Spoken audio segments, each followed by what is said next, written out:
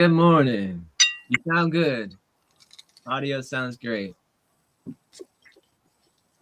Can't hear you, Franklin. Oh, now you're muted. Are you 10 muted? minutes time.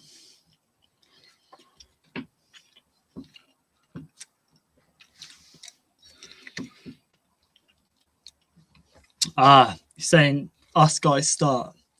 I think he was saying he'll be back in 10 minutes. Okay, cool. I'm just going to stream this to my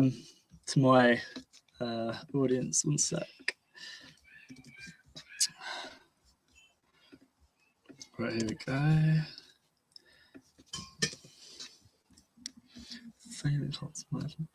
We got you, Franklin.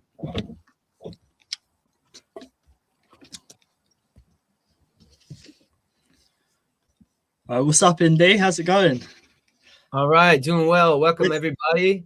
For everybody in the chats, hello. I'm doing great. Here we have General Shinobi with me. I'm going to give him a brief introduction. General Shinobi is a master in etymology, astrology, and various other parts of the trivium and the quadrivium.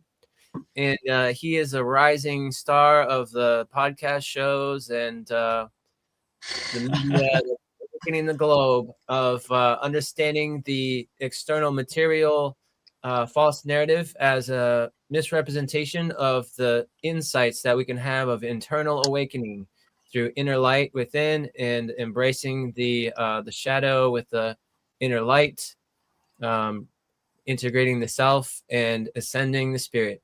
Thanks, Shinobi. Give us a little intro. How are you doing today? Great introduction, Indy. Yeah, I'm very well, thank you. It's 4:15 p.m. here in the UK, and there's sunlight outside. The sunlight just about coming through the window, which is lovely. I like having conversations in the daylight. I'm like a morning person, so I think that's sunset around 5:30 here in the UK at the moment. So I've got a bit of sunlight left, which is good. I'm doing well. Cheers for the introduction, Indy. I guess my mantra at the moment is to read between the lines, to kind of, and it has been for a while, is to sort of weave in between, not follow this or that, finding my own path, using various different tools like astrology, etymology, all the G's, all the guides, all the gnosis, all the gods, and sort of just gathering lots of knowledge and then stepping into my intuition over time. Hello? One sec. So the boys have been at Esme's mum's for 2 nights, and they just got back about an hour ago. Well, we got home an hour ago. We've been at the skate park today, but they're just banging on the door. So I might be slightly distracted today, but anyway, it is how it is. How are you doing, Franklin? There. I'm very good. Hello. Much love and big blessings to all of you in the chat. Cosmic, dear brother, Indy Sage, brother. I hope you guys are both thriving and jiving and doing your gig at much better than surviving. How are you guys doing? Fabulously. Thank you, Franklin. How about yourself? Smiling, styling, Love making it. the world worthwhiling. Yeah, man. So big love to everybody. What a cool day today is here in Cape Town. It's pretty cool. So up in the Americas, I take it it's a little bit warmer, right? Back in the UKKK, it's probably a bit warmer. Am I right? Oh yeah, I was sunning for 4 hours yesterday in the supposed winter time right now, but it's a beautiful day, and yesterday too. Cosmic's backstage, by the way, to let you know. And yeah, it's we've had a bit of sun. I felt the heat from the sun the other day, which was really nice. But it's still a bit cold, a bit nippy here in the UK. But we're getting there. It's starting to feel like spring, that's for sure. Welcome, dear Cosmic brother. I didn't know you went on the stage. Somehow I was half asleep. Yeah. I came in here and I was like, why is my mic not active? Then I realized, one of the plugs had been moved and it had come out of the USB ports because, like, action on the screen and swapping computers, different laptop. So we have a cool discussion today. I think it's cool. Listen, I've been wanting to pull this chain for a long time. I'm looking for the flush. Where's the flush? It's like, if I come to your house, I'm like, how do you flush? Where's the flush? That's the first thing I want to know. This and the topic, I was sitting last night, I was thinking, what is it I really want to talk about? What is it that this vibration is about? And it made me meditate. And I was like, well, I can't think what I want to talk about. So I looked at the numbers and it was 6 and 7. It was like 13. I was like, okay, that's interesting. I think it comes out to 67. What are we today? We are the 28th of the 2nd. That's 30. 30 plus 20 centuries is 50. 50 plus 26 is 76. 7 plus 6 is 13. Occult number 13 brings us back to the number 4. 4 is the number of knowledge. Knowledge is the knowledge of the builders. It's the occult. Or it's the occult keys, shall we say. It's not specifically related to occult, but it is when it's a 7 and a 6. So made me think about this. And there's been a lot that I've been observing over the last years. And I'm usually just an observer. I'm observing. Very good. Observing. Very good. Observe that. I saw that. Yes. I saw that one too. And it makes me sort of cringe inside when I think about it. Just how much, I'm going to be plain. I'm going to speak plainly here. How much bullshit is out there battling brains, right? We are living in a bullshit parlor, and we need to start acknowledging it, especially with regards to the occult. And it's like I was explaining to my girlfriend when I was talking to her, and I was like having a little rant. I was like, well, the reason I really wanted to have this discussion is because, like, the occult is the equivalent to rewiring your house. I don't know. I'd love to hear you guys' feedback on my analogy, if you think it's appropriate. The occult is like rewiring your house, right? The electrics. Would you walk into a crowd and spin around in circles with your finger and stop on someone and go, any, mini, money, mo, okay, you. Would you please come here? Would you please take me home and teach me how to rewire my house? Would you do that? No, because, like, the electricals in your house is probably the most dangerous part of your home. If you don't burn your home down, right, you could create a problem that could affect all of your neighbors. You could burn down your home and all your neighbors' homes. You could burn down the whole suburb. And if that doesn't happen, you could just shock yourself, right? You could make the home unsafe so that one of your children get hurt or, get worse. So my analogy of the occult being equivalent to electrics, if you want to learn about electrics, you've got to be careful. You've got to have a measured pace. You have to have the right temperament for it, firstly. If you don't have a methodical attitude towards dealing with things, then you're not the right person to work with electrics. You've got to be methodical, because if you're not methodical and you touch a wrong wire, that's the end of that story, right? Like, do not pass begin, do not collect 200. And the occult is very much dangerous in this way. And all esoteric practices, as well as, ascetic mysticism, mystic devotions, they're all the same.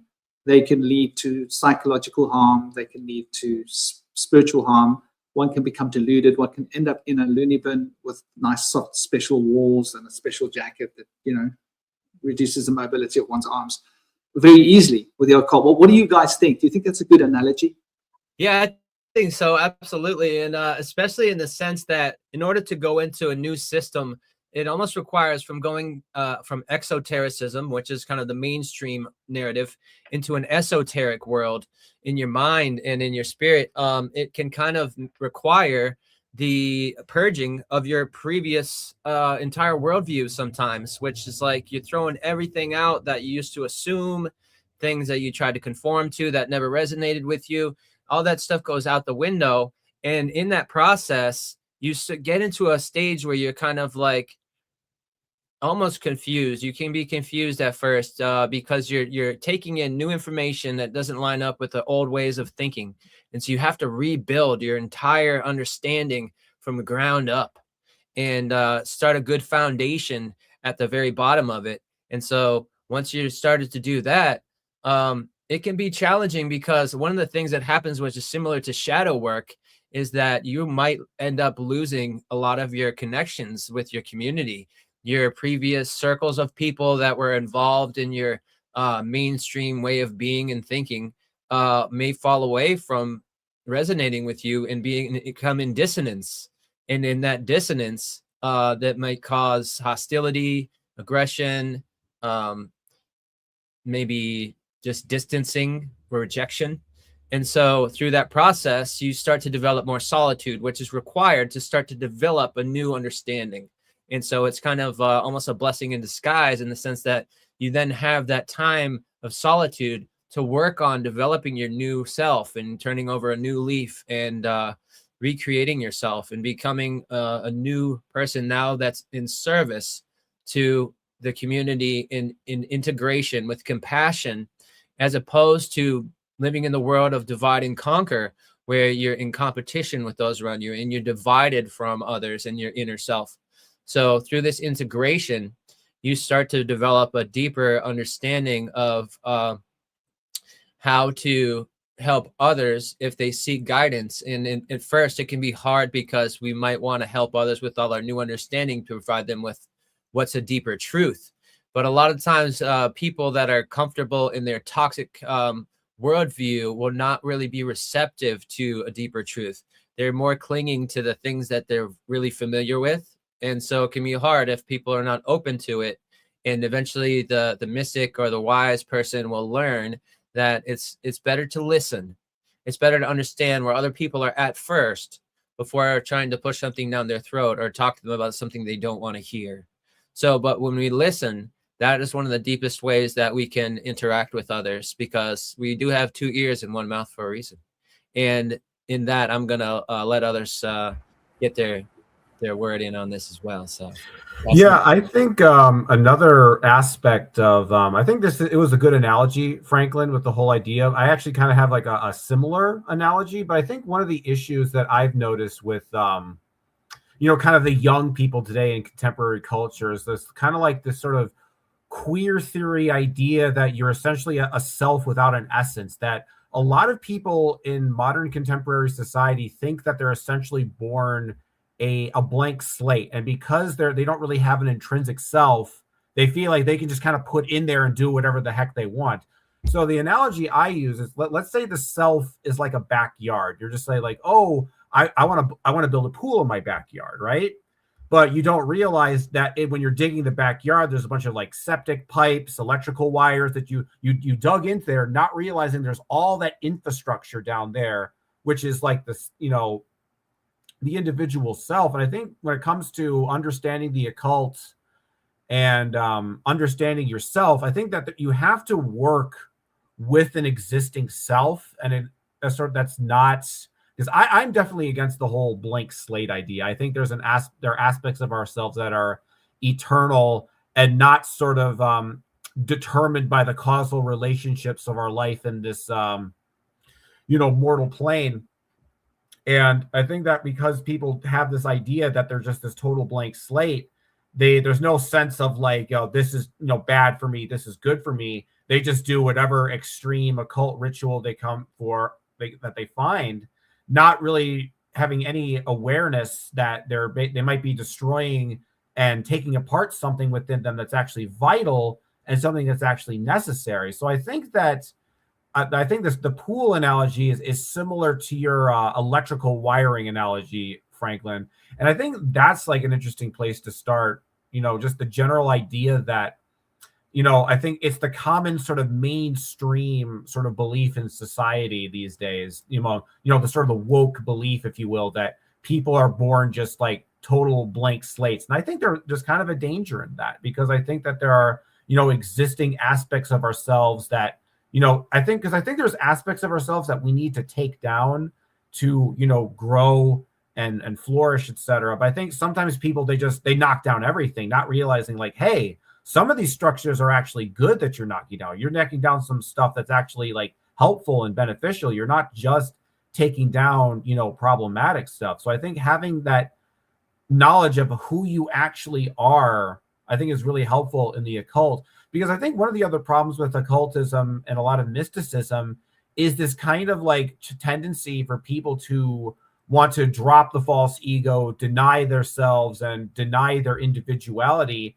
But I think the importance of understanding your individuality and your inner sense of self is that you know what's a healthy boundary and what's not a healthy boundary in terms of magical practice. Because I think having a sense of boundaries in magic is important, especially when you're someone like me who works with a spirit. You got to be, willing to say like, hey, back off and, give me a little bit of personal space. You're kind of freaking me out. But if you go into this state where you just feel like, oh, I'm this egoless, and I just got to go along with the message and just don't fight it. I notice a lot of people, like, especially with psychedelics, they get into a lot of like, problematic states, and they'll feel like they'll take, a bunch of psychedelic mushrooms, and then the mushrooms will tell you that, life is hopeless and this is a, a horrible hell realm. And they'll be like, well, it's the mushrooms, so I got to trust them. But they don't have that own internal intuition to say, hey, wait a minute, maybe these spirits that are telling me this are totally full of shit, So I think when it comes to spirituality, I think having that sense of like understanding, what your kind of regular self is before you jump into it. Otherwise, you're just going to go. Otherwise, it's just like you're kind of running around with like a sword, but you're blindfolded or whatever. Isn't there a jazz saying that goes, make sure you know the rules before you break the rules? Yeah, I think creative writing is like that too.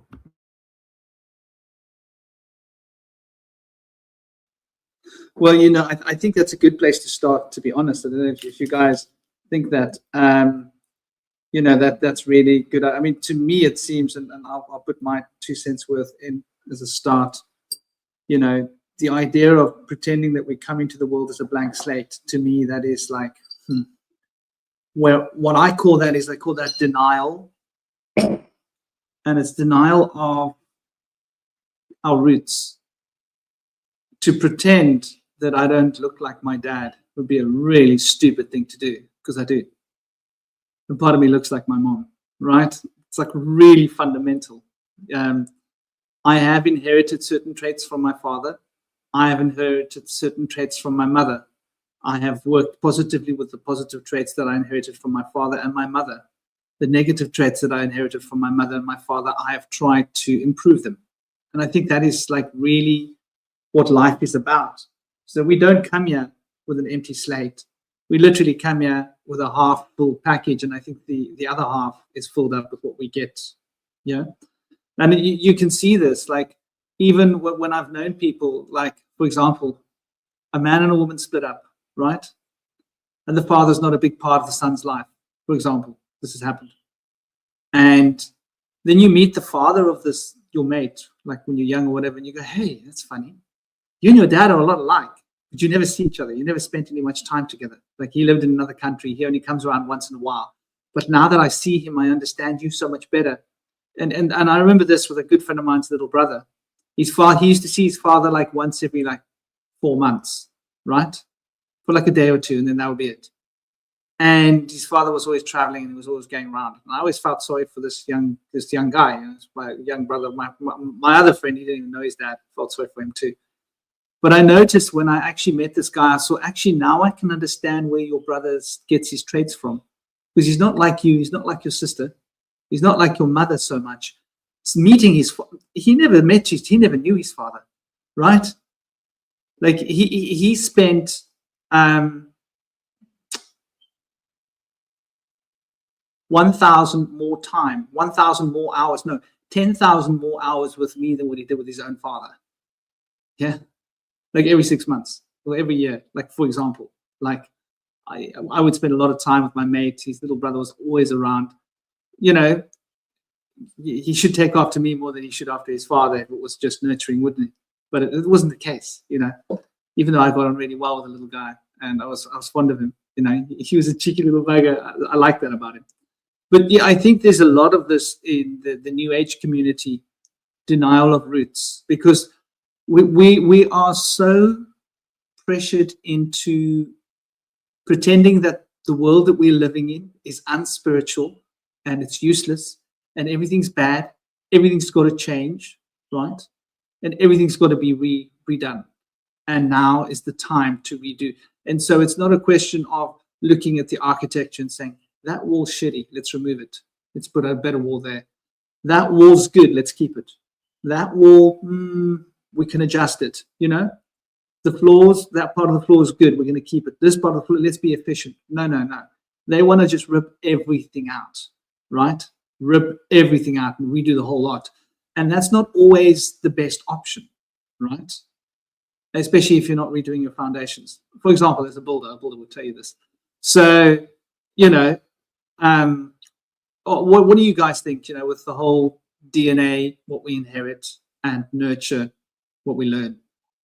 Yeah, this like really resonates with philosophical ancient Taoism. And basically what they were saying back around like 550 BC and 330 BC was that human nature is inherently malleable. And so it's no particular thing that we come out as opposed to more of an influence really with how what environment and what kind of energies and teachings we're raised with. And so if we're raised in the teachings of toxicity, it can have either two effects. Either the person will reject that toxicity and then be drawn towards the light, which is somewhat of a hormetic response where the damages can lead to repair, or they can fall into that blindly, or they can be drawn to that intentionally, I guess, too. So there's kind of a twofold to the other side as well. But I feel like if people are brought into the good side, that can also happen. Now, if you're brought into like a airy fairy family that's all rainbows and sunshine, some people might be drawn to the dark side because it's too polarized in one direction and not enough of integration of the truth, the realism of the light and the dark. And so, you know, it doesn't mean necessarily that your malleable nature will always prescribe to the environment that you're put in. So there's always an exception where you could actually be drawn to the other side. But also, the fact is that there's so many different possibilities that we can go in. It's not going to be one prescribed way. We're not going to end up always being good and then being corrupted or vice versa. That's my take on that. What about you guys?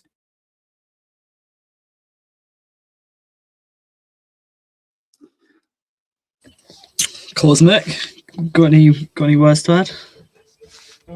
I just wanted to, before you guys say anything, I just wanted to say hello. I see we've got more people coming into the chat. Namaste, welcome. How you guys doing? We've got Tiggerly here. We've got Tom Rue here. We've got Gaz in the house. We've got Vincent in the house. Big love, big blessings. We've got, who else have we got? Yeah, we've got Gaz there. I think we've got Out Tuition. I saw Out Tuition's name earlier. Tiggerly mentioned. And if I've forgotten any of you, please forgive me. But sending you all big love and thank you for joining us. It's on to have you all here. Yeah, Cosmic, any thoughts, man? Anybody? Not at the moment.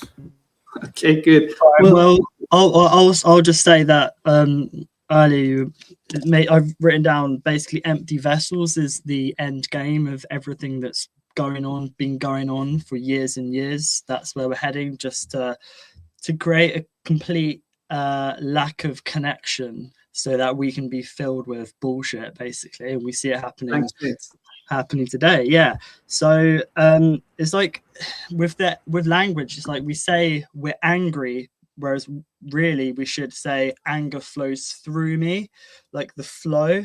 And that's just one of the tiny threads which has weaved this bullshit tapestry we see at the moment, because there's this kind of disconnection of flow, of emotions and us being in tune with the motion, and there's quite a kind of stagnation.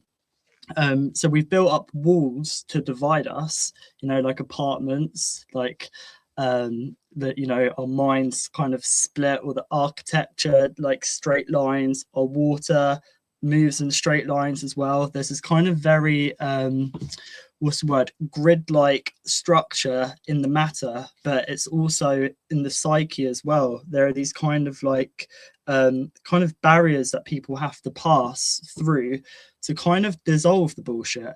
But what's happening today is that people just want to get told what is true.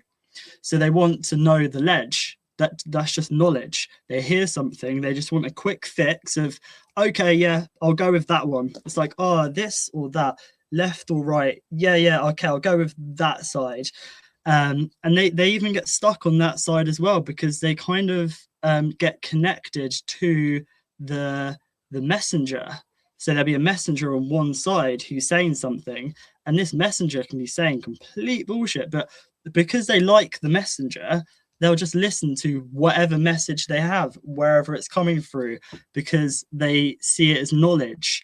They just kind of they feel safe in a box. They don't want to dissolve the walls by going inwards via intuition, using the water.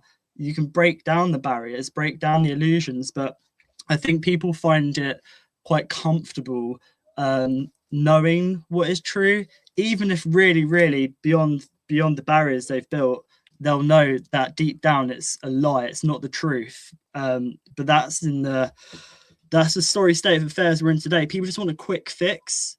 They don't really want to spend time researching things, and even if people get told something, which, you know, like we should be, people should be shedding layers. They should be shedding their skin like a snake.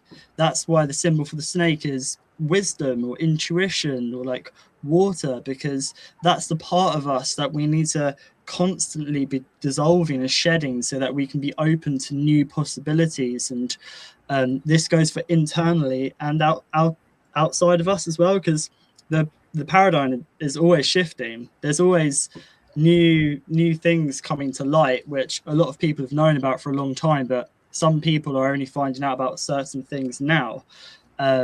And if we don't dissolve these walls we've put up, we'll get stuck and there'll be a stagnation. So I thought I'd mention that, because I just see in the matter, but also just in people's psyche and in the soul of the world.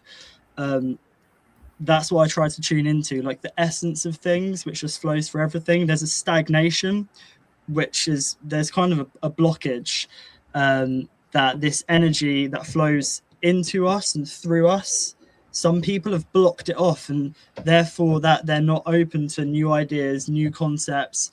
They're not even new, they're ancient. These are like ancient codes, ancient ways of knowing, but people don't want to look inwards. They only want to seek stuff outside of themselves.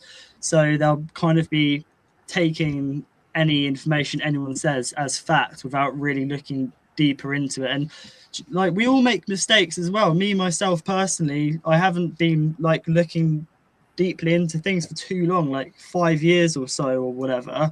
And it can take a long time to really understand the truth. Like, we make mistakes along the way, but what really gets in the way, I think, is arrogance. There are lots of people who seek knowledge but then are arrogant, so then they kind of get stuck in a way of thinking. And then there's so many accounts on Instagram and stuff, people sharing information. Like Franklin, I sent you a video earlier, and like, these accounts have so many views, like thousands, hundreds of thousands, and it's such bullshit. And I don't know if the people just commenting are bots. Maybe they're bots, maybe these accounts are bots, but you know, there's so many barriers which we need to dissolve. Like, that is the illusion, the barriers, and people fall for it. But you know, we're here to dissolve that. You know, I think what a big part of what you're talking about, Shinobi, is people getting stuck in group dynamics. Because one of the things I've realized when it comes to being able to question things and sort of like pick apart sort of like common like lies and, you know, stuff in society like that, is that it's easier to do that if you're an individual than if you're sort of stuck in a group dynamic. Because I think a lot of people, the reason they like being told, there's a few reasons why people like sort of being told what to think. One is that they don't get in trouble. People want to play the safe route. They don't want to step on anybody's toes, you know. And number two, it's like, you know, people don't want to mistake. They don't want to make mistakes. They don't want to pick the wrong decision and look stupid. So I think a lot of people, they shut off their critical thinking and their sort of their curiosity out of, you know, fear and terror, because it's like in a lot of things, like a lot of these ideas that were talked about, they're mocked and ridiculed and ostracized. And, you know, mainstream society. So, you know, we have to like remember too that when it comes to people who don't question things, we shouldn't necessarily look at these people as being like stupid or ignorant. But I think a lot of them, you know, maybe they had a bad childhood and they're very, you know, fearful people, and they don't really have the courage to kind of like, you know, step outside of that, like that cult, so the cult aspect of the world, and really kind of like, you know, find themselves in, you know, that particular way. So I think when it comes to, you know, people not thinking for themselves, it's almost kind of like sad, because it's like, you know, I'm a musician, and like sometimes I, you know, play like piano or guitar, and sometimes I just kind of like freestyle with it. I just make up. And it's very fascinating. Like I'll meet people who are like really proficient with like playing sheet music or like playing something on a piano. But then I tell them like, okay, make something up now. And they're just like clueless. They just do not know what to do. They're like a deer in the headlights. And they never really had to actually like, you know, think for themselves. Because a lot of people, they go along with the script.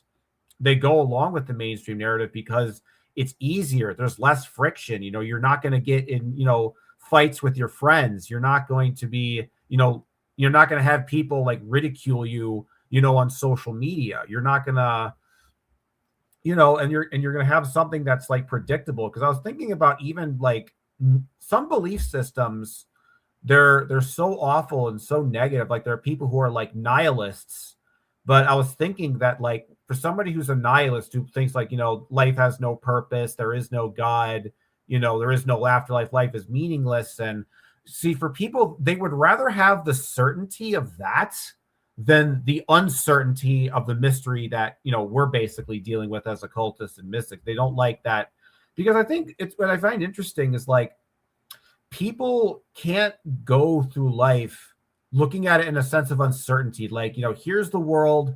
I don't know what this world is, but I'm going to spend my time and I'm going to solve the mystery and I'm going to figure it out. And so many people are like, you know, I got it all figured out. I know what this all is. I know what happens when we die. I know what the nature of reality is. And they never really have any curiosity. They never, you know, speculate or think. And when people think they have a set idea of what the world is, they kind of shut out any kind of like alternate theories, because they don't really live in a universe of possibilities. They've narrowed it down to whatever their egoic, you know, flavor of choice essentially is.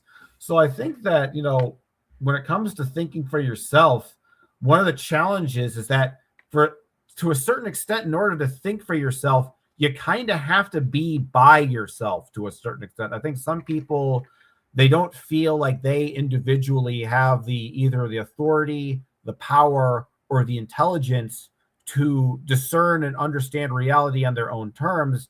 They've been disempowered to believe that they have to defer to an expert. And that's, I think, something else that I've noticed in our culture lately is this whole idea of like needing to worship the experts, you know, and following the experts. And you don't know anything. You're not an expert. You need to follow the experts.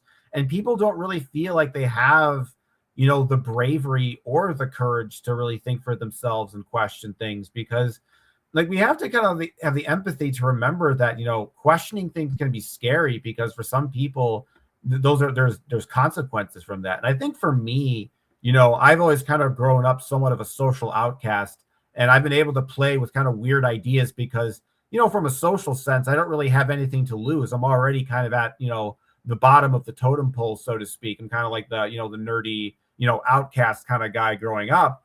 And in a weird way, that gives you the freedom to explore concepts and ideas, you know. But if you're somebody who's like one of the popular kids and you're in the popular, you know, the clique and group, you got to do what, you know, like if you got to do what like the main people say. You got to do what, you know, Stephanie says is cool. You got to follow what, you know, Rob thinks is cool, not what you know, think is interesting, not what you think, you know, makes sense, because you got to fit in. And I don't want to be left out of the group. And so I think that when it comes to thinking and questioning and understanding, the group dynamic is an inevitable aspect of that conversation.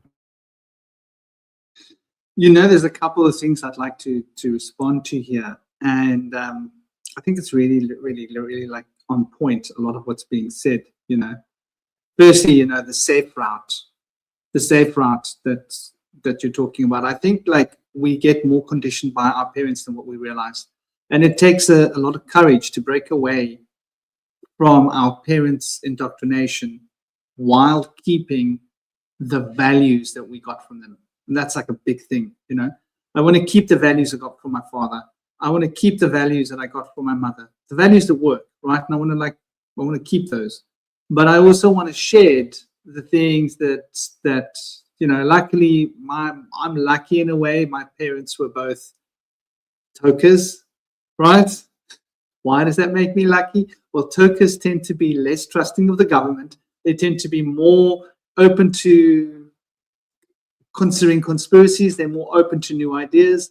They're more open to looking at things from a different perspective. They're not stuck in the mold. So I'm lucky in a sense. And another thing I was going to talk about was, you know, the crumbling of a peer pressure. You know, what you were talking about, this channel, and this is actually something that inspired me very much with regards to this segment is how many of these people that really aren't fit to be students are leaders and teachers. It's mind-blowing. And like you guys are both saying, you know, Shinobi and Cosmic, you know, that these people are setting trends and they are putting out their propaganda and experts, you know, what you said about experts. I think that's quite on point, you know, and, you know, Otigally, everybody is just following in the trend blindly like sheep, because if everybody else is believing it, it must be. Look how many likes this video got. Look how many views it got. It must be worth watching. I think I'll watch it all the way through. You know, there's a lot of this mentality out there, and it's not just the kids, sadly. And it is a little bit ridiculous if you think about it. And I think that this is like the crux of the problem, especially when it comes to the occult and when it comes to spiritual matters. Magic. Like, what am I talking about when I talk about magic? And, you know, who was it? It was W.E. Butler. What's his name? I forget his name. Walter Ernest Butler. That's right. I had to Google his initials. Your mic just went really loud, Franklin, and then really quiet. Okay. Maybe now it's back to normal, I take it, yeah? Very loud. Okay. Well, that's really interesting. Now it's fine. I've got my mic muted. I'm sure the others have as well. Yeah, no, I think my arm touched a cable. That could have been it. But yeah, I think I leaned forward as well. My face got really close to the mic. So there's that. But It's jumping up and down again. well, that's interesting. Seems like it does that every once in a while, and it's actually not my mic thing. I'm looking at my mic level there. Mercury in retrograde, people. Edit mic. Getting too close to the truth. It's the Archons. There we go. Is that different? Is that better? Maybe if I let it automatically set my mic volume, is that better? It's kind of quiet. Raise it up. There we go. So how's that now? Is that better? Yeah. Yeah, you see now It's still jumping around. They're trying to silence you. You have too much wisdom, Franklin. You know, Yeah. to share that beautiful insight that you have. The powerful one.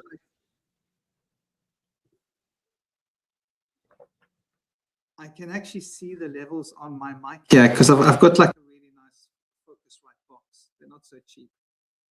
And I mean, they're not the top grade, but they're a decent box. And I can see the levels on my box here, just exactly how it's working. So that's okay. It keeps jumping up and down still. Shout out to Moonfeather in the chat as well. Have you got time to come on the show, Moonfeather?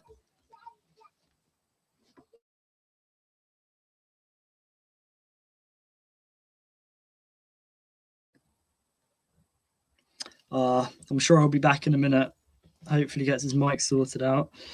Well, yeah, I've just drawn an image of the pyramid with the eye on top of it, you know, all seen on dollar bill, because I think that's very relevant for the conversation today, especially talking about magic and the number 13 Franklin brought up.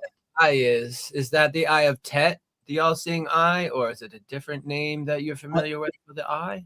I've no idea, but I just, as always, I just make up my own thing. So I'll say what that is. So what the eye on top of the pyramid is you have the 13 bloodline families, or 13 being memory, and it's from our memory that they've been managed.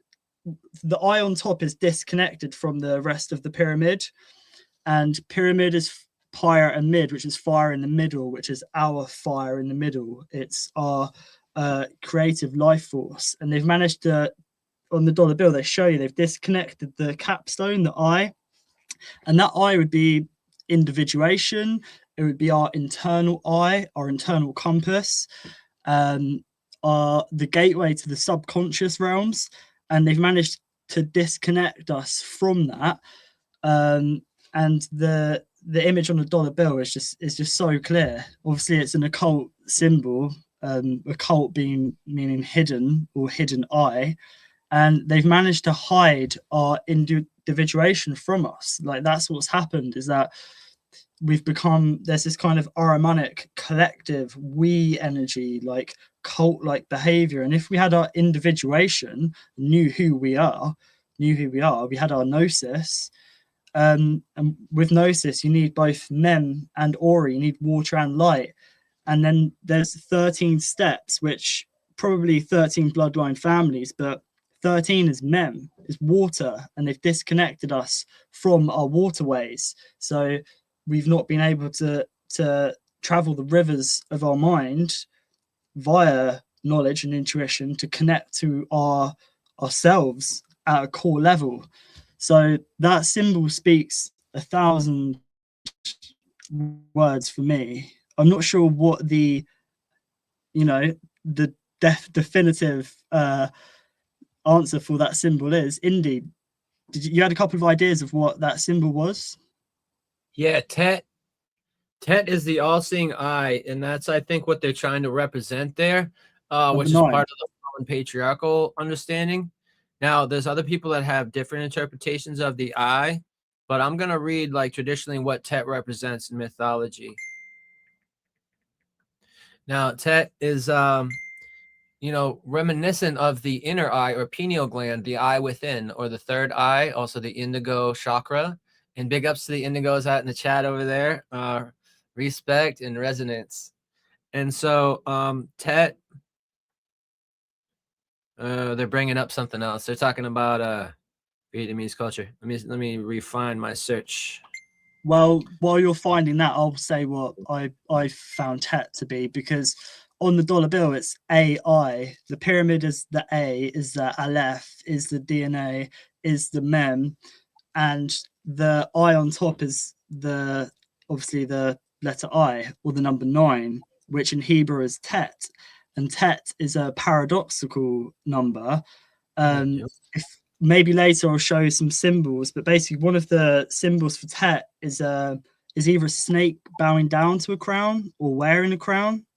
So that kind of ties in with our individuation or shedding our skin, because we can either wear the crown, be sovereign with our intuition, or our snake, which is our wisdom, can bow down to the crown, which is what we've been doing for a long time. We've been bowing down to the crown, giving our money, giving our life force, our energy away, and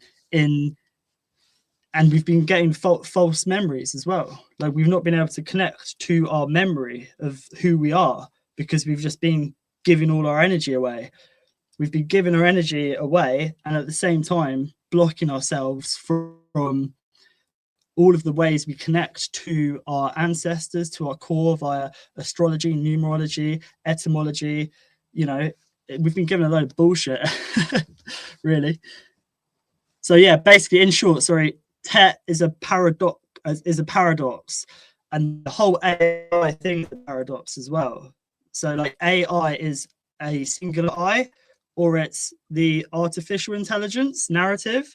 But let's flip it and reverse it and say it's actually ancient intelligence. That is the AI, which is A Aleph, which is looks like a DNA. It's to do with fire. That's our spark, our flame. And the Tet is the paradox of the wisdom, which is a snake wearing or bowing down to a crown. So in the AI, we have the artificial intelligence, which most people are tapped into that program, or we can tune into the ancient intelligence. Either way, we are in the age of AI, but it's up to us which way we go. Do we connect to the ancient, or do we go along with this artificial? That's the paradox. Good point. Yeah, and so that's a very good insight that you make there, because they're saying here online that it's a powerful symbol depicting a single human eye, of course, frequently enclosed within a triangle. And so even though it's above the pyramid, it's in the capstone or the chief cornerstone, which the capstone is referred to in a pyramid, in which is a triangle or a pyramid in itself. And so it is surrounded by rays of light or glory, which represent divine watchful care of God over humanity. And so care of God over humanity has to be interpreted in the sense that we're talking about God being 2 or 3 different gods. There's the God of the Old Testament, which is wrathful, with fire and brimstone, punishing, judgmental God that casts his own assistant Lucifer out of the heavens, and then claims to want to punish people for eternal damnation for making the mistakes. And so this is just really like childish behavior, misogyny, slave mongering, war mongering, fear conditioning. And if that's watchful care, then I guess you have to interpret that loosely, because I mean, there is a sense in that, like, a father is supposed to instill discipline in the children, whereas the mother usually has more deeper maternal, compassionate instincts to give the child more encouragement and love. But in order to embrace the sacred union, each of them have to adopt the subtle aspects of the opposite gender to become more well-rounded and more of a less polarized parent. And so a father who's good disciplinarian will also instill discipline and then show care and love. And with the combination of the two, it's a completely different experience. Just like with a mother that can be an enabler that wants to always coddle the child, if she can show some sense of discipline and align herself with the disciplinary contingencies that the father figure is putting down, then together they can work together as a team and not be drawing the child in 2 different directions by bifurcating their intentions and not knowing which way to choose. So I think also what Shinobi was saying has great impact on the fact that the representations of, in the false narrative of the fallen patriarchy, of divine mystical concepts are usually associated with confusion and the need to believe in something that's not understood. Usually the concepts themselves and the principles are understood as the name itself, where the definition has been obfuscated or provided with misinformation or disinformation. For example, I'll go through a couple principles. Forgiveness. To forgive someone who does not wish to be forgiven, that will not take accountability for even having made a mistake, is not necessarily progress. Now, if you rebuke one who has transgressed in a state of iniquity, and they choose to take accountability, and they want to repent or transform their ways and turn over a new leaf, then a person is worth being forgiven, because they're seeking forgiveness. And in that, they will now seek guidance to be able to renew themselves into a new path, stepping away from their previous transgressive way. It's now stepping into a way to welcome in guidance towards compassion, guidance towards self-understanding. And part of self-understanding is understanding the shadow within, understanding the parts of us that we have suppressed, by reflecting on the fact that, like, what are the things that I'm guarded against? What are the things that I carry shame for? And what upsets me the most? Why does that upset me so much? And when we can look at that, we start to understand the aspects of ourselves that have been splintered away and suppressed or stuffed And another aspect of understanding the self is understanding a person's stars. And they say that our fate is in our stars, which comes from Giordano Bruno.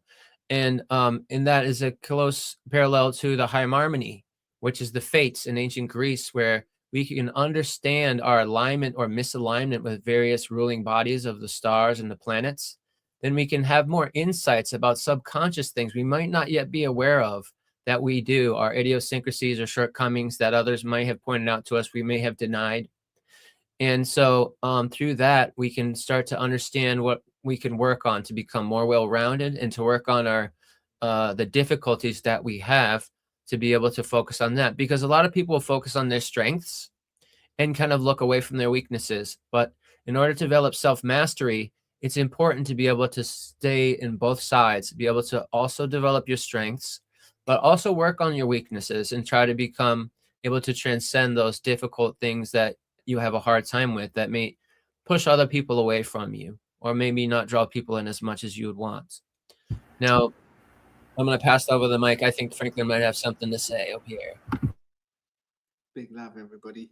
I'm going to check my audio. It was StreamYard, by the way. I went and did all sorts of tests, and it was only StreamYard causing the problem. Nothing else. So isn't that a bit of a pain in the butt, huh?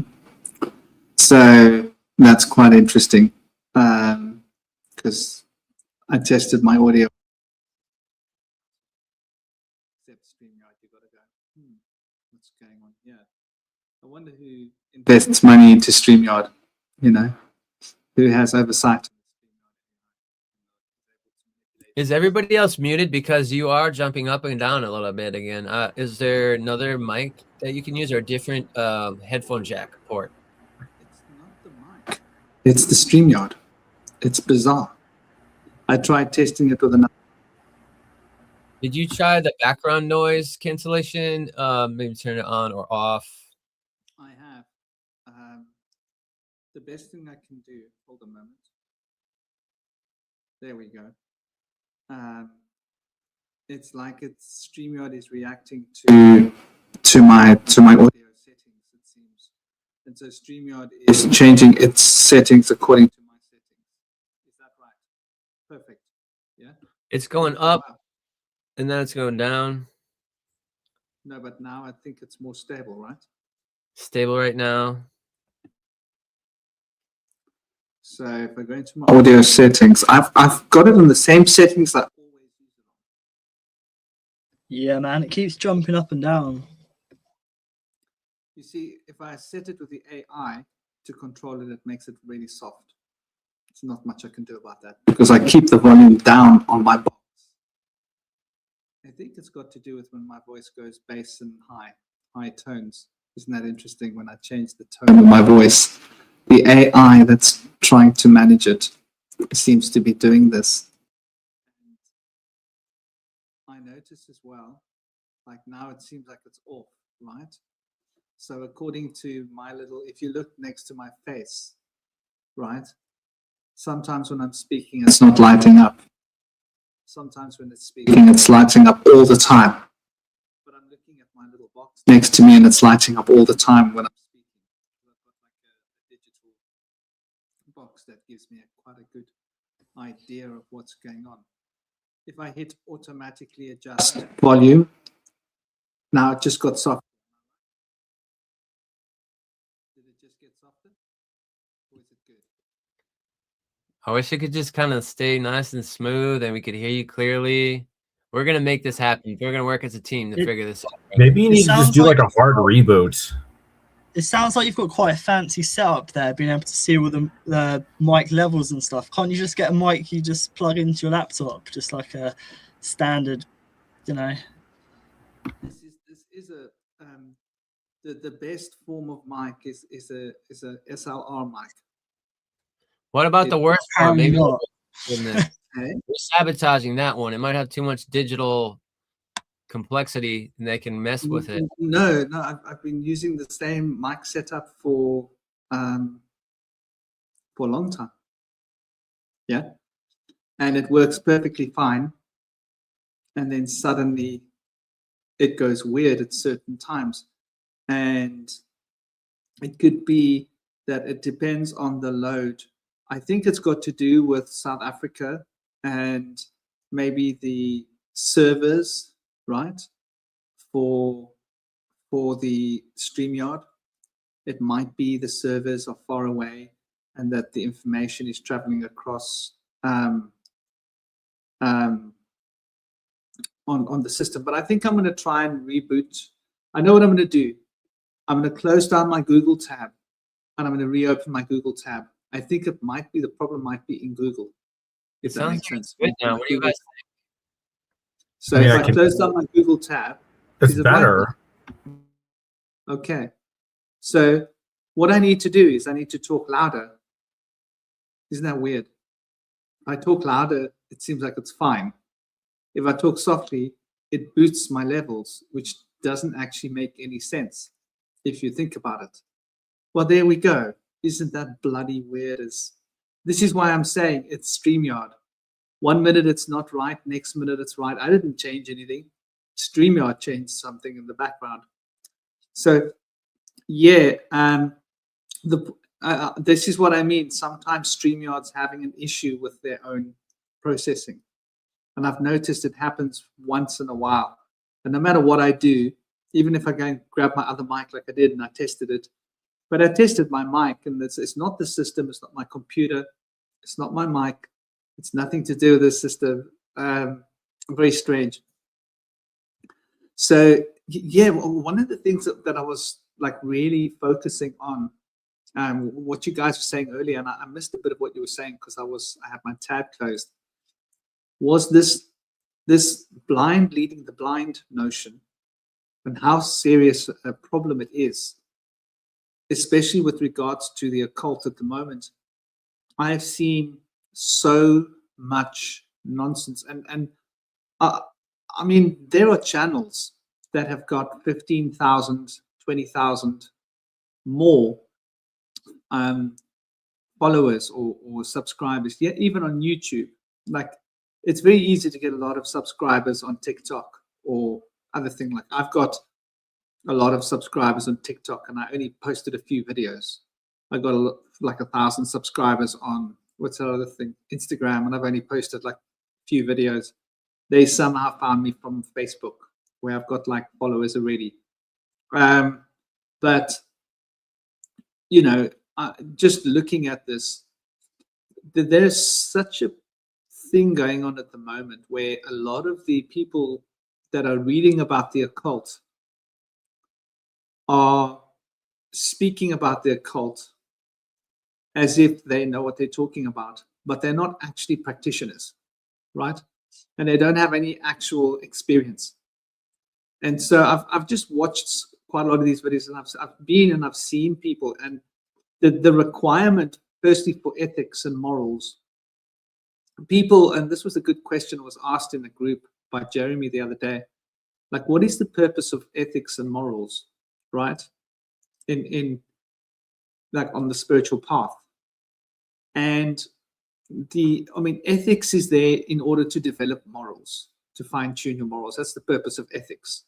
And a lot of people don't understand that ethics is something that we learn. It's a logic-based structure. It's a induction of ideas, where morals is something that comes from inside. It's our heart. It's our natural proclivities and instincts. And when our natural proclivities and instincts are in alignment with our ethics, our morals and our ethics, then we find that golden zone where we're able to make choices based upon what is right, and our hearts will guide us towards what is right. And so we're more likely to make better choices.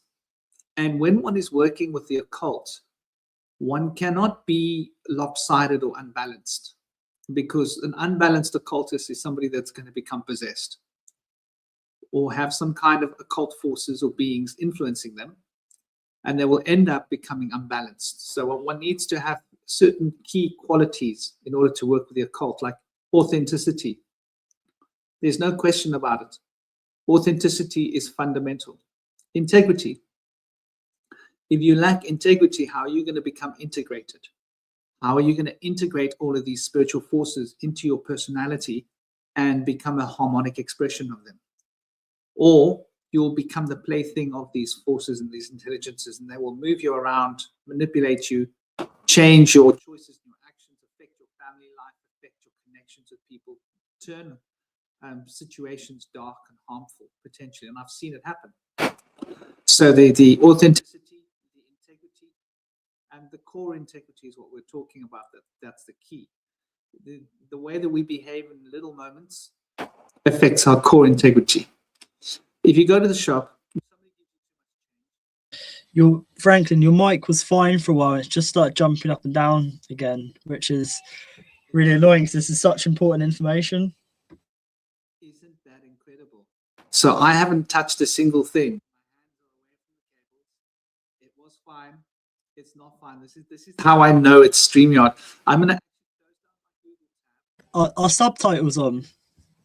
Somebody said maybe just whack subtitles on as well, if you can. You know what? I wonder what will happen if I use a Firefox instead. There's also an option in the StreamYard audio section that says automatically adjust mic volume. See if that box is checked or not. Because maybe it's checked like as a default.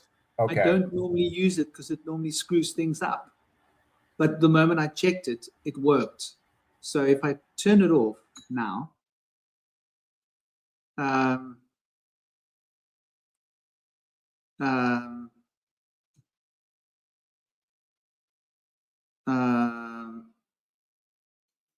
sorry, that's not the audio. So it's already checked. If I move that off, then here's where my audio sits. And I'm guessing now it's worse, right? It's still going up and down. Am I right or wrong? That's better at the moment. Is that actually better at the moment? So that's very strange. You see, normally I turn that off because that normally creates its own sort of dynamic issue.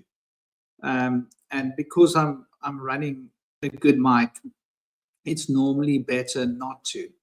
So it's still not going up and down. It seems like it's going up and down a little bit, or am I wrong? What do you guys think? Well, the other option is to not use Chrome. Yeah. The other option is to use Firefox. So if this fails, I'll log out and I'll come in on a Firefox and see if it's better, because it could be Chrome is the problem. Namaste, Moonfeather. How are you doing? I hope you're well. So yeah, you know, and I never used Firefox because in the past I had issues with Firefox like 2 years ago, and I found the Chrome worked better. But I think that this is a Chrome issue. So yeah, you know, looking at the way that this sort of works, it seems to me that there's definitely this dynamic issue where the AI is deciding to find unbalanced people and push them. And, you know, there are so many people. And the thing about these people is they come across as fine. That's the thing. The AI has been fine-tuned to seek certain parameters, I believe, where they're looking for, and what do you guys think? Do you think that the AI is able to read your eyes? You know how the technology for AI is they've got lie detectors now, right? CIA, MI6, they have cameras that are lie detectors that look at your face and read your facial physiognomy and look for changes in your pupils, micro changes in your face, right? And through these micro changes in the face, the AI systems is able to detect whether you're telling the truth or lying. I wonder whether the AI is pre-programmed to look for people that aren't being completely honest. What do you guys think about that? I haven't heard that before, but it's interesting because it seems that AI is the one that's lying quite often. So there's the inversion, and that would be the deceiver as well, deceiving us by hiding behind a false light of, oh, I'm the wise one, I'll blow smoke up your ass. But at the same time, it's got a lie detector apparently as well, but I hadn't heard that before. I don't know if YouTube's doing that. I'm just putting that out there because I know that the technology exists, right? Yeah. So why wouldn't they use it? I have heard that, I can't remember on what podcast or where, so apologies for that. But if anyone wants to do further research, that they're training AI to basically be able to get information from the ether before it enters our mind. Basically, be able to get thoughts before they come to us, and therefore like alter thoughts. And then you have headphones which so you have technology where they can map the human brain, like with Apple AirPods. And in the 70s there was a patent where they were able to basically alter the brain via radio waves. And then you have the Neuralink brain chip where humans can interface with computers, but let's reverse it. It's so AI can interface with us. It's not so we can interface with the machine. It's so the machine can enter us. And I think that it's not a very far concept for AI to alter our thoughts before we're able to process them, because there is a slight delay there. And I think that is dangerous. Yeah, I feel like it's definitely possible. And one thing that I've noticed is that when I'm searching for something and I looked for Tet, the all-seeing eye, I looked for it 7 or 8 or 12 times. It never mentioned the name Tet. It didn't even show what the name of the search came up as. And it talked about everything except for that. Then I put Tet in parentheses. It showed up for the first time. Then when I did that a second time on a different device, it didn't show up. Then I had to put Tet 3 times in a row in parentheses, in capitals, and then in lowercase, and it finally showed up. And I have a share screen of that if you could bring it up. But they do not want us to understand Tet being the all-seeing eye. Apparently, it's a Kabbalistic symbol, and it comes from the Tet, the letter of the Hebrew alphabet. And the letter of the Hebrew alphabet refers to the 9th letter in the alphabet, which says deep symbolism regarding hidden sight. And this hidden sight is about the divine, a heavenly Father, being able to see our inner self that is hidden past the material self. And so what symbol? Aspect of ayin, Tet, the 9th letter. And I mean, what symbol is it? Are you talking about the eye or something? The eye on the back of the dollar bill that is above the pyramid inside of a triangle is represented as Tet, the all-seeing eye, associated with the 9th letter of the Hebrew alphabet, but also associated with the letter ayin, which is the eye. So it's about sight, and it's about the divine sight. And they talked about the care for all of humanity. And there's a different God besides the Old Testament God, that Yeshua or Yahushua or Emmanuel, the Nazarene, the Christos, the Zealot, commonly known as Jesus in the Western world, refers to. That is a loving, merciful God. That is quite the opposite of the wrathful, punishing God. Also, there's another God that John speaks of. That is not a God that appears to us as a figure or looks like a human. This God is the creator of all of the cosmos and is everywhere, all the time, all powerful and all knowing. Does not manifest as a body or represent itself as a human-like figure, but is everywhere all the time and knows the amount of hairs on our head. So a lot of this kind of ties back to Egyptian and Mesopotamian gods. Now, the god of Mesopotamia associated with the sun is Utu, or Shamash. And Shamash was said as being able to see everything that happens during the day. Much like the sun, it overlooks everything that goes on the surface and can see all things. Interestingly, Shamash was the son of Sin, the moon god, which is interesting how that plays out. Now, I would have assumed that the moon would come from a sun god, but in this situation, it's vice versa. And it makes me wonder if perhaps, like according to David Talbot's Electric Universe, how we used to actually orbit around more dim stars, being Saturn and Jupiter, which were brown dwarf stars. And then we came into the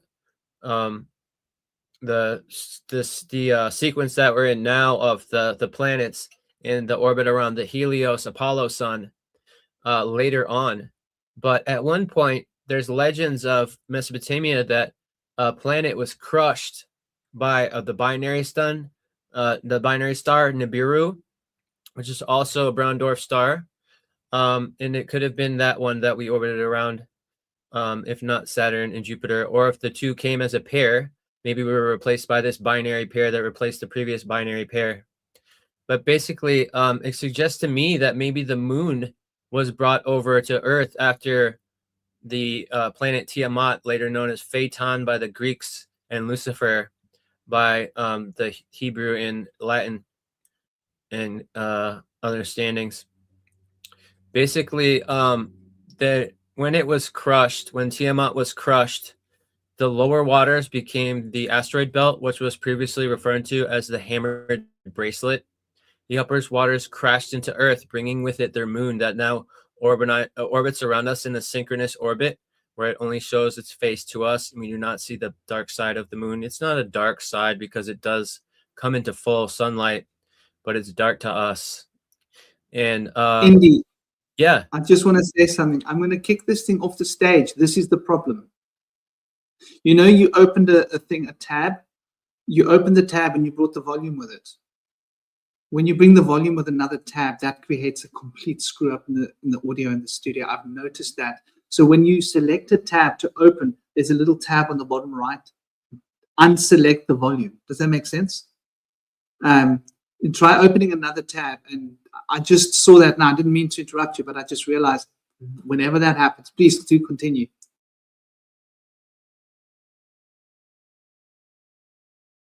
You're muted, Indy.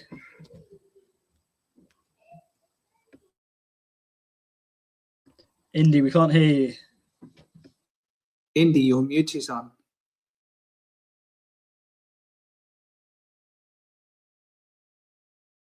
I can't figure it out, Franklin. There's no button that I can press to make the audio go off until I share it. Then I can turn off. Then I can mute it. Want me to do that? Franklin, you're muted as well.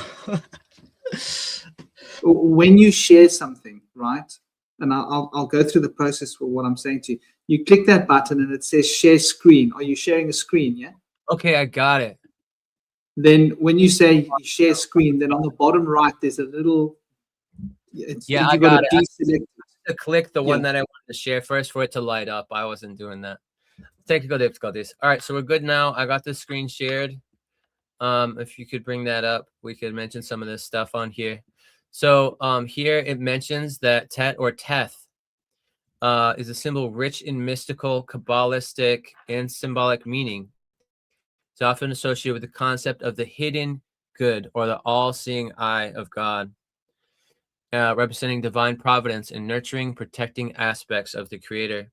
Now, this hidden aspect, to me, is very reminiscent of the hidden one, the god of the air, Amun, associated with Ra.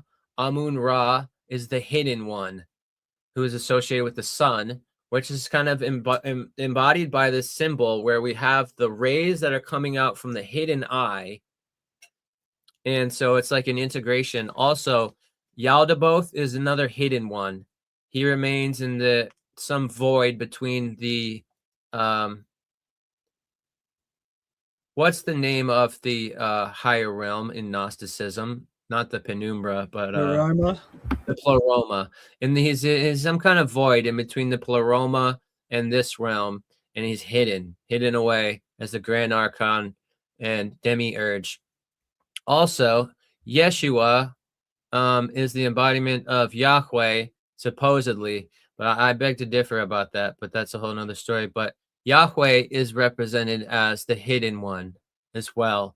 There's not only is he hidden from our sight, which he was never allowed to show himself but he actually was able to show his rear end to Moses, which has been interpreted as he didn't actually show his butt, which some people literally read out of that, but he actually just showed like the tail end of his representation, not the face of it, because the face is like too intense for him to understand or receive.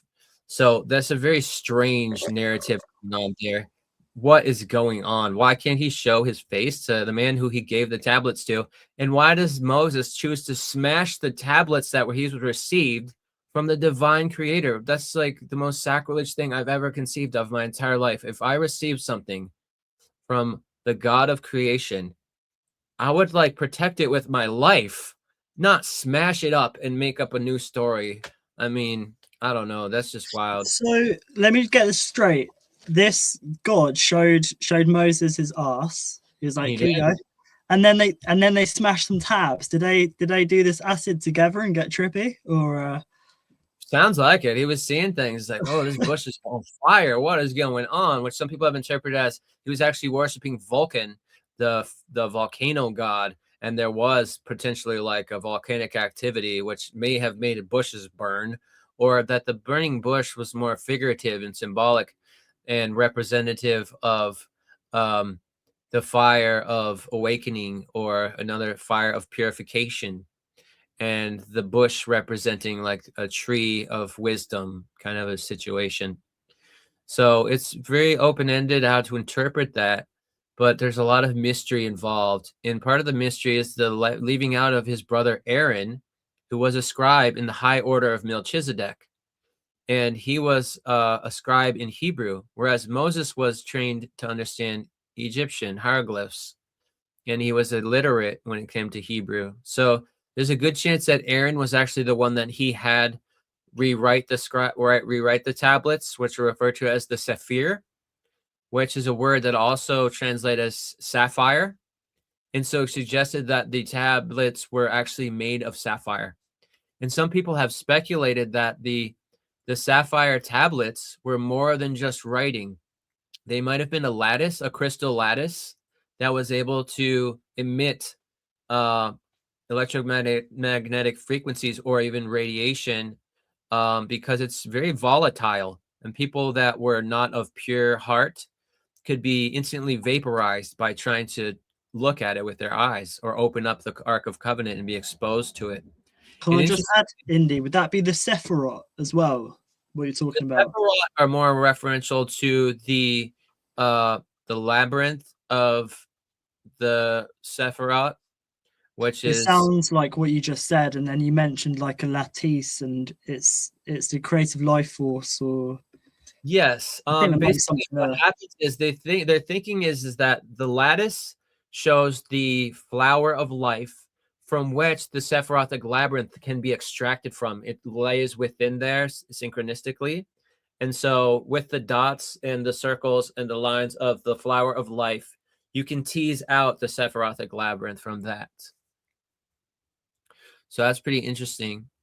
And so I think really what really transpires with the story with Moses is that he has his brother Aaron killed. He has his robe taken off, and I guess it's like in the cold or something, and then maybe he's sick and he has his robe taken off and gives it to his son and has him die. And so he murders his brother in cold blood, has him die. I don't even think he buries him. He just leaves him at the top of the mountain and walks back down and say, this is the new heir of the teachings or whatever. And it's just so sad, because he was part of the high order of Melchizedek, which is the bringer of peace. And so he was a man of compassion and understanding and wisdom. And Moses was a warrior god, represented as having horns in ancient times. He made the decree that when they win a battle, the soldiers have an obligation based on the decree that they must rape and kill all the children first before they leave the battle scene or the town that they've conquered or village or whatever it was, settlement. So it's just such sacrilege, horrendous affairs going on with Moses, who has been glorified. where he murdered his own brother, who was actually the real hero and like real purveyor of true wisdom. So you have to question that as well. And I feel like a lot of this kind of plays out with like the feuding brothers, Enki and Enlil, Horus, or no, Osiris and Set, Cain and Abel. That is a continuous story through all cultures of the feuding brothers, one representing dark, the other representing light. Usually the brother that represents darkness is the one that wins the battle. And I think this is a tale that provides guidance to communities and people and cultures that, yes, the mighty power of evil and darkness can slay the purveyors of light, but purveyors of light are all about compassion, which allows integration. And so if we use power in numbers through integrating against the forces of darkness, only through this process can we eventually overcome the forces of darkness. Because a darkness isolates itself and has its seeds of its own destruction through control and exploitation, gaining power and riches. This is service to self path, which is understood in the law of one, just self-isolating, and requires the individual to use enticements to be able to gain attention from others, like paying them to spend time with them or offering them some kind of reward so that they'd be drawn to spend time with them or do something with them or work for them. And I was talking about this earlier in upward mobility in occupations. They basically reward the people that are cruel and heartless, unloving, and willing to become rude and do like terrible things, show criticism all the time, never really show positive encouragement. People that show positive encouragement in the workplace can be coddling people and like taking away their motivation to strive to do better. So basically, through this process, the people that are giving the money in society that have gained upward mobility are people that are isolating themselves. And so if they were giving money to the people that were agreeable and encouraging, those people would be integrative. They would be able to draw the collective together and bring people into unity, into consolidation. So since they're not doing that, it almost seems like they want to reward the people that are going to divide people more. Maybe this is a process of our best interest, because if people were able to come together right now, we might not know how to rule ourselves. It's better maybe that we are kept down and enslaved so that we don't go in a million different directions trying to fight over who's going to be able to call the shots now, which was something we saw happen with the end of the Roman Empire. When the Roman Empire was destroyed in the middle of the 4th century AD, the Norse people who crossed the Danube River overtook it, and with their affiliates that had already been turned into the legions of the Romans. But the Romans at that point had become extremely toxified by lead in their aqueducts and in their wine brewing barrels or tanks. And so the lead poisoning had made them basically like cognitively damaged in a large way. They had developed degenerative brain conditions and were not able to really think or process things or do things rationally anymore. So when the people came to overtake them, they basically just handed over the keys. Now, this was a good thing because they were tyrannists. They had gone around raping and pillaging the world and building a new road to rape and pillage again. And those were their values. Their values were celebrate the great and punish the weak. Build a road to overtake the weak, convert them, and then do it again. And so when that ended, it was a celebration. But what happened was the people that took them over, the Norse people, could not agree who was going to become their leader, and they kept killing the new king, replacing it with a new regime over and over and over again. And so Mother Nature, having seen this play out, may have guided us to become back into the slavery until a time at which we have become more spiritually developed, when we are prepared to come into our empowerment and return back to sovereignty. Can I just stop you there and say that it's because I'm going to politely disagree with you there. I'm gonna just throw this out there and say, like, I love you, but I've got to disagree with what you're saying, because the Romans took over all of the pagan gods and basically used those energies and gave us an inverted, this is what they're doing now, giving us an inversion, disconnecting us from nature. So I get what you're saying, I see what you're saying, the fact that perhaps like Mother Nature, whatever, decided to do something, but you've got to remember that the Romans, what they did is they ransacked places, they took over. Like, I'm in England, the UK, I'm Celtic and Norse. The Union Jack, 12 tribes of Israel, is not my flag. St. George Cross is not my flag. The white dragon of Albion is my flag, right?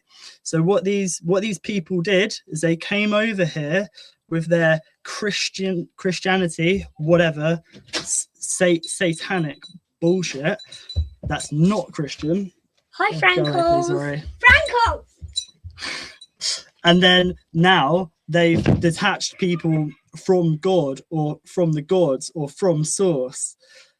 Orion was, did you hear him? Hi, Frankles. But yeah, I just got to say, Ori. Well, man. Oh, he's gone now. He's run off. He'll be back. But yeah, man, it's just so important that like we've been disconnected from the earth, from nature, and right now with this artificial, like it's like Saturnalia. We're in a giant Saturnalia festival. We've been in it for a long time. They've advertised, buy this, eat this, consume that, while at the same time making us feel like we're weak and worthless. And then it's our fault that the world is the way it is. I mean, I get it. It is people's fault for being ignorant, but it is blind leading the blind. And I don't want to be too long here. And later on, I do want to, I'm going to go back to Tet and the Ark and the two brothers and how this relates to the eyes and even vision, internal and external, and the literal eyes and stuff. I want to talk about all that later, but it's just so important that if you look at it as a long Saturnalia festival, what they've done is they've let us do what we want, but not really, because they've managed to program people. They've managed to feed us shit food, shit TV, like telling us a vision of what the world is from a young age. They did this like circumcision, C-sections, trauma straight away. As soon as we come out, like we were set to fail. We're set to fail. And what they've done is they've kind of like pushed all of this stuff. They've created a void and they've given us all this stuff to fill the void: drugs, sex, alcohol, whatever, you name it. And that's what's been happening on, people filling this void, filling it. And so we've been disconnected from nature. And what happens at the end of the Saturnalia festival is that the public can see what all of the slaves have been doing, so that they agree that, yeah, the slaves should go back in chains. And we have climate change, which is climate chains. They want us chained to all of these sort of like these perceptions, these warped deceptions of the world. So yeah, long story short, got to disagree that we've been cut off from our roots, and then it's been inverted, and they're like, yeah, your gods are evil, you know, look at all of these pagan gods, where really at the top of the pyramid, you know, is this all father, all seeing eye going, oh, you naughty children, I told you. But that's the one pulling people's strings. So yeah, I love that so much. That's great. But I have to tell you, Shinobi, that's not a disagreement. That is in full agreement what I'm trying to say. Maybe I didn't say it in well enough words. But basically what's going on is that Mother Nature found it to be that we need more hormetic response right now. We need more suffering, more of us being drawn together into consolidation, into unity together, following a common leader or sharing leadership, instead of fighting over leadership and squabbling amongst each other once we've got our sovereignty back. And so she decided that it was time for more suffering, and that in the groups that provide suffering to us, they have a rulership that is not challenged by their subordinates. And it's something that we all needed as a collective, because when we got the chance to be free, we did not have that. We failed at that process. And so it went back to the dark side. Basically, the rulership of Enlilites and Enkyites, which is like the warmonger versus the liberator, is a cycle that goes through every age. And so we go from the dark age of following the Enlilites that push us into suffering and fear conditioning that helps us bind together, seeking not riches and power, but enrichment and empowerment and integration. And through this force that drives us towards integration, which is a terrible force, which is driving us away from everything of wisdom, everything of integration with nature, everything of integration with the inner self, everything of integration with the others, the other people, the other cultures, the other races and ethnicities, all divided. And through all these divisions, people are drawn naturally through taking the opposite pole, going in the complementary aspect of that, and then being driven towards integrating on their own volition. Now, if you told people that they had to integrate, it could have a reverse effect. You have to get together. You have to overcome your differences. You must do it or I will punish you. Now, if people are put in that kind of a situation, and it's anything like the American penal system, we have the most strictest laws in gun control and alcohol, but of countries that are allowed to have guns and alcohol. But we have the worst problems in it because Americans are inherently defiant and complacent, which is probably the reason why our ancestors left the old country to come here, because they were tired of having to do what they were forced to do, wanted to have the freedom to lay around and do nothing or just indulge and do the things they're not supposed to do. So the similar thing happened to Australia. People were driven out of Europe into Australia that were considered to be problematic. And so these people are drawn towards indulgency and towards complacency. And they can kind of end up in a bad place because of this, but they're easily controlled because of that. Similar thing happens to the Italians who are in a similar boat. Go ahead. I just wanted to get back to and I agree with you. I think you're both making really good points here, and I think it's quite relevant and important to grasp that indeed we are being brought into a world of separation and kept sort of apart from each other. But I think as well, this like you mentioned as well, Shinobi, about the situation with the Greeks. They even pretended they created this Rome, which is a fake thing, so that they could bring everybody under a fake umbrella, and Greeks would be ruling you. It almost reminds me of Enki and Enlil. And like you see the films, good cop, bad cop. The bad cop comes in, he wants to slap you around. The good cop comes in, no, I'm going to help you. And so because the bad cop slapped you around, the good cop's able to manipulate you. And you go like, okay, I'm going to trust you. You're a good cop. And that good cop screws you and sells you down the river. I almost wonder whether the Enki Enlil drama was good cop, bad cop to some extent. And that's what it seemed to be happening with the Greeks and the Romans, where the Greeks played this political drama theater, created Rome, and then were able to play off different factions. And they created all these political factions, and this is what we got today. We got the liberals, we got the this, we got the left and the right, and within those two groups, we've got factions fighting factions. So they've got like a 4x4 faction set running. And I think a lot of the problems that we're facing today is from the top down. I don't believe that nature is by design trying to make us suffer. I think that what's happening is that we have allowed ourselves to be drawn into a web of control by those with lacking morals and not behaving with ethics and integrity. And because we've been allowed to be drawn into this pattern of unhealthy lifestyle, we create the suffering for ourselves. I think that when we lust after things that we don't have, we're creating the polarity within ourselves that draws in the lack of that thing that we lust after, whatever that is. If it's sex, if it's money, if it's this or that. And so the lust becomes, I think, the glue that glues us to our fate of feeling lost. And I do feel that, the whole system is rigged. And I don't think that Roman system ever went away. We're still in it. It's right here today, what we're seeing. And it does seem to me like really like fundamentally important to recognize that this is all done.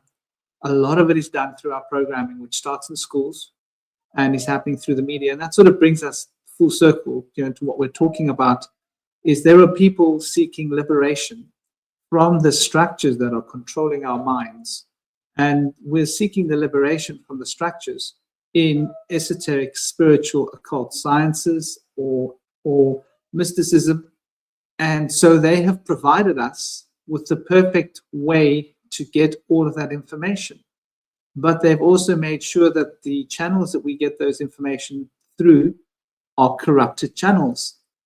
And so the information itself will be of no use to us, because when it comes to spiritual science, occult, cosmology, philosophy, or mystical wisdom, how that information comes is a big part of what the information will do. I'll give you an analogy. Water, right? Water is important. You need to drink water. Does it matter whether the water comes out of the toilet or out of the tap, and whether the toilet was flushed or not? There's a big difference. It's still water. But if the water is coming out of the toilet and it hasn't been flushed, you know what you're drinking. Why is this water colored like this? Why is this water murky and brown? What's that yellow tinge in the water? So I think they are ensuring that the water comes out of the toilet. And that's sort of what is going on. And so people are looking for spiritual conviction. We are seeking, and so they've hit us. New Age, let's go. And something that was mentioned an hour ago, by Cosmic, I think it was. And it was about, this lawlessness. And when I say lawlessness, I'm paraphrasing, it has to do with the way in which we are being sort of starting with a blank slate, right? And if you remember what Cosmic said earlier, and that we can do anything we want, and we can just build onto that slate.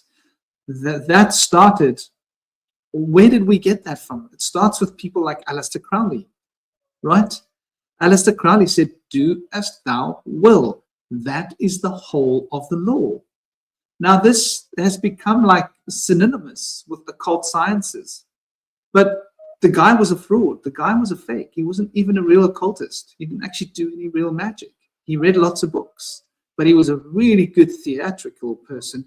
He was able to sell himself. He was a great writer. He was an excellent thinker. So he managed to pawn himself off as the real thing, and he got a following, and he started his own occult circle. And because those with money and power saw the opportunity, they saw the chance. They saw this guy could be exactly what we need to create a toilet water drinking situation for the future occultists of the world. So thank you to people like Aleister Crowley that have produced the infrastructure through which people can drink toilet water, metaphorically, occult toilet water. And I think it's a great analogy, literally an analogy, because it comes out of the anal canal, any analogy that is related to the anal canal. People literally have been drinking toilet water. So like it's recycled water. So it's always all levels. It's people have been spiritually dehydrated, and also our body's been dehydrated as well. And we've been drinking literal toilet water. So yeah, makes sense. Yeah, they've also started to put toilet water into vitamins. I'm just going to say this really quick, Cosmic. But if you what's called cyanocobalamin version of B12, which is what this one is, it's made from human sludge. Go ahead, bud. Tasty. I think Franklin kind of pointed out on a good theme here on the idea of sort of like the appearance of being a magician versus actually being a magician. Because I think I definitely noticed this in popular culture these days, where there's a sense of like, it's not so much that you're trying to actually be a good magician. You want to look like a good magician. Like you put on the sort of there's a magic in actually doing magic and casting spells, But then there's also the magic of just making yourself look like a legitimate magician when you're actually not. I think that's just kind of interesting. And I kind of wanted to go back to, what you guys were talking about earlier in regards to, Yahweh and the Bible and all that stuff. And it's interesting, so I'm going to bring something I learned, recently that actually might be somewhat controversial in this group, just because it might be kind of like disputed, but it was kind of like a weird claim that apparently from this podcast, with the idea that Moloch might actually be Yahweh. And here's what they basically argue is that when they looks at the actual Hebrew word, they didn't find any historically for texts for this, this god Moloch that talks Bible, but the word Moloch, I think it refers to something like a furnace or a sacrificial altar, because in the book and in the Bible, it's not saying give the children to Moloch. It's usually to the Moloch, as if it's sort of like an object. So I think it's funny that Indy was talking about, how the biblical God is essentially sort of like demonizing all these pagan deities when he, in fact, has his pagan roots. And the reality is, like with most gods of that time in that region, they were all interested in human sacrifice at the time. It wasn't really anything sort of unique, but it's like they wanted to kind of they were too embarrassed of that past. So they wanted to pretend, no, we weren't like these dirty pagans. We're these pure and that again goes into the theme of appearances, because and I think Indy was talking about earlier too about, why is the God of the Bible doing all these terrible things and all these horrible things? Because if you really think about the Old Testament, I don't think that he was meant to be a loving God, because the idea was that he was the embodiment of both good and evil. And I think later on with the advent of Christianity, it's almost like they took that sort of the alpha and the omega, and it was sort of like they took a pair of scissors and they split him into Christ and Satan. And I think in a lot of ways, when we see a lot of anti-Semitism in our societies, particularly from Christians, it's almost it's kind of like the same thing with like shadow integration. The idea that we have this aspect of ourselves that we show to the public that's it's good, it's loving, it seems moral and just, but underneath that there's a darker side, the part of us that we don't want to show to the other people, a part that's darker, something unsightly. And I feel like in a lot of ways, what the Christian God ultimately is a being that wants to deny that Old Testament past by saying, "Oh no, that wasn't me. That was Satan was behind all that bad stuff. I'm completely innocent."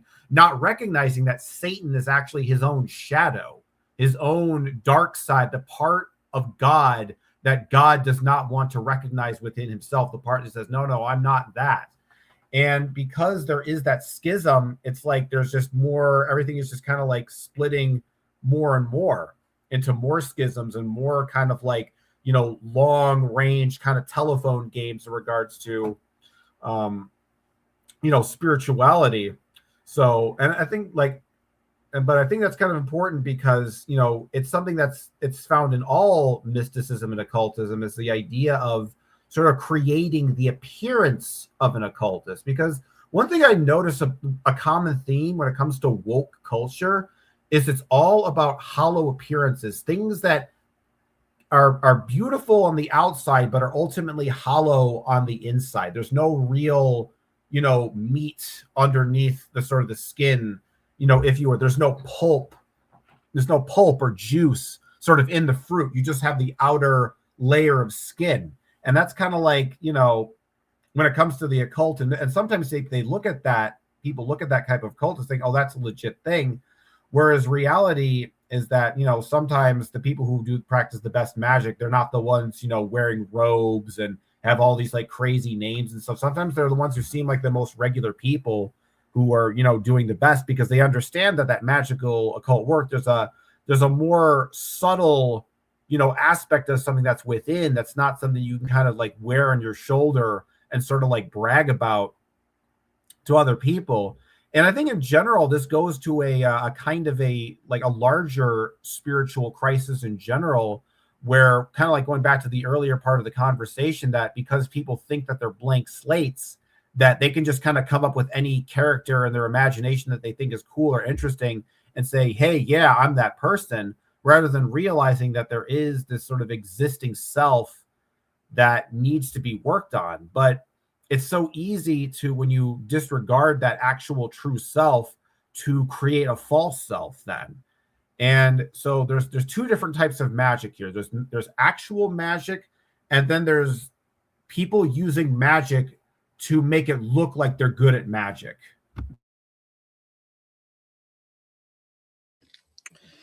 You know, I think you make a really good point there about the sleight of hand magic versus the real magic. And I think that's what we're talking about here in a big way. And I think that's where this idea of, you know, these false lights are being presented. And, you know, what you say about Molech is quite interesting as well. That's why I think in Hebrew, Malek is the root for the word Malakim. Yeah, we've got a cockatiel named Malachi. Okay, same root, same word. And you know, we're told that Moloch was a deity that was worshipped, but there's like some issues around whether Moloch was actually a deity or not, like you mentioned. And I've come across this as well in the past, and I think, you know, it makes me look at Abraham, right? Makes me look at Abraham, and like, what's the story of these, you know, the tribe that Abraham was a part of? Because the whole idea of the Moloch is related around child sacrifice. And I find this very interesting when we look at what's going on with Zionism, wanting to legalize child porn. I mean, I don't know what these guys are thinking, but that seems to me one step towards something very sinister. And we're reading from the same rule book here. And so the idea of Moloch is, as I understand the word Moloch, is it relates to fire ritual. And the whole principle behind Moloch represents the purging by fire, right? So we've got to look at like the Hebrew Bible. Daniel in the lion's cage. They were being purged by fire. And once they had been purged by fire and they came out and they were unharmed, they were considered to be saints. Okay. That seems like a Moloch ritual to me, yeah, by the Yahweh people. Then we look at what Yahweh... That could also as well be a controlled thing where people go in there like, and then come out and say, look at me, I've come out and I've not been burnt. That's a sleight of hand to then be like, oh, look how important and look how much power they have. They've been saved by Yahweh. Now quick, throw some children in. Do you see that? That could be a trick for them to go in there, and then whoever emerges, you know, they'll have power, but it will be a trick. They wouldn't actually be put in the fire. It will be a sleight of hand. And then that's a way to put people in positions of power. That makes a lot of sense, that there could be an element of this, you know, that does make sense. Although I don't think it necessarily needed to be a trick. I think like supernatural abilities to withstand fire is not such a difficult thing to learn, right? I mean, I myself have been set on fire, and you know, I didn't burn because I was in a trance. So I think it's more accessible than what we realize. I think this is like very lowly forms of like awareness shifting. Getting back to what I was saying about W.E. Waits, was that his name? W.E. Butler, right? Yes, W.E. Butler. One of the first books I read that really inspired me when I was really delving into my occult therapeutics was, I can't remember which book it was. I read quite a few books by W.E. Butler. But one of them, the first thing that he defined magic as was the ability to alter consciousness at will. And I think like that's an interesting perspective of what magic is. It's about altering consciousness. So like you're saying, it's as magical a rite as walking on water, right? because you only have to alter your. Your mic's jumping around again. Is that so? Is it The last thing I heard was walking on water. I see. This is interesting. It's doing it again. There we go. It seems like it's back to normal again now. I thought it might have been.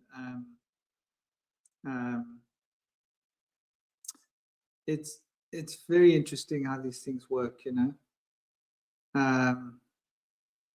When we look at the way the story is. I'm just wondering. Okay, it seems like it's working again now, right? Am I right? It was, but it just jumped up.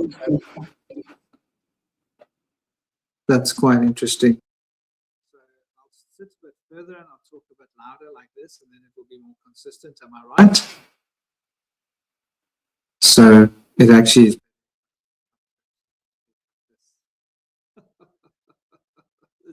So it's really quiet and then it's really loud. If it was just really loud, it would be fine, or really quiet. But it's just like sometimes I can't hear what you're saying, and I don't think the audience will either. Actually, are you guys in the audience? Are you experiencing that too? Is my volume still doing that right now? It's jumpy. Okay, yeah, still it's jumpy to everybody. Well, I'll just pop out and I'll pop back in again. Maybe I should crank up a Firefox and see if that's a solution. I'll be back in a minute. Big love.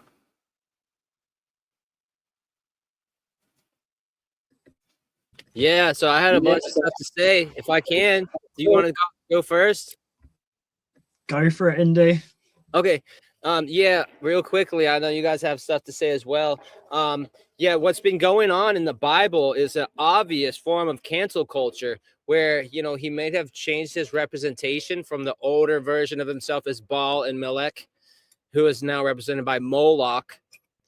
But basically, there was an association with Baal to Asherah, the queen of heaven, which you sometimes will hear the name Baal, but no longer the name Asherah.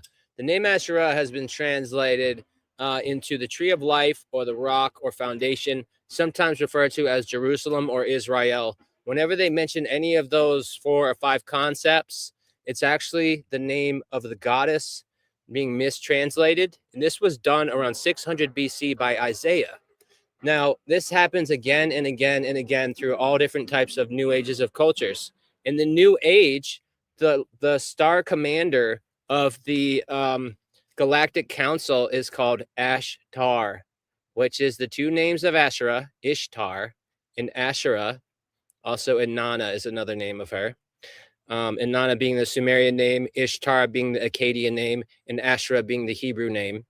But the Lord Star Commander, which is a warlord in the Galactic Council, which claims to be of love and light, but they have a warlord that rules over them in a spaceship, is actually the obfuscation of Asherah and Ishtar being now misrepresented as a man who is a warlord. And so they represented the exact opposite of being a warlord. They were actually representations of the integration of shared power between men and women through sacred union. And this is the kind of stuff that they're trying to take away from us. And I feel like it's mainly been pushed as the impetus from Marduk, the original name of the figure, that later represented himself as Amun Ra, Melech, Baal, Yaldabaoth, and Yahweh. And he murdered his great-grandmother, the creatrix of all the gods and goddesses, creatrix of the Anunnaki. And so he lives in shame of having destroyed the source of his being. And through this shame and resentment that he has and still carries with him, he's very misogynistic and chose not to be a consort of the goddesses, but instead chose to take human brides. And instead of keeping a human bride by his side, he demanded virgin sacrifices, which he mutilated, defiled, and devoured. And he not only did he take one virgin sacrifice at his time, he demanded hundreds of virgin sacrifices at each settlement of the different tribes of Israel, and hundreds of goat sacrifices simultaneously, which he devoured. And he also wanted them to be provided him with the scent of burning flesh. So if this is not horrifying to you, I mean, it's been absolutely detrimental to my heart space just even to go through this material of like what Yahweh has been represented as doing in the Old Testament. Now, he's represented differently in the New Testament as a merciful and loving God, thankfully. But you have to really question, is he though? Because it's the same name, and there's also suspectful things that are going on with his narrative in that as well, where he's a single, solitary God-man that never chose to have a wife or keep any women around or even have a daughter. He only had a son who was also celibate, never showed man how to respect or treat women and children at all, ever. Chose to have a discipleship with only men. Mary Magdalene was the only aspect of the feminine that was even involved besides his mother. And so they're both named Mary, which the original name was Miriam. Now, the idea of there being a devil or Lucifer being demonized is actually something that's only true in Christianity.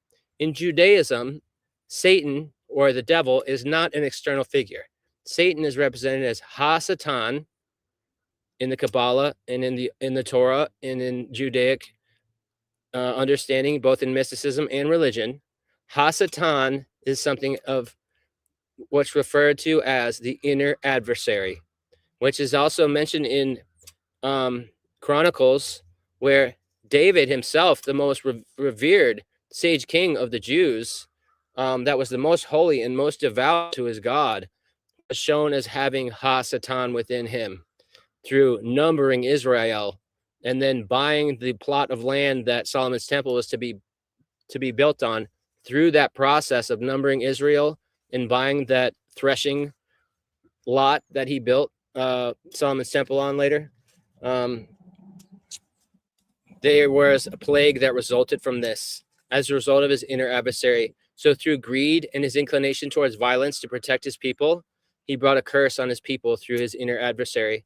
And so the idea of Satan being an external figure is a blatant and drastic mistranslation and misunderstanding. And also, Lucifer was seen as the right-hand man of Yahweh that was sent down to this realm to keep a closer watch and to provide more guidance.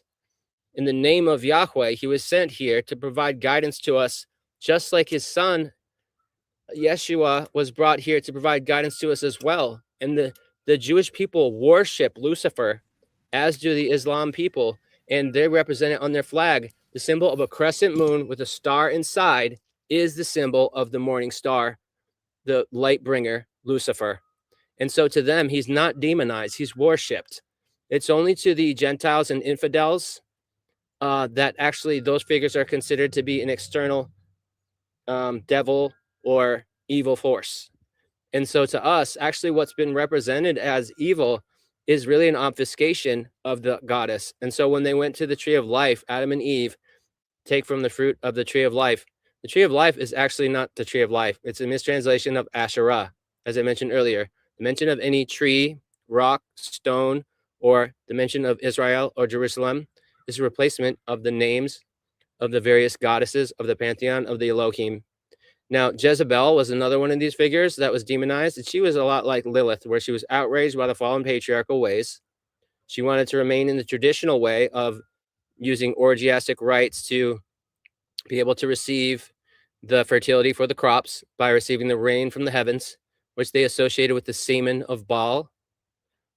And their ways were considered to be not really protected anymore. They were demonized and they were attacked. And so all of the Asherah poles that were associated with her worship were destroyed. Some of them were ground into powder. And then they took their names out of the Bible. Now, if you look at the New International Version of the Bible, you can see all the old names that were translated out. They've brought them back in.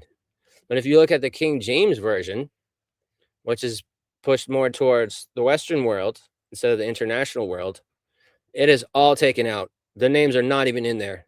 They don't even mention anything revealing the events that happened. It's completely different. So if you consider the fact that cancel culture had been going on then in multiple phases, from Mesopotamia to Egypt, from Egypt to Canaan, through Canaan in multiple ways, through 4 different figures, from Melech to Baal to Yaldabaoth to Yahweh, all being the same figure with the same representation of I am the only God, representing himself as a single solitary male god with no accompanying female, with no other gods in the pantheon, no evil god that he was against. And it's a very unique representation of spirituality. You do not ever see that representation ever in any other civilization besides the workings of Akhenaten. Akhenaten did this, maybe with good intentions, to be able to take away the clash of the warring tribes that have represented different different gods and different beliefs. And he may have been doing this to integrate them under the belief, under the worship of one god, or he may have been an Enlilite character. He might have been Enlil himself, where he was actually trying to begin this process of enslavement of the people. So I'm kind of on the fence on that one, because Akhenaten is represented as being a giant that was androgynous with blue blood, having webbed fingers and toes, having an elongated skull, as was his wife and his daughter especially. His daughter had a very elongated skull, even more so than his own and his wife's. Now, when you look at the mummies that they found of Akhenaten, it's been found that these mummies that they found are more likely another figure that came at a later time that had been used to obfuscate the true size and the skull head shape of Akhenaten himself. So the historical facts that have been presented to us are probably not referring to actually what kind of physiology Akhenaten and his wife and daughter actually had. But when we look at the statues of them, they're portrayed as being very tall with elongated skulls, pot bellies, and breasts, even for the men. And so this is indicative of the Homo capensis race of our ancestors, who was thought to have come from the sea. It's like Tiamat came from the sea, and her husband Abuzu came from the freshwater sea of the abyss, which is considered to be inside the earth. Also, we have Dagon that came from the sea, who was also represented as Oannes. And these were gods that came before the expansion of the pantheon of Mesopotamia. Also, we have the gods Ptah, who created the world that was then flooded, and then the new world was created maybe by Khnum. I can't remember exactly who the second one was, but there was a Ben stone, or the Zep Tepi, which was a mound, which was the only remaining land that existed after the flood, from which all was built, creating the world that we're in now. But the world that was built by Ptah was made through his word. And so we see that like a lot of the stories in the Bible are usurped other older stories, which always leave out the fact that they always had a wife and they had children that were gods, that were both male and female, that played important roles in the development of the creation of the world and the guidance for humanity. The children of those gods became Nut or Newt, and she holds up the sky. And so basically, like, Isis birthed the whole world, and then the world changed from one creation to another creation. And then in this creation now, we have one of the goddesses that is the sky holding up the heavens or the firmaments for us. Another one is a god that holds her up as a pillar underneath her. And another god is laying on the ground, is the floor beneath us, the surface of the earth. And so all of these various figures were all translated into one man god, which to me is a bit absurd to think that there would be a god without a wife or a woman, because women are nurturers and creators. Men can only make toys and machines. Men cannot make life. We can seed life, but we do not create life within us. We do not birth life out of us, and we do not nurture life with our breasts. Now, there are some radical feminists that say if a man doesn't get breast implants and nurture the child too, then he's not a real man. But I beg to differ that anything having to do with these weird sexual transplants has anything to do with what a man really is and should be. So, I mean, there's that. But yeah, that's the end of my little rant for now. I'm gonna pass the If mic you want on. to know what a man is, ask a woman. Right? Yeah. If you want to know what a plumber is, ask an electrician. If you want to know what a bodybuilder is, ask a breatharian. You know, come on. It's pretty ridiculous, isn't it? Like what's passing. But it's interesting, you know, when we're looking at these. I think this is. Oh, by the way, my audio is basically fine. Am I right? Is it For now. 150? Well, I'm running on a different thing, and it's food for thought, guys. When you go into your using a Firefox, you can't use all the features that you can use on the Google. So the Google integrates with the features, with all of this AI crap. Firefox doesn't. Food for thought. Just gives you a raw mic. Can And I so just my mic. quickly say that a man breastfeeding a child is the most fucked up shit I've ever heard or seen. Agreed. The amount of stuff that they have to put into their bodies to feed this child this whatever the fuck it is. I'm like, that's where we're at the moment. Guys breastfeeding children. Like, I I'll know be we've got real. nipples, that's not what they're for. I'll be real, like seeing all that kind of stuff you're talking about, Shinobi, that's like one of the main reasons I kind of like question like this whole idea of like the divine androgyne, you know, Baphomet, and the thing is, oh, it's so beautiful when masculine and feminine are sort of fused together. And you realize like there's like this visceral reaction when you see something like a man breast, like, no, it's not. It's horrible. It's ugly. So That's not what in a lot of Baphomet ways, is, the though. Fae made me realize like the importance of keeping masculine and feminine distinct, because it's like, because they're distinct, those energies are able to be, you know, creative and, you know, create life. Whereas the problem with if things become too androgynous, that the masculine and feminine no longer are able to distinguish from each other, then you really can't create life from that, because there's no charge, there's no sort of energetic charge from that, you know, what's the sort of the difference between male and female. It's like, you know, when you have like you think about like a tornado, for example. Like a tornado is essentially created from a combination of both hot air and cold air sort of fusing together to create an actual tangible form. And so in a lot of ways, you need the chaotic energy that comes from, you know, men and women being different, because that's really the spice of life. And what I've noticed lately is that it's almost like androgynous to the point. I think there's nothing wrong with a little bit of androgyny. Like, you know, I think like a tomboy can be kind of cute. And I think there's nothing wrong if you're a guy that you want to be like a little bit sensitive. That's not what I'm talking about. I'm talking to the point where they just want to completely erase the distinction altogether. And that's not really like a good place to be. But I kind of wanted to also you know, just go jump back earlier on, you guys talk about like the Bible and God and, you know, appearances and so forth. And it's like, I think when it comes to like with like the God of the Bible, and you look at sort of like the New Testament as sort of being kind of like the image that, you know, Yahweh kind of wants to present as the public, whereas the Old Testament is kind of like his shady past that he doesn't want people to sort of like know about. Like that was kind of like, you know, when he was like, you know, he was fat before he became, you know, ripped and lean or whatever. But I think it's a similar theme when it comes to other magicians and occultists and the people that we follow, and that they can create this kind of benevolent, you know, exterior of being this person who seems like they're enlightened. They seem like they have all the answers, but there's a part of you that's like, something's off. It's like they have all these people, they like them, they seem nice, they seem cool, but something is off. But then you start to look into this person past, like, oh my God, they did this. And it's like, oh my God, they said that. Or you meet them in person behind closed doors. They're like not the same person that they are.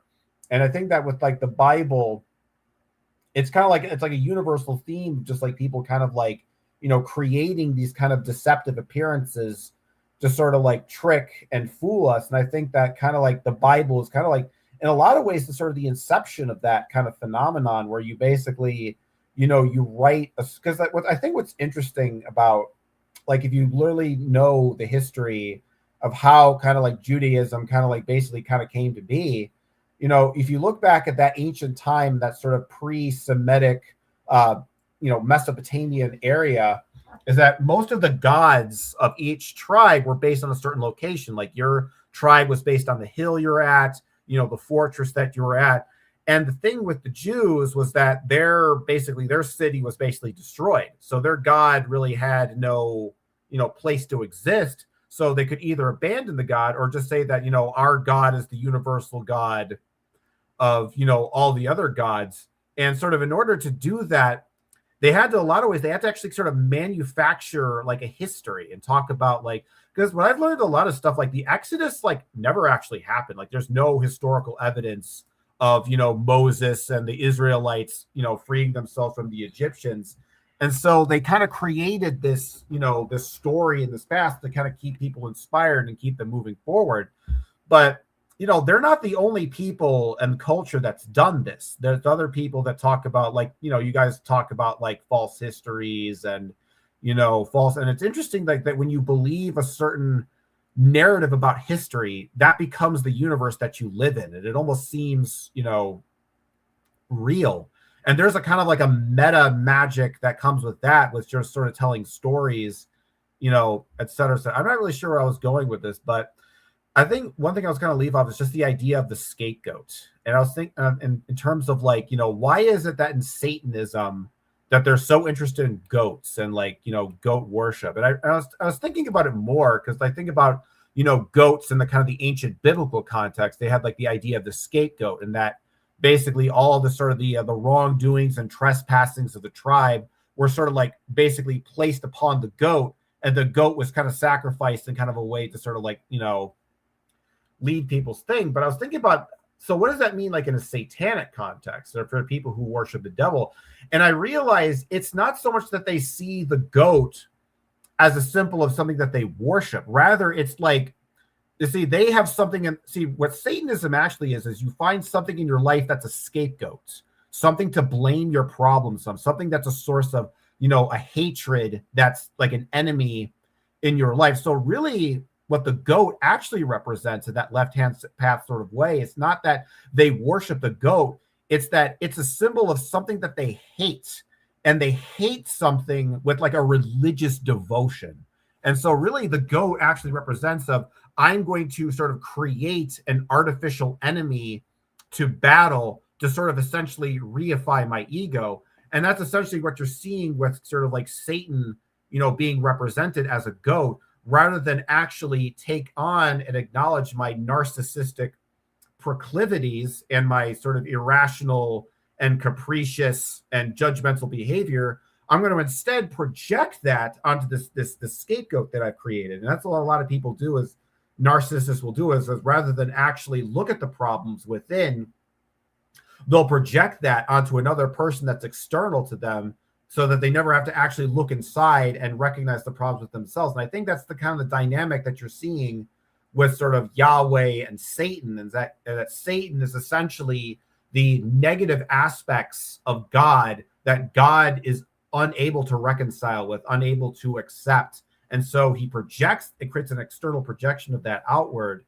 I don't know. I kind of went into a lot of different tangents there, but I think just in general, to kind of keep things consistent with the theme of the talk today, is that a lot of magicians, a lot of their magic is the narrative that they tell you about who they are, where they came from. And we can get so enamored by, someone's, insightful words and their flowery language and their kind of their soft and pleasant voice, that we don't recognize that there's might be something dark hidden underneath the surface there. I mean, that's kind of the story with, pretty much every cult that's ever existed. So I think it's not, when it comes to, when it comes to magic, we shouldn't get lost in other people's magical stories, because oftentimes there's an agenda behind them. I think there's a lot of sense in what you're saying here. It adds a lot of value to this conversation.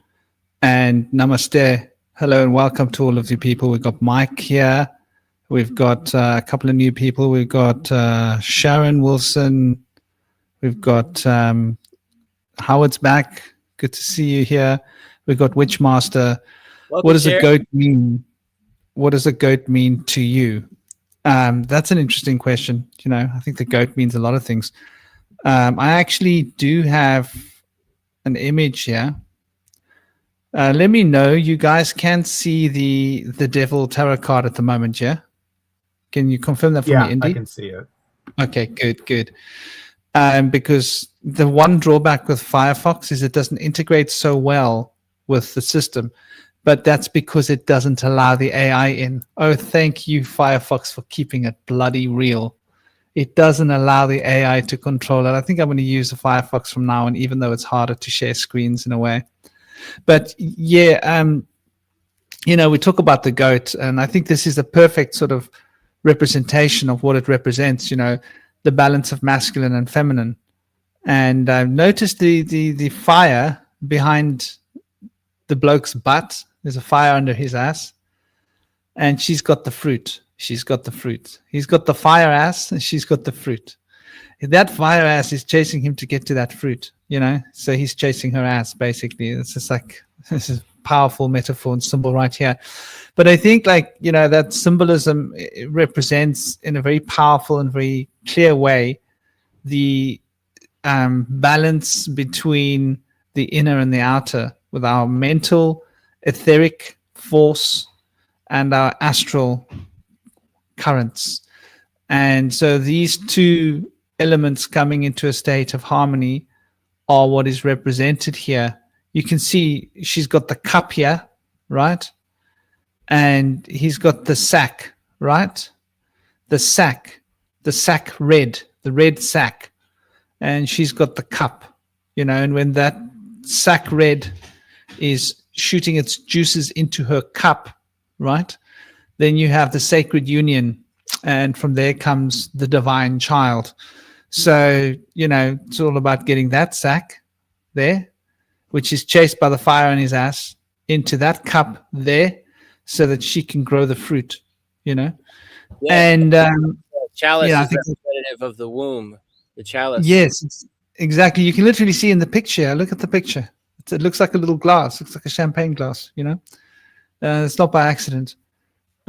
So goats represent, I think, being really staunch and being really focused, being really directed, being goal oriented. I think this is like the power of the goat. If as a shaman, if a goat comes to me, then I'm going to be feeling this goat's energy, and I'm going to feel that you're grounded, very realistic, very focused on the finite, basic reality right now, not going off into deep philosophical lands, keeping it real. What's the bottom line? And focusing on, getting the job done effectively. And I think that represents the goat. Also, the tenacity of goats are quite incredible, right? They don't give up. They have that incredible stamina. I think goats also represent stamina in a very powerful way. So systematic, you fell out, but I'm sure you probably got the little crew around you doing the thing. So yeah, I think that is a big it is a big part of understanding just what's going on here with this transsexualization and this trying to turn men into milkmaids idea, which I still find a bit ridiculous. I think they're trying to misappropriate and invert everything once again. This is part of the media circus that we have to live through. And the idea of me as a man, I have to embrace my feminine side. That means I have to learn to listen. It means I have to learn to go within my feelings. I have to go into my emotional body. I have to listen to my feelings. I have to become focused on these subtle currents, which as a man seems less practical. As a man, you just want to get out there. You want to do your thing. But we need to go in. We need to be aware of the qualities, not just the formalities. And as a woman, they're so deeply embedded within the qualities, within the currents of the astral force, that they actually benefit from becoming focused on not just the qualities, but the formalities, right? And so the form, the structure, which is a very masculine thing, the logos, the logic. Women benefit from being in tune with this logic and developing their logic, and they thrive at it. In the same way that men can thrive at being in tune with their emotional bodies and can become really good listeners and therapists, for example. So that is a personal union. Now they're taking what is an inner spiritual union with oneself, and they're trying to put it out into the pantomime stage of this life that they're creating for us, which makes the whole thing look just a little bit stupid and ridiculous. And, it's obviously a form of disempowerment, right? They want men to be sitting at home with with Kleenex, because they can't be as good a woman as a woman can be. Part of the whole male thing is to be competitive, right?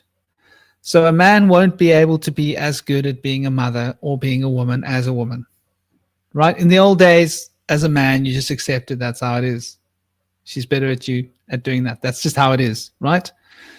And then they want the woman to become focused on material things, right? And so when the woman focuses on the material things, the woman doesn't have the same fixation on material things as men do, right? Men are better at generally, and this is generalization, these days not necessarily the case, because a lot of men are so feminized, and not necessarily women are necessarily better at it, because a lot of women are masculinized. So they are defeminizing women, and they are effeminizing women and emasculating men, right? This is what's going on an actual level. And it's pretty much the same for both, but just the exact inversion, the opposites. So, for example, men would be very much, if I enter into a space, I'm looking at the utilities. Men are very good at arranging utilities. Generally speaking, better at arranging utilities than women, but not always. Women are generally better at organizing a decor of an ambiance than men. So if you walk into a man's space, right, his garage will be organized for getting the job done. It might not look very good. It might not be aesthetically very good. It might not be very good feng shui, but it will be practical for his needs. Where the woman, if she were to organize the garage, it might not be done so practically, but it will look damn good, right? It'd be a beautiful place. You'd be like, damn, this garage is fire. Let's hang out in the garage, family. And the family would be sitting, hanging out in the garage, because the ambiance is just so damn great, right? So, when men become interior decorators and they go all that way, they might go, but camp, darling, it's not necessarily the rule. There are a lot of great men that can be interior decorators, don't get me wrong.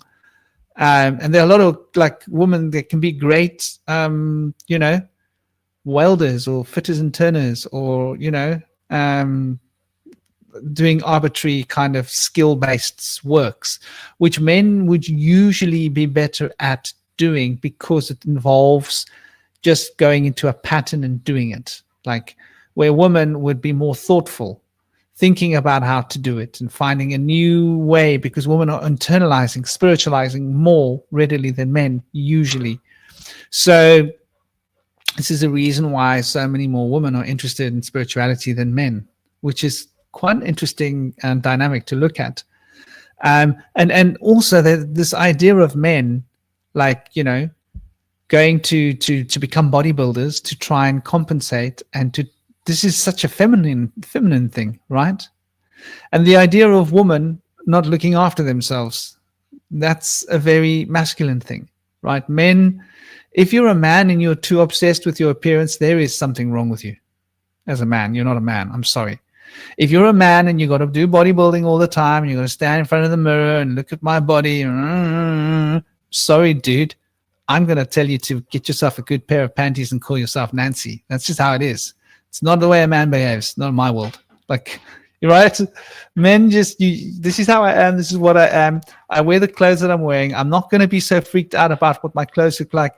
Women, it's natural for women to want to embrace the harmonic beauty and reflect the Venus, right? Men, it's natural to reflect the Mars, right? The Mars, just get out there and transform shit, get it done. You know, where the woman can make it look pretty after I've done the basics, and then she'll come and she'll transform it into a harmonic, reflection of beauty. So art, women are much more artistically inspired, I think, generally speaking, than men, right? Men are artistically inspired in the ways of, engineering arts, martial arts. These are very good arts for men, right? And it actually makes men get in tune with their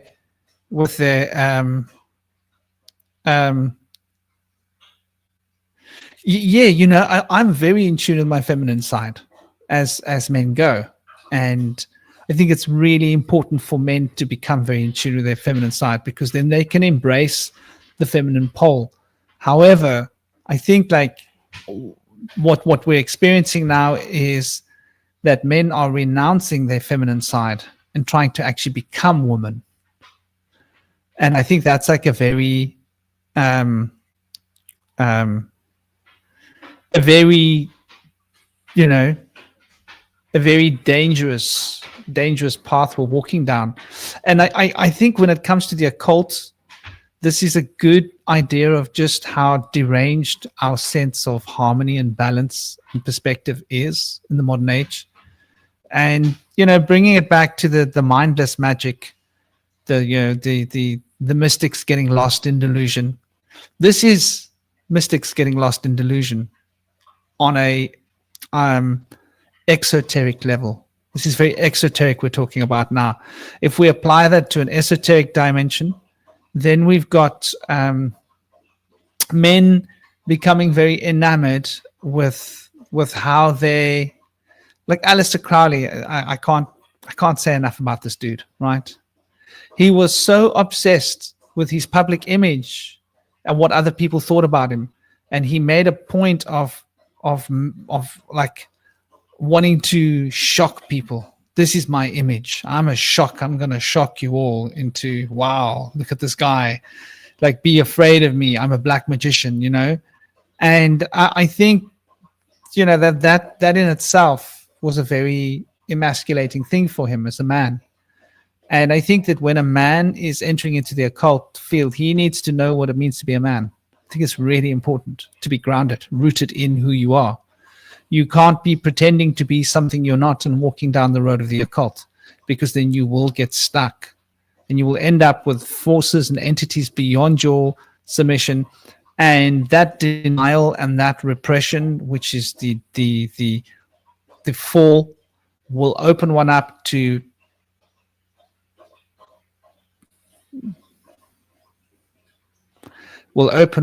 dangerous situations. Occult, esoteric, inspired situations. And I think that that's, that is really what we're dealing with here. Where, for example, a macho man is a gentleman. We knew this, didn't we? What is chivalry?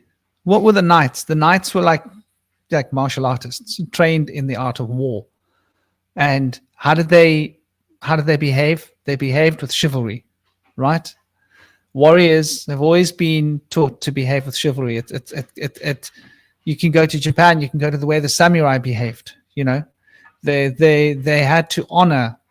They had to have honor. They had to have integrity. They had to have a strict code. And when men don't have a strict code of honor and ethics, they get lost badly lost, because they start thinking with the wrong head. And I think this is like a big thing that we're facing these days. How many men are thinking with the wrong head half the time?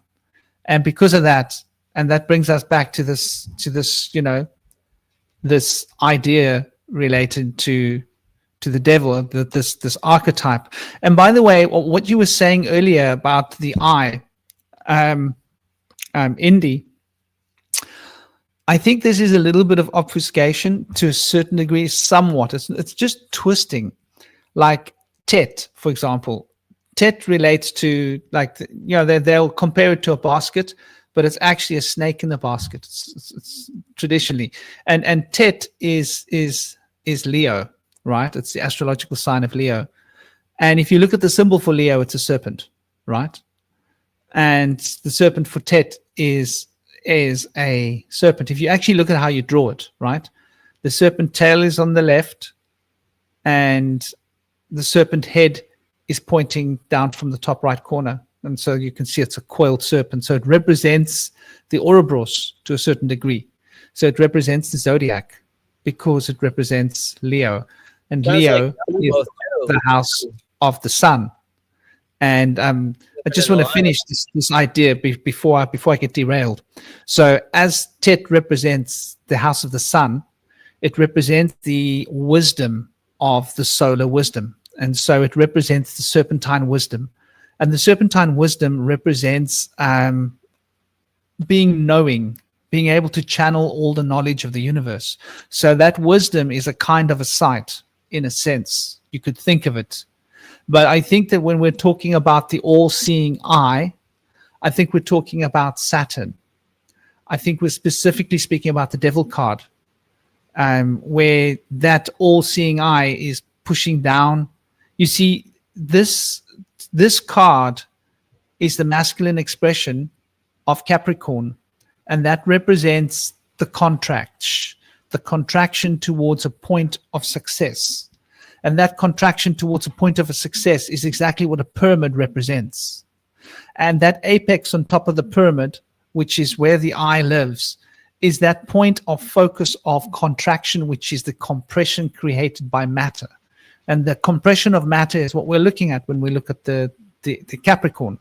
We're looking at the cardinal point of Earth. And the cardinal point of Earth is that pivot upon which Earth is fundamentally being channeled through.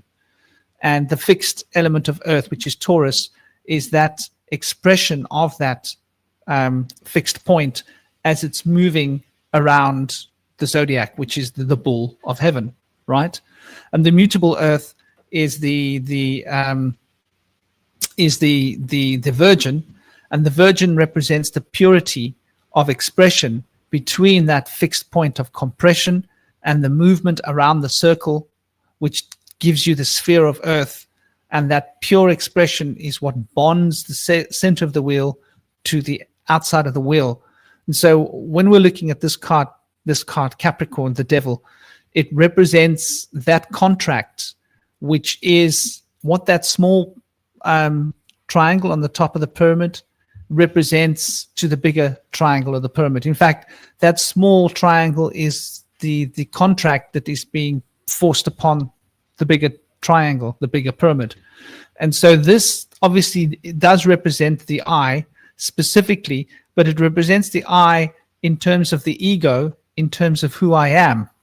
And so the Illuminati are trying to control our ego. They're trying to control our minds. You see the pentagram is focused upon the Ajna chakra.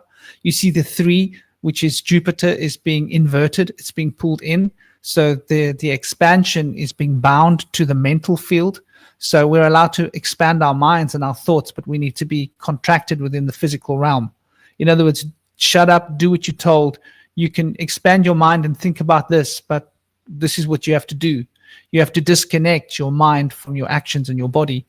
And so this Capricorn is very much about pushing the emotions away, suppressing the emotions, and just getting the job done.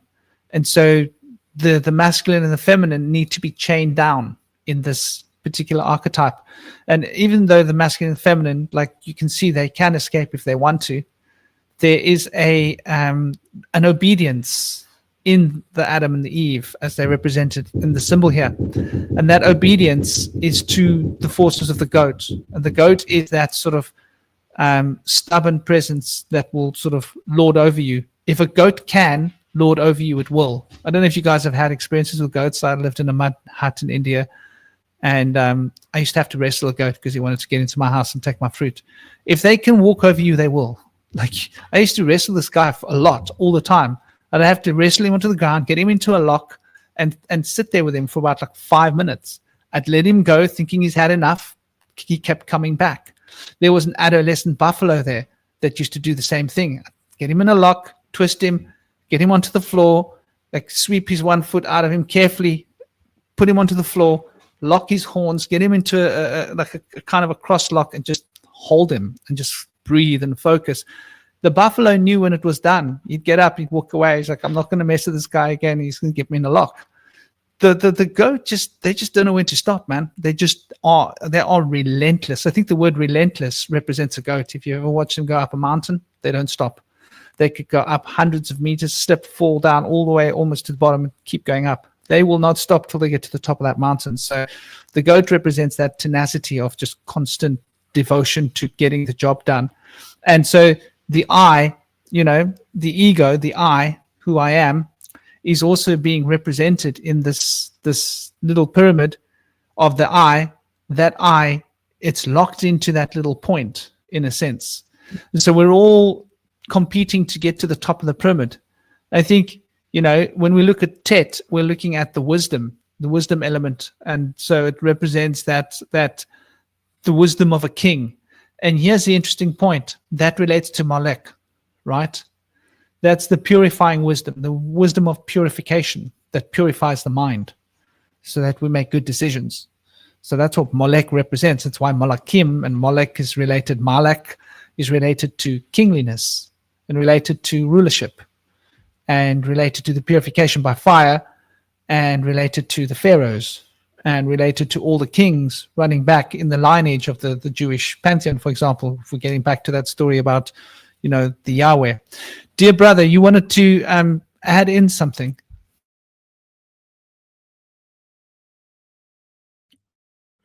Yeah, I was just talking about how the Leo symbol seems to me to combine the serpent and the lion, which is reminiscent of Yaldabaoth. There's just a side note. But I also wanted to mention that there is a difference between Melech and Moloch. Moloch being associated with the horned owl, which is a transfiguration of the previous representation of the Auroch, which is the wild bull. And both of them are associated with child sacrifice, as is Melech. But there's Melchizedek, and Zedek is a king of a bringer of peace. And I think I'm not sure how the etymology of that plays out, but I think the beginning of the word is peace, and the second part of the word is bringer and king. So Melchizedek and Melech do have a similar sound to them. There may be some cross correlations there.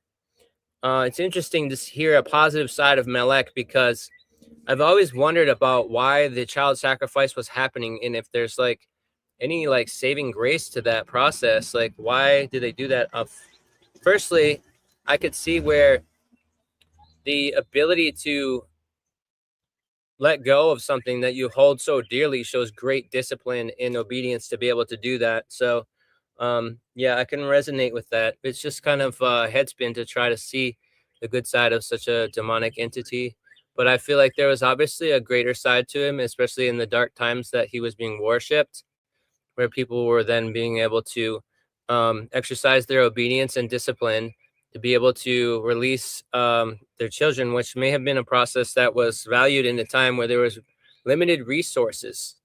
And so by releasing the firstborn child to sacrifice, I feel like it would make them value the rest of their family, the other progeny that came afterwards, after having lost their firstborn, and making a sacrifice for the community, for the collective, so that they didn't have too many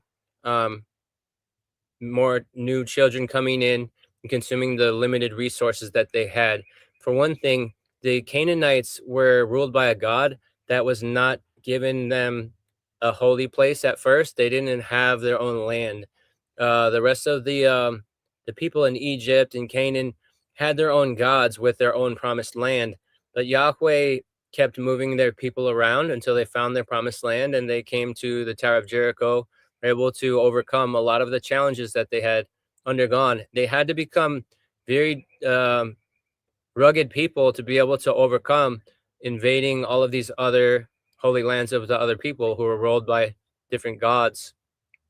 So there was a very strong element of almost like a Spartan lifestyle, where they were having to become warriors to protect themselves and their community, and they were dealing with limited resources, fighting over those resources with neighboring tribes. So I could see where, as chaotic of a life that they had, where this could be seen as something of value when they were willing to sacrifice their children. Although it's really hard for me to even imagine, like, from this age, how somebody could be willing to do that. But you've helped me bridge that gap and start to put my headspace into more of an ancient understanding of what it would be like for them during their time. Yeah, it was a different time too. Like you also have to consider one, people had a lot more children back then, and it was basically, just common, the idea that your child was going to, like, die at some point it's not like today where you're like, it was a lot more common back then.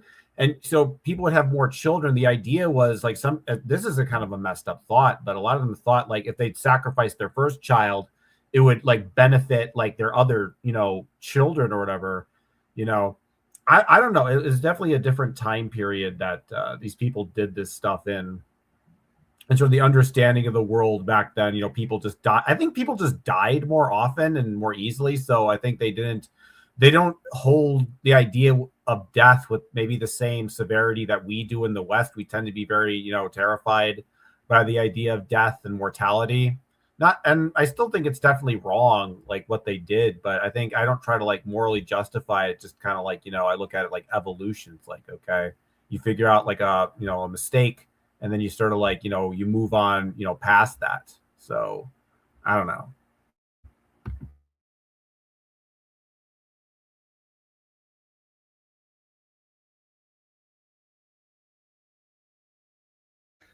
I'd just like to say one thing, that your firstborn was your heir, right? Your heir. And so that would inherit your titles, your land, and be the ruler of your family. So I think like it doesn't make sense, Cosmic, that they would be sacrificing the firstborn child. I could see how they would sacrifice one of their children, but not the firstborn, because, and also that child is the most likely to be productive and useful to the family, right? If you're having a hard time financially and you don't have enough food to feed everyone, wouldn't you want your firstborn, who's going to be old enough to maybe help you work in the fields to get more food, or go out and hunt and bring more food home, or collect berries or whatever, to be able to help support the family? Why would you get rid of the one that's going to be the most productive part of the family and cause a whole family to suffer? It would make more sense that they would not be taking the firstborn. I think that this is an old tradition that's like particularly toxic. You see, we just glaze over the fact, right, that during Emmanuel's time, there was this, all the firstborn boys were being like basically ordered to be put out of life. Like, you would think that would cause a civil war, wouldn't you? So it seems to me that the people were used to this kind of thing happening. The fact that they didn't go crazy, that the soldiers were going to go door to door and find all the firstborn children and put them out. That Henry, stop it now, my darling. That's enough. He wants to play with Indigo and she doesn't want to. He wants to play like the naughty boy. But it stands to reason that the people are being conditioned. And so this goes right back to the early Abrahamic story of the children being sacrificed. And I think it goes back to the times of Sumer. And maybe there was a reason. Maybe originally the firstborn children were given to the temple. Maybe that was a sacrifice. And maybe the deities then left the world and told them that they would be watching for them. So then the people thought, well, how do we appease the deities? Maybe if we send them to the afterworld where the deities are, then we would be able to maintain. I mean, what do you think of that? Does that make sense? I think what you're going to a larger theme here about the idea, like in occultism and magic, about like, sacrifice. There's a lot of people say like, there's an idea, and it's kind of like they, where you have to sacrifice something, maybe like, a certain dietary preference. Maybe you don't eat meat. You sacrifice something, like a sexual habit, or maybe you sacrifice, time on the weekend. You help out people in charity. You sacrifice to, and I think there's thorough line in occultism and magic that oftentimes you have to sacrifice something vital, something that's comfortable, to sort of move to a higher level of awareness. But I think that with that line of thinking, it's very easy to kind of get funneled into, eventually you have to sacrifice your child to get stuff you want now.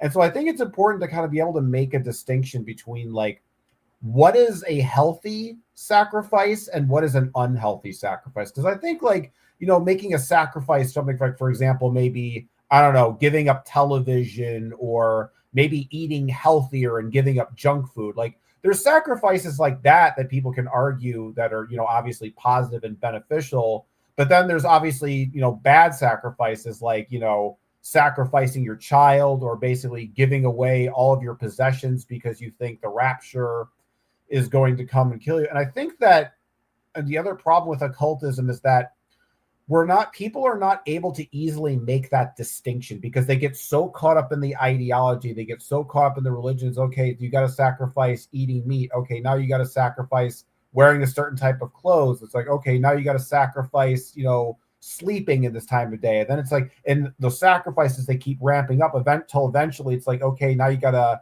kill this person, or you got to like have sex with this person. And because you're so caught up in that sort of that line of thought of going from, point A to point B to point C, that you don't start to question and think like, hey, maybe there's something wrong here. Maybe like I shouldn't sacrifice this thing. But people feel like, because they don't have that sense of internal judgment, they don't have that sense of discernment to say, hey, maybe there's something wrong here. They just kind of go along with it. And so I think with like ancient people, back in the day when you got to survive with the tribe, and you probably, I think today in our Western world, I think it's easier for people to kind of question and form their own beliefs. But I imagine back then when resources were more scarce, it was, kind of a harder thing to do. And you probably also have to think, if you didn't, sacrifice your child, it probably looked like among the tribe, it's like, you want us all to starve to death, and you're selfish for not, sacrificing, your second born daughter, because if you don't sacrifice your second born daughter, we're not going to get a corn harvest and we're all going to die. So there's probably also that tribal pressure of, I need to sacrifice my kid. Otherwise, I'm going to kill all the kids in the tribe if I don't do this. And I'm a selfish person. It's like, oh, just, sacrifice one child to basically save all the other children in the tribe. And you're selfish for not just letting one child die so that other ones. So I think it's very easy for people to kind of psychologically get, push into that line of thought and think that child sacrifice is justified. Because like, you even look at like, political movements in history, like how they convinced so many people in, Nazi Germany to go around and just like brutally, slaughter people, because, the Nazis were all convinced that, the Jews were these soulless, evil people. So they felt justified in what they're doing. And I think that, we got to be careful not to get caught up in the sort of the trance of any kind of like religious movement. And I think when it comes to occultists today, there is this kind of attitude of this type A personality where it's just like, okay, I'm going to, in order to, get into this thing, this occultism and magic, I'm just going to go all the way. We're going to do all the dietary restrictions, all the sexual stuff, do all the crazy occult things that occultists are supposed to do, and not realize that you might damage something or hurt something, in the process.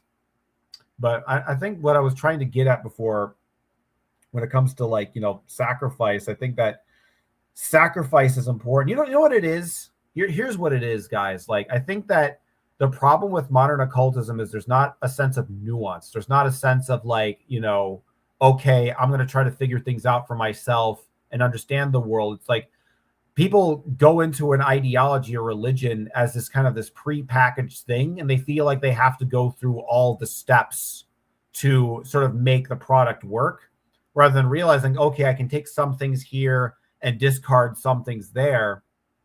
And we don't have the ability to kind of like think about like what we need to sacrifice versus what we don't need to sacrifice. And I think a lot of people, because they're caught up in that group mentality and they're caught up in that tribalism, that they don't have the ability to sort of to make that discerning choice to decide, okay, this concept of a sacrifice seems healthy and makes sense, and this just seems batshit crazy. So I think, people back then, there's probably a lot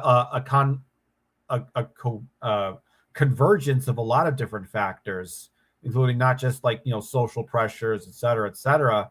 So, but I think at the same time, there's the spiritual need of like, if I sacrifice something vital in my life, if I give something that's, important to me, because, there's this other aspect in spirituality too, of the ego, and that if you're attached to something, that's a sign that you have an ego and that you haven't progressed forward.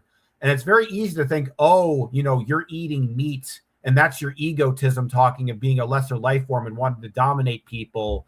And that's so egotistical of you. But likewise, you can use that same logic and be like, oh, look at you. You're attached to your second born child. Oh, you're still so egotistical. You're still so physically attached to the world. If you were truly spiritually enlightened and you truly had no attachments, you would just be able to sacrifice your child, totally freely. And so people get caught up in that mindset of, I need to sacrifice something vital to achieve the next level of understanding. And I think maybe perhaps Magick as being a true magician is being able to step back and say, whoa, I don't actually need to sacrifice this thing to ascend to the next level. This is a bunch of nonsense. And unfortunately, I don't know if modern magicians and occultists are sort of equipped to really deal with that kind of situation.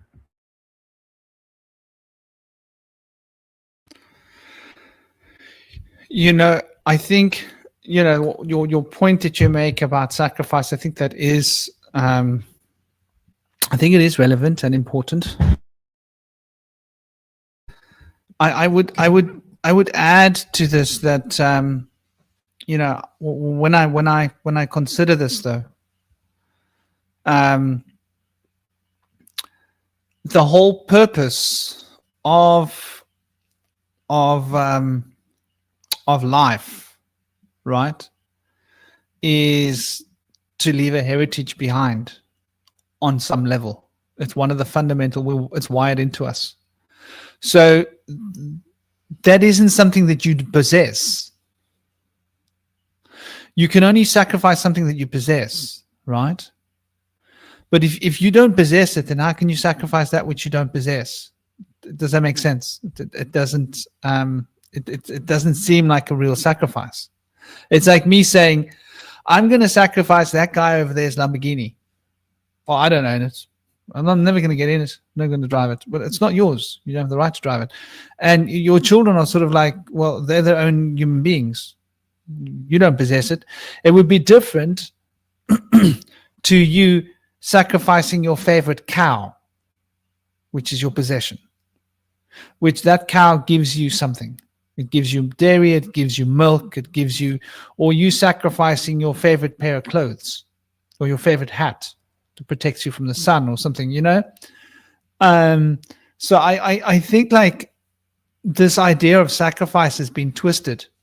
And I think that was part of the psyop. I think it was part of a big psyop that happened a long time ago. And this is a repetitive cycle. And so what we've got here is we've got this dynamic issue where there's this continuity that we can track of total psyop, total mind control. A lot of it's based upon occult principles.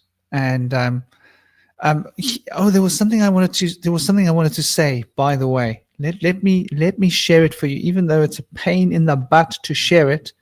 I'm going to share it anyway because it's good to share, right? It's good to share. Come on, entire screen. Yep, it's mute this while we're sharing, and allow. Yeah, Firefox doesn't give you much room.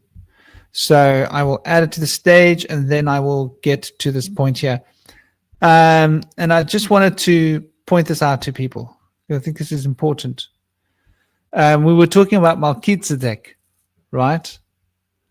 And so Melchizedek, if you look at it here, and I hope you guys can see it. I can make it a bit bigger. Let's make it a bit bigger. There we go. So here we can see now, and we can see the Malki. You notice the next letter is a tzadi. And so, it's a slang pronunciation of tzadi, because it is actually a letter for zamek, which is the sword. So it's not actually Melchizedek, even though it's pronounced like that, modern slang, modern Germany, or modern Hebrew. But if you look at it, it's actually tzedek. And tzedek also, and I thought I'd show you here, is the name for Jupiter, right? Or, in terms of the ancient Greeks, Zeus. This is something I wanted to, and so this is, I'm illustrating something here for everybody to see, right? There are these ideas about what Melchizedek represents, yeah? There are these ideas that are related to particular ideas. And when we look a little bit deeper, we see that it's not quite what it seems. So Malki, obviously, if we go back here, we can see Malki. Malki represents my king, right? And so we've got the word in English, Malaki. What's this Malaki? Well, the kings would generally cause a whole lot of Malaki, a whole lot of nonsense they would cause. They would force the people to work hard. They would take their gold, their money. They would live like kings while the people were suffering, and they would make arrangements that suited their royal families as much as it suited the common people. And so Malki is just another form of Malek, if you want to get right down to it. So the roots of the name is very, very close. And so you can see Malakim, for example. Yeah, if we look at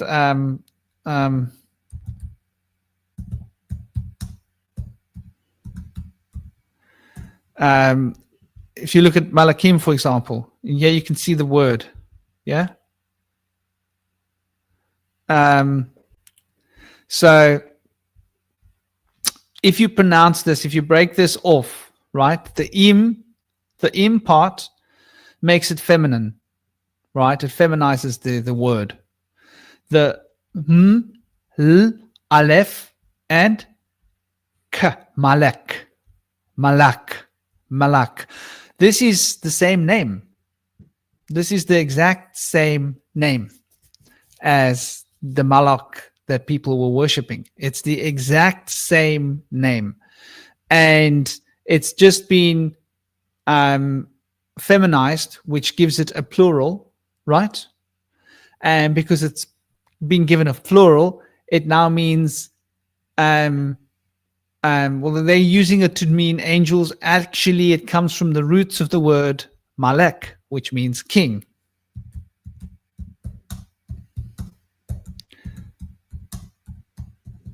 Let's show you here.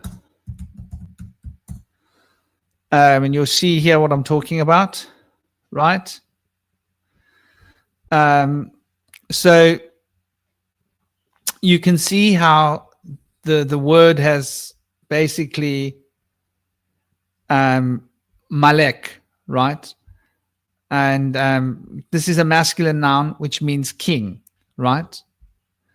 Now, when you've got that is the same letter. I just want you to understand, right? That letter that you're seeing there is the second form of kaf. It's the same letter as kaf, or some people like to pronounce it as kof. But I don't want us to confuse the kof with with this, because this represents the open hand, right? And represents the wheel of fortune, if you want to look at it in terms of tarots. And so open hand, it's Zeus. So that is Zeus, right? Zeus. That's his emblem. Jupiter. We've got which represents the divine feminine, which represents the waters of life, the womb. The womb, waters of life.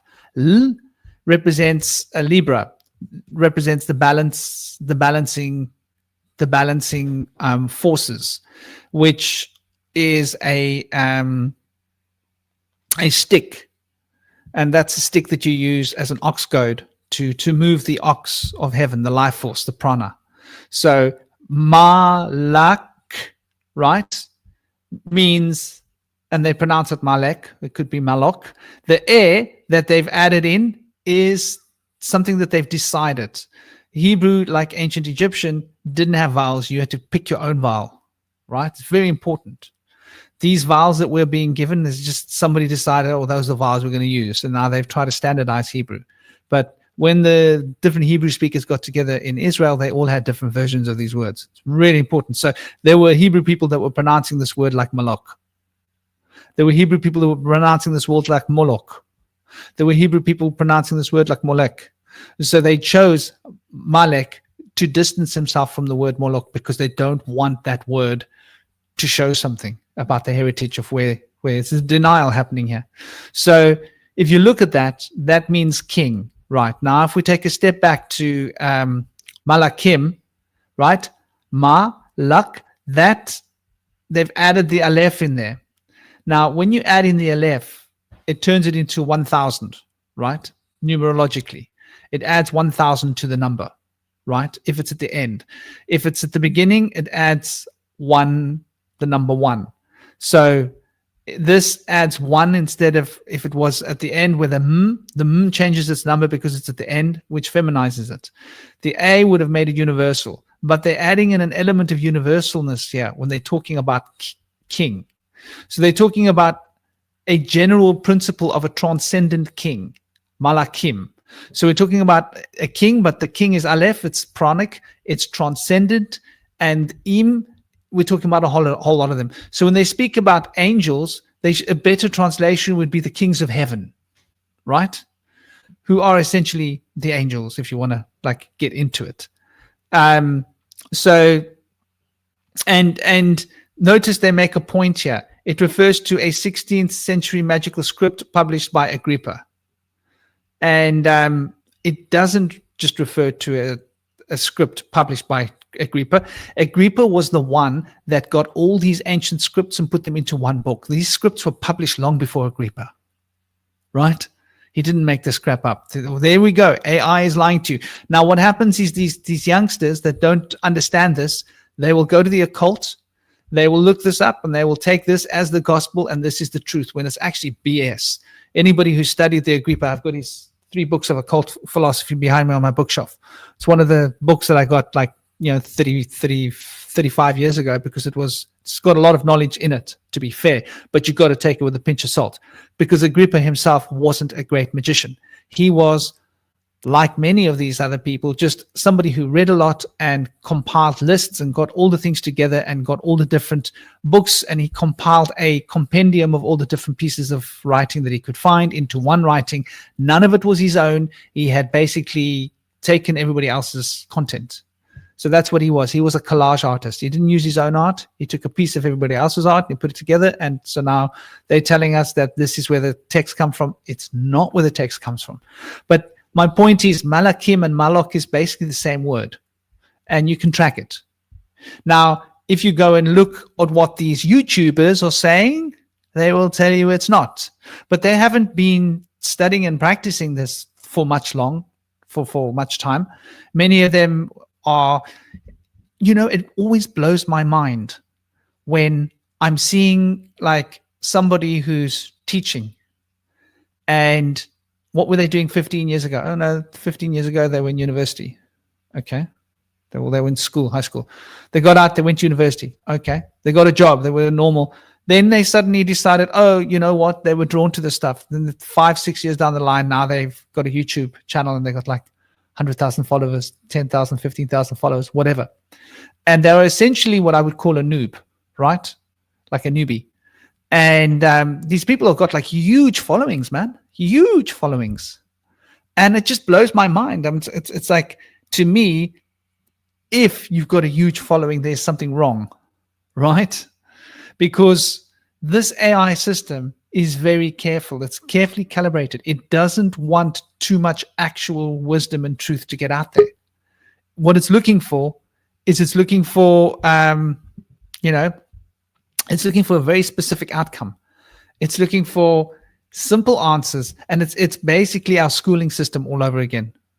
So our schooling system is like brainwash you into multiple choice. Yes, no, simple answers. That's it. Don't go any deeper. Like the Star Wars, like there's nothing to see here. You got the answer you were looking for. Now move on.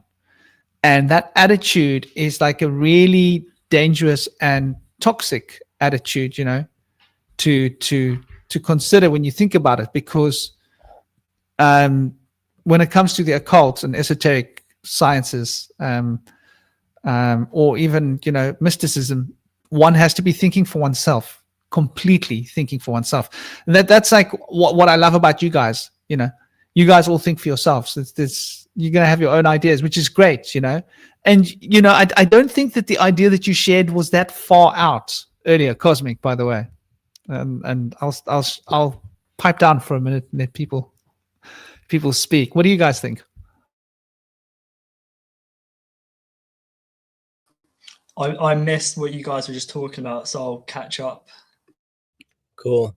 Yeah, I think that's fascinating. I knew there was a connection there. It sounds like so similar, almost as if they took Melek and they put Chized in there, and like Chesed, and they basically merged the older name with like a different name, kind of like Abraham was originally Abram, and they put the Ha in there, and they say that Yeshua became Yahushua in a similar way.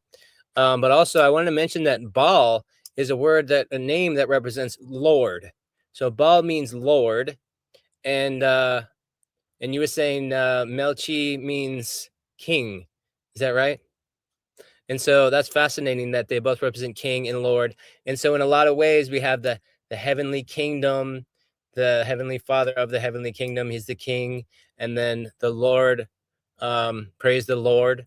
So they're still calling him Baal, the Lord. They're still calling him king. And then we have Jesus was the king of the lost tribe of Israelites.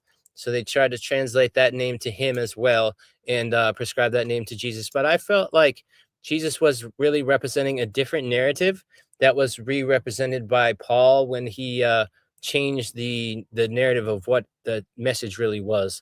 But a lot of people are familiar with the idea of the body being the temple, which was the teaching of Christ and not the institution of the church.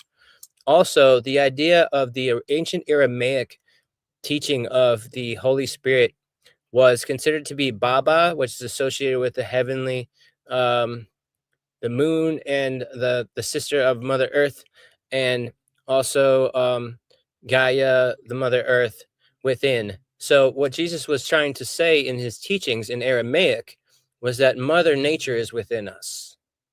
It's very different than the Heavenly Father is within us.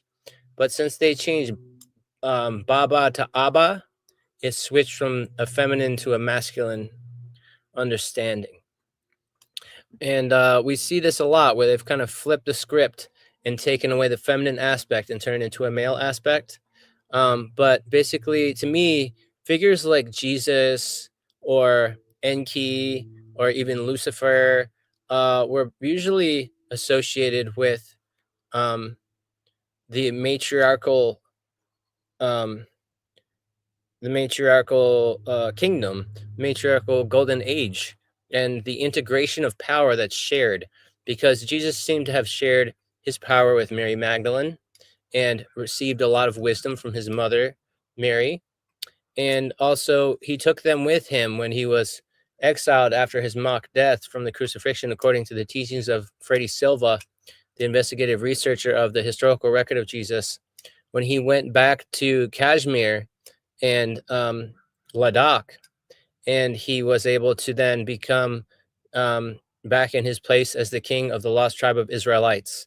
where he wrote the book of Isa and is buried in the shrine in Rose Ball.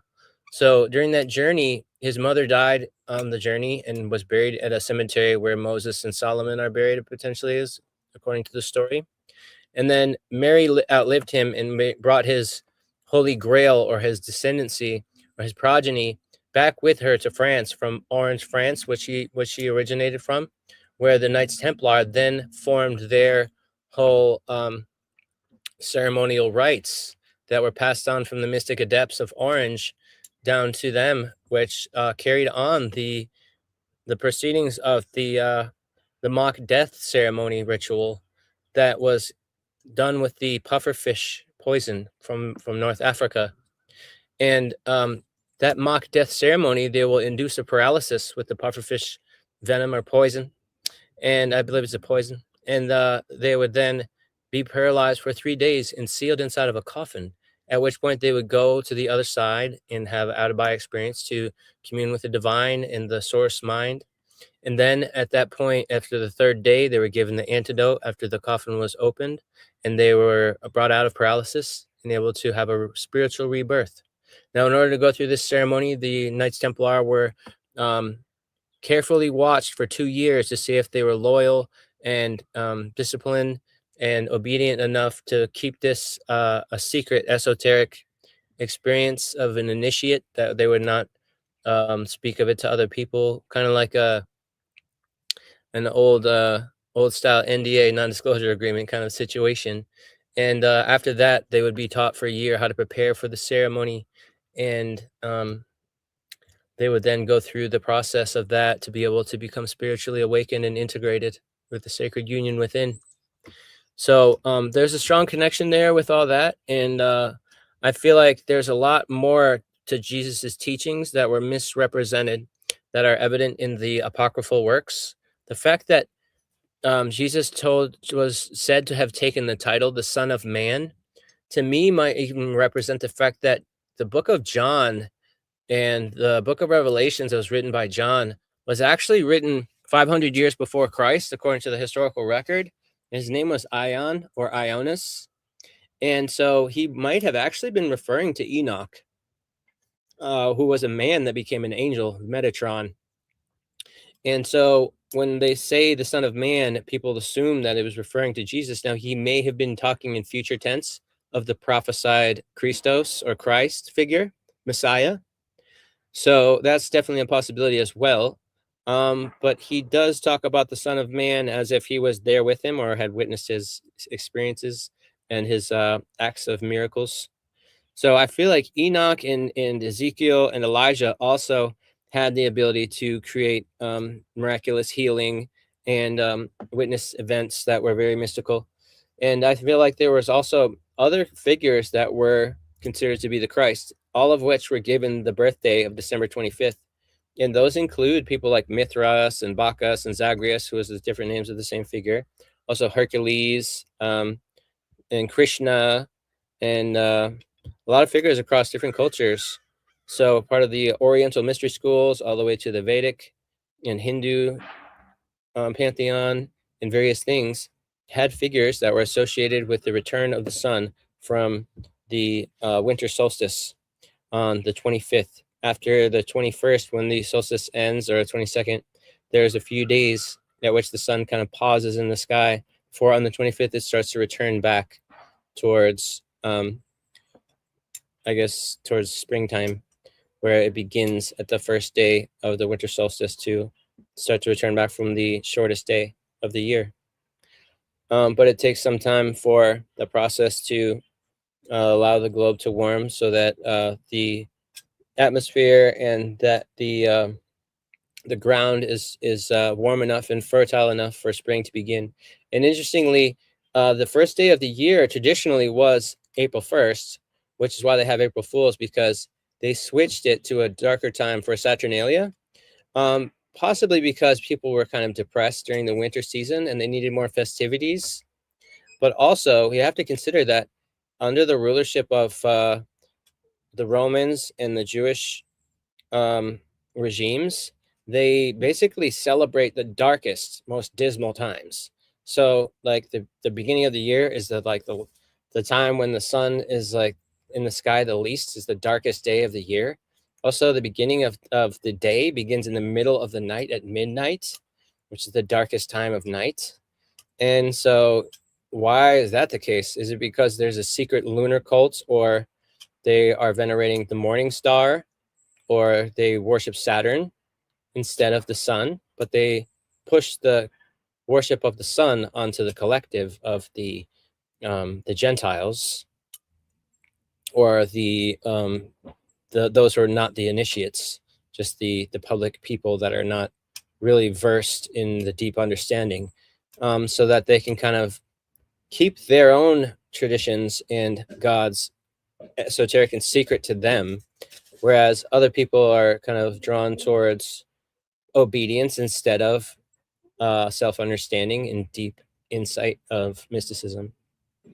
So it's something to consider about all those things, but I always like to look at the paradoxical aspect of it, in the sense that they may have been also trying to help the people become more jovial during dark times so that they would have more festivals. Although, interestingly, Saturnalia is very similar to the rites of Asherah, where there was like orgiastic rites in order to increase the fertility of the crops. But of course, Saturnalia was occurring during the winter time, so it was not in order to receive the fertility of the crops then, although it may have been considered to be something that would then boost their season in the coming spring. But just something to think about. Anybody else got something to go on? Yeah, I want to mention at the start of your at the start there, you mentioned Lucifer, and I can't help but think Lucifer's always been seen as a he, as a masculine. Well, if Lucifer means bringer of light, then that would be water, which is a feminine energy, because water carries the light and it brings light into the realm. If you have water and a frequency, it creates light. That's the oldest story there is. The Enuma Elish, the dark waters, and then God spoke, spoke or whatever. It's like, yeah, as when there's a frequency in water, in the pure potential, then you have light. So I always see Lucifer as not a masculine energy, but a feminine. And to me, that makes sense that Islam would use the crescent moon and Venus, because both of those are feminine archetypes. The crescent moon would represent the different phases of the moon. And then Venus, I believe, would represent the more internal realms. So that's both the kind of feminine energy. Whereas the opposition would be Israel, modern day Israel, that is, who just bombed Iran today. It's like they're trying to wipe out Islam, and Islam's become first off, it sounds like Islam, so you could say it's the lamb being set to slaughter. And I do understand all these religions have been corrupted, but earlier, Cosmic, you mentioned anti-Semitism. Like, the state of Israel are the biggest anti-Semites there are, and it's funny that anti-Semitism is always spoken about Jews. Not that Jews and Israel are one and the same. It's the state of Israel, and I need to make that clear. They are the biggest anti-Semites there are, because they're giving Jews a bad name, and they're trying to wipe out the rest of the Semites. So just onto what you guys were talking about earlier, which ties into this death cult, is that children are being scapegoated now. The energy of the elite at the time of Moloch in the age of Taurus, which of course is the bull, that children are being scapegoated now. Their energy is being put onto children, and they're still being sacrificed. And in the Bible, the cult that's now says Christ died for our sins are the same as the cult of Moloch or Baal or Marduk. All of those names mean Lord or King. In the Bible, it says Christ is king. No, he's not. It says Christ is the Lord. No, he's not, because both of those mean Baal or Moloch. Okay. And if you look at the Christ, because I like to look at things as not just this, I like to look at it in all its forms. And if you just look at Christ as not a person, but the Christos that is being sacrificed, the Christos is the, inside all of us, and that's being sacrificed, and people are being gaslit into giving it away, turning the gold, the internal flame, into lead and giving their essence away in so many ways. And the artificial, mechanical, whatever the fuck it is that's leaked into this realm that people call God. And I would argue that it's the same energy which was around in the age of Taurus, the age of Moloch. It's the same energy which has been lingering, but it's not yet been able to come into form because the energy wasn't right. And we're seeing it rise up once again now with the continued sacrifice of children, people sacrificing their children to technology via the blue light that's on screens. And there's science to back this up, that the blue light on screens pulls out your light. First off, it drains your essence. You're literally giving away your internal flame, your spark, and what's coming back into you is a kind of reversed false light of knowledge. This is where we're at today, with people using technology to gain knowledge and wisdom, and at the same time they're having their essence taken from them, that this kind of false light is being put inside of them. So there's that. I'll bring it back to water as always, because I can always add water into the conversation, that we're water beings and we have water on our eyes, and that this blue light doesn't just drain our light, our essence, it literally dehydrates us. It dehydrates us spiritually, it dehydrates us on a molecular level, on a cellular level, and it can literally cause blindness. Blindness because the blue light is bright, and also this blue light causes trauma. When we're looking at this blue light all the time, what's on our news feed? It's like constant bombardment of trauma. This can cause blindness and damage your eyesight. So this blue light affects the plasma in our body as well, which is what hydrates us. And this ignorant energy or egregore that's been leading us, like the blind to blind, that's the ignorance of the field. And the field is the plasma. It's the space all around us, which is the infinite potential that people aren't tuned into. They're just focused on the 1%. They've been atomized, and their hearts have been caged and minds enslaved. And they think that this realm is a tomb, and that's an absolute con. So I just wanted to bring that up with this cult of Moloch, Baal, Marduk, whatever. It's the same essence. And with Enlil and Enki, whenever I hear those names, I just always, the two brothers, the two twins, I just always think Enki is associated with water and the earth. Okay, that's a feminine energy. I know they're two brothers, whatever. Forget about that. Let's look at the essence.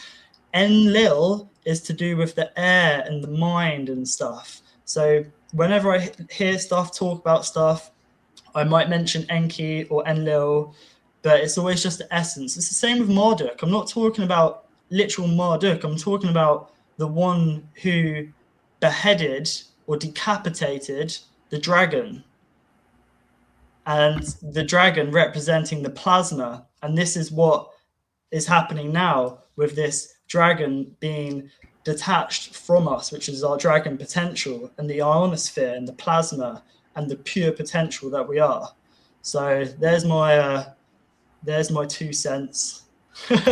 Yeah. I was actually I think I have a sort of a thread in my mind where I can kind of connect the Bible and AI sort of together, because one thing I'm starting to realize about, I've been spending a lot of time just watching sort of YouTube channels, just sort of talking about the actual historical accuracy of the Bible, just thinking about it in general.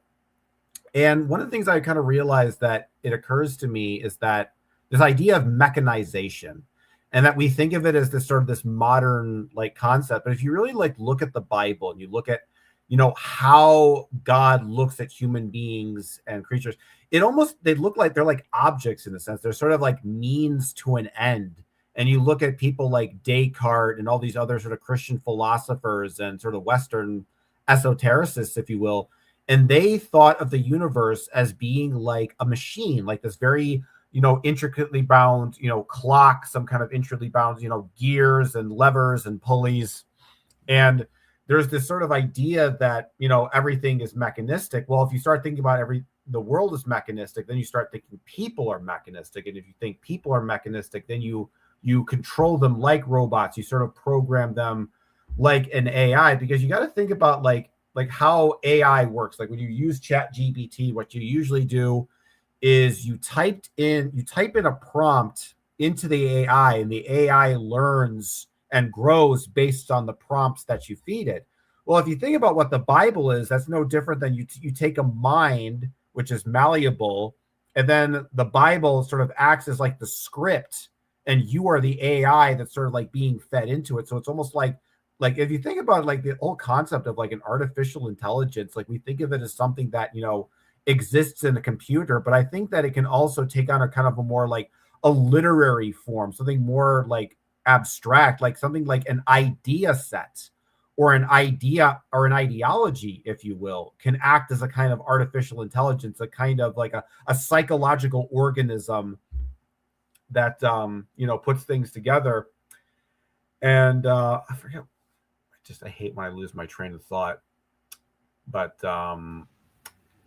yeah, that's what I would say on that. Well, I've got a little bit of a weave here, and I think it's quite relevant. I'm going to share a screen with you guys, and let's go down a little journey here. So, okay, we're looking at this tarot card fundamentally, right? We're looking at this one.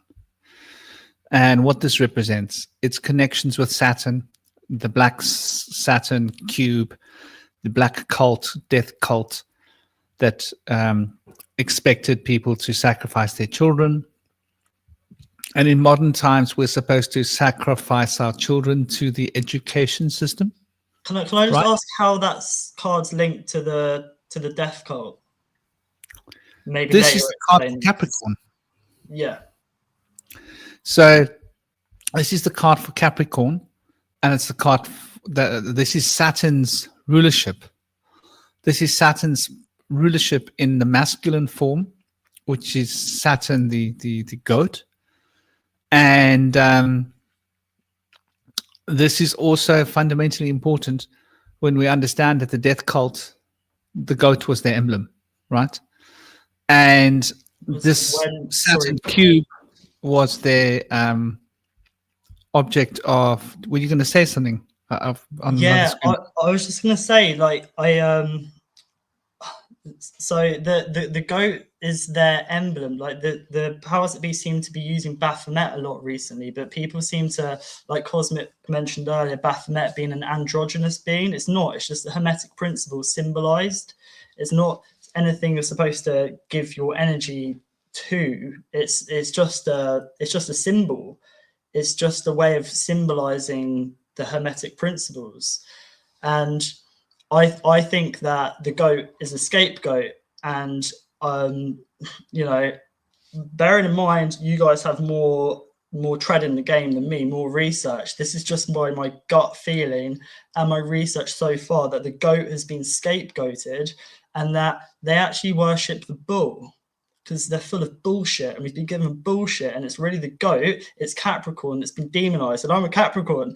So this is why I feel this deeply, because I probably have some pull there. But the thing is, people have been detached from Saturn. People say it's Satan, and the powers that be, they use the cycles of the moon. They use Saturn because it's the planet of time and space, and it's a very powerful guardian of dimensions. Why would you not use that?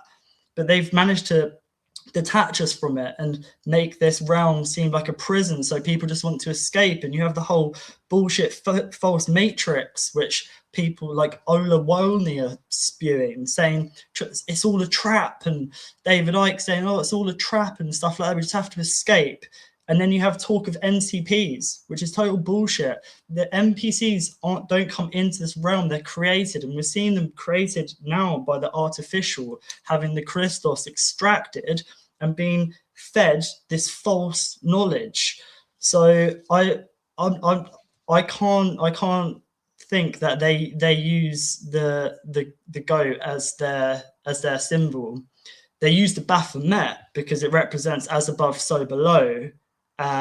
It's the 7 Hermetic principles. I think this is a powerful symbol that the Knights Templar were possibly using, hence why they were tuned into the Temple of the Night, the subconscious realms, and they were able to build all they built and distribute, gold safely. And then now what's happened is we've gone from gold to lead. We've been led down this, we've been led off track, off path. And the Knights Templar are demonized, and the goat's demonized, the snake's demonized, dragons are demonized. Everything that's demonized are things we should be tapping into and we should be using. And I think that all of these things that have been demonized, they've been demonized for a reason. And there's a reason why Baphomet's been shown around all the time. People have been even calling Baphomet Baal. That's how ridiculous it's got. Baal is the bull. Baal is bullshit. The Lord, the King, isn't outside of us. It's in ourselves. Tet shows that. Tet, the snake in the basket, or the snake bowing down or wearing the crown, the wisdom is within. It's not found without. And they want us looking at this bullshit, and it's not. I just think the goat is a powerful symbol, and that it may represent Saturn. You see it on that card there. But it's, again, as above, so below. You see on the card, and you see the black cube representing matter, or the realm in which we're in, which we can escape from any time, but we're here to learn. So I could rant about that for ages, and I'm going to stop, but it's just got my blood boiling a little bit, because this is some of the stuff I hear and see people saying, just demonizing Saturn, when we need to be using this powerful energy. So let me clarify, and I'm by no means demonizing Saturn, but I just want to point out that the death cult used Saturn for their spell, the same way you can use the sun for a spell or Jupiter for a spell. I'm going to point out something in a minute that's actually going to Jupiter. Now, this is a really important distinction. They have hijacked both Jupiter and Saturn. Right, this is like fundamentally. I'll show you how they hijacked Jupiter. But if you look at Saturn, Saturn represents the 4. You can see with the yellow line connecting here. The 4 in its balance and harmonic phase of extension. Right, so we've got the 4 compounded by itself, the 4. So it's the 4 looking at itself and finding dynamism in its expression of 4 represents knowledge. 4 represents structure. 8 represents the dynamic expression of structure and form. 4 represents form. So the dynamic expression of structure and form, if you want to look at what that means the passage of time. So 8 represents time, Saturn represents time, the lords of time. They have used the lords of time. 8 also is a number that represents money. So what have they done? They force us to live by the clock. They had us with church bells, counting the bells every day, so we knew what to do. They regulated us with time. As children, we were forced to wear watches. We had to be at class at this time. We used to get into trouble if we were late. They were training us to be bowing to time, to Father Saturn's time. They have hijacked the forces of time and resource. Saturn represents resources, represents food, represents the green man. So Saturn isn't evil. But we've got to understand how they've used Saturn in order to free ourselves from the psyop magic that they have cast upon us. So if somebody comes at you using Saturn magic, you need to understand the Saturn magic in order to get out of that fix, if that makes sense. So the Saturn represents money. And money is an extension of representing the resources, which is food. So they have taken our resources and controlled all of our resources and all of our money using corporations, right? Corporations are groups of people that are contracted. Contraction is the principle of Saturn. The most focused form of contraction that there is symbolized by the goat. The goat represents contraction, the way it contracts all of its potential onto its hooves. The goat's hooves has got an incredible amount of pressure per square centimeter, right? In the way that the hooves work. They got very, very powerful little steps. And you watch if a goat walks, you can hear those little footsteps from far away. They're louder than a woman in high heels. And, those stiletto heels, they're louder than that. And so there's an acoustic resonance that's generated when they walk, actually, which is quite interesting. But so these snavers have taken the principle of time and the principle of money. They forced us to sell our time for money. That's so Saturnian. Now, the number 8 perfects itself and manifests itself in its most perfect form in Capricorn. And that's externalizing in terms of worldly material side of itself, the masculine side, which is a material outward. The inward side reflects itself as Aquarius, which is going inward into an inner journey. Saturn is about mastery. It is a planet of mastering your surroundings. On the masculine spectrum, Capricorn specifically. So they have forced us to go out and strive to master our surroundings. Now, the goat is also a symbol of hardship. And the reason it's a symbol of hardship is because the goats will persevere no matter what. You can't stop a goat. So they want us to be channeling that force of stamina that I was talking about earlier in order to make it through their work day, right?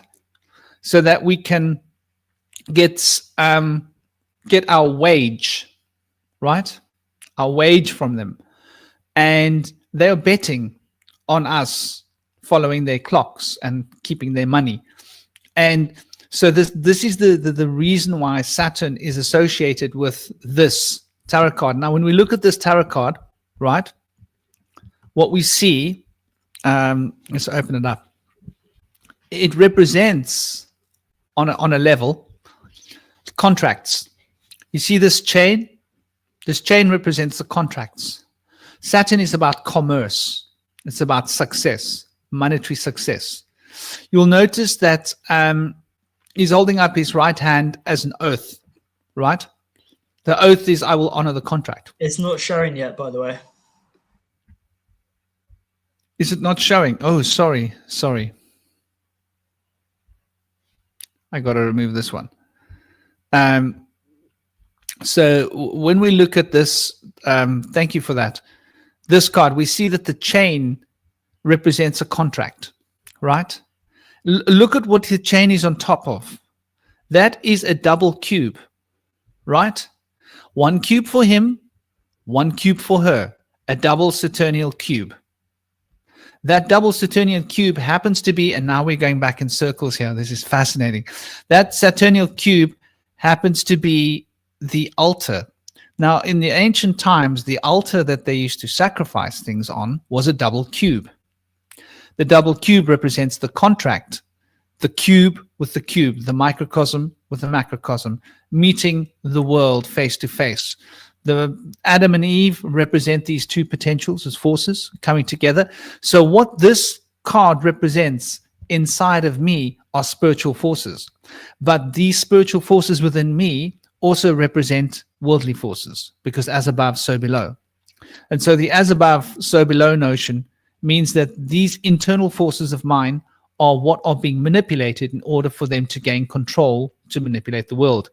And this card representing mastery is representing them having mastery over us. So they are using this power of the goat, which is a very powerful medicine, powerful animal, to keep us in our position. Now, one of the powerful tools that they've used is religion. And when we start looking, so this is the Saturnian side of it. Now, what have they done with Zeus? Okay, so we're going to go back to this Melchizedek now. Very important, right? So Melchizedek, right? The king of righteousness. We were talking about this now. And as we know, Tzedek, as I pointed out before, Tzedek is where's Tzedek? Where is Tzedek? I thought I had Tzedek here. Tzedek is the name of Jupiter, right? So understanding that is understanding something quite sort of fundamentally important. So we're talking about Jupiter, which is Zeus, right? Now, when we look at this, Melchi, the word, is my king. So what we're looking at when we look at the word Melchizedek, right, is Melchi, which is the root of the word, meaning king, which is Malak, or could be pronounced Melek, or could be pronounced Moloch, right? Because traditionally the vowels are not there. You must place the vowels, and the vowels have inflection. Changing the vowels changes the inflection of the way that the word is being used. In the old Phoenician Paleo-Hebrew script, there were no vowels. And there's a very powerful reason for this, because the vowels carry the spiritual essence. And the spiritual essence is the astral essence. So these consonants carry the etheric being elements, and the vowels carry the spiritual astral essence that gives the energy of movement to animate these etheric consonants. This is how this language was structured. So it's really like a coming together of the astral and the etheric. So Melchizedek is the king of righteousness, right? And righteousness represents the law, right? Represents justice, right? Law, order, and righteousness. But hold on.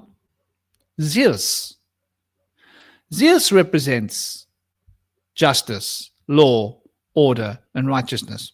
Okay, interesting. That's what Zeus represents, which is Jupiter, which represents the forces of expansion. But now we see that the word Melchizedek has literally got the word Tzedek in the second half of the word, right? So where did I put Melchizedek? There we go. So now, when we look at Melchizedek, if we look at it in terms of like the stories related to Melchizedek and what's actually, he's a historical human priest that points towards eternal life, the eternal priesthood and kingship of the Christos. Okay, that's how they say it in Christian theology, right? But when we look at the name is breaking down to represent Melchi, like the king, and Tzedek, which is Jupiter, which is Zeus, right? So we're talking about the king is Zeus, Melchizedek. That's what it means in actual language, because you've got the name of a planet, the same way that Saturday means the name of the day of Saturn, because it's literally got the name Saturn in it. Tzedek is literally the name of Jupiter. There's no dancing around that. But if you were to go to a Google and ask it, they would say that Melchizedek doesn't have such a relation to the Christos, right? Now, let's take a little walk into the Christos, right? If you ask an AI, it's going to tell you that there's no real connection between Christos and Mithraism, the Mithrais tradition, right? However, Christos, the word, is literally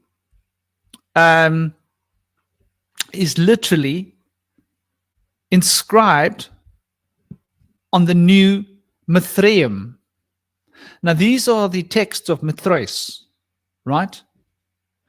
And Mithras is the one who slays the bull of heaven.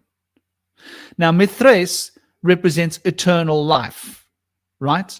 Another thing that you let's see, Mithrais is related to Zeus. Let's see how AI handles this. Yes, in context of the Roman mystery cult, Mithrais is related to Zeus, primarily through syncretism. This is what they say, which is exactly true, because everything is synchronous, right? But I'm going to take you to another step. We're going to go a step deeper. So the Mithrais is related to Zeus. Zeus is the king. So you can see these words, the etymology of the words are pointing at the exact same meanings. And I had more. What did I have? Okay. Now, the Greeks got all of their information from the Egyptians. That's what it says in the Greek texts, right? That's what they claim. Alexandria Library was where they got their ancient knowledge from. Now, you'll find that prior to being related to Jesus, right? Christos was related to Mithras. And prior being related to the Mithras, synchronicism, was related to Osiris, right? In fact, Christos is an old title of, believe it or not, Osiris. Now we need to deep dive into this, right? So Osiris, right, is, and here's where it gets interesting, the one in the Egyptian law that was resurrected. He represents perennial life, eternal life. Osiris and Christ and Mithras are the same thing, right? And it's so obvious. Literally, the name that we call Jesus was taken from ancient Egypt, and it represents Osiris, who, within the context of the afterlife, is the spiritual symbol of eternal life, right? And he is the one that is fundamental in ruling over the lands and the fundamental judgment, right? Now, what does it say in the Bible? What does it say in the Bible? It says, it says in the Bible specifically that you will, let me remove this off. It specifically says in the Bible that you will be judged and that Christos will be sitting on a throne judging you, right? Specifically says, like he's the only one pure enough to pass judgment, right? It speaks about him on this being this on this great throne. So if you can see the connections of the words, that means the Christos that we're calling Jesus is the same Christos that was related to becoming a good and perfected human being, right? Which relates to the anointed oil of the Kundalini arousal, which is a big part of Mithrais tradition. And we can see this being repeated in the ancient Egyptians. So it's absolutely synchronized. They took the ancient Egyptian law, they re-embodied it. They took some of the lore from Mithrais, came from, I think it came from the Phoenician direction. It came from the Persia. Yeah. They took the Persian deity of Mithrais. They mixed it up with the ancient Egyptian Osiris, representing eternal life and resurrection. And then they repackaged that again as divinity, as Christos. So what they've done is they've given us two options, plan A or plan B. Zeus or Saturn, Jupiter or Saturn. The Jupiter represents expansion.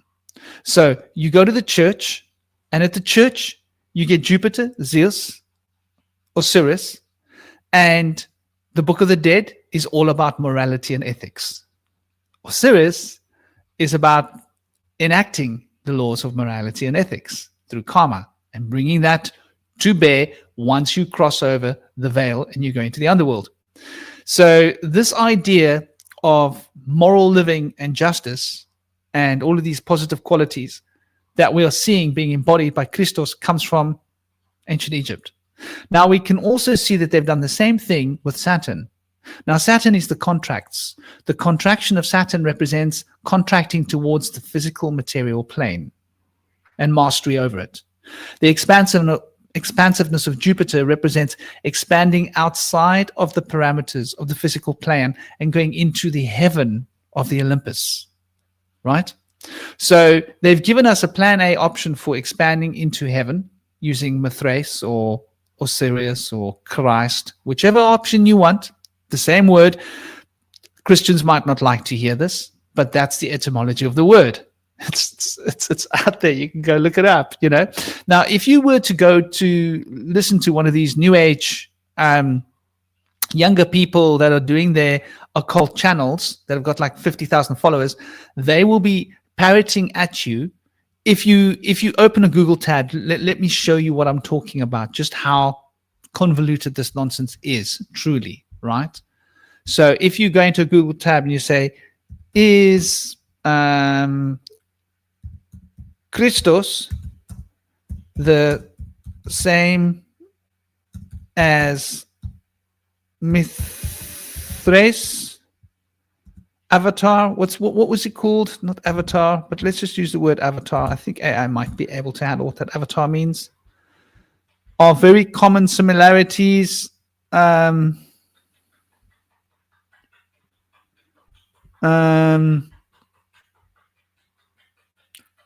So now they're coming and they're telling us it means anointed, right? Which it does, but it's, you know, there's more to that. It actually means to be good, right? So they're throwing Latin at us. Now, actually, the Christos is, this is how they confuse us. Is an ancient Greek word, right? Latin was invented to confuse us, right? So Christos, ancient Greek word, original Greek meaning. You see how they try and throw you off the bus, right? And so we can see here that we're dealing with pretty much the same idea, the Messiah. Now they're telling us that this is related to Christ.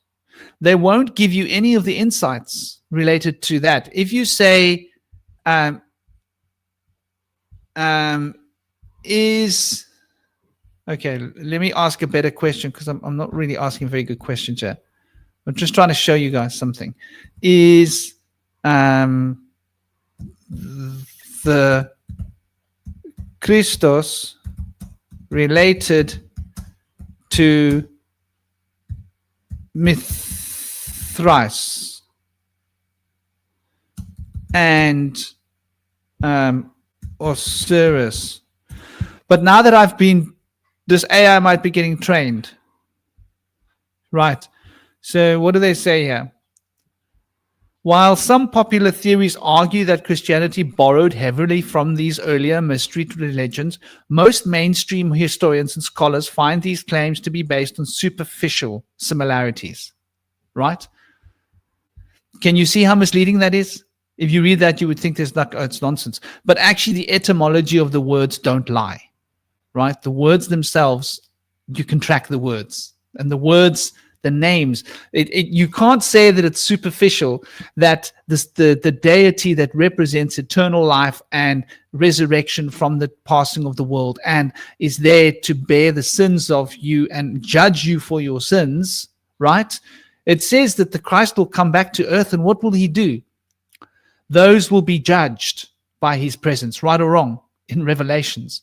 He will return to earth, and those on earth will be judged, and those not worthy will be reaped from the earth like corn, right? And he has come to, what is what is the thing they say? He has come to separate the flack from the, you know the saying I'm talking about, right? The wheat from the chaff or chaff. That's his job. That's Osiris's job. That's literally Osiris's job.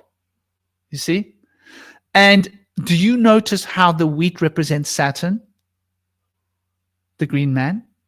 So they are playing with these two poles, and they are using these poles to generate force and power. And that power they are then using against us. And they are catching us on the physical plane with the money and the control and the law of Saturn. And then they're catching us with the morality of Zeus. And they are catching us from two different angles. Basically, it's like a war on two fronts. So if they don't get you with the money, they get you with the spiritual argument. And so that's basically where I'm coming from, that, you know, they are using Saturn and Zeus, Jupiter, in this war for our minds.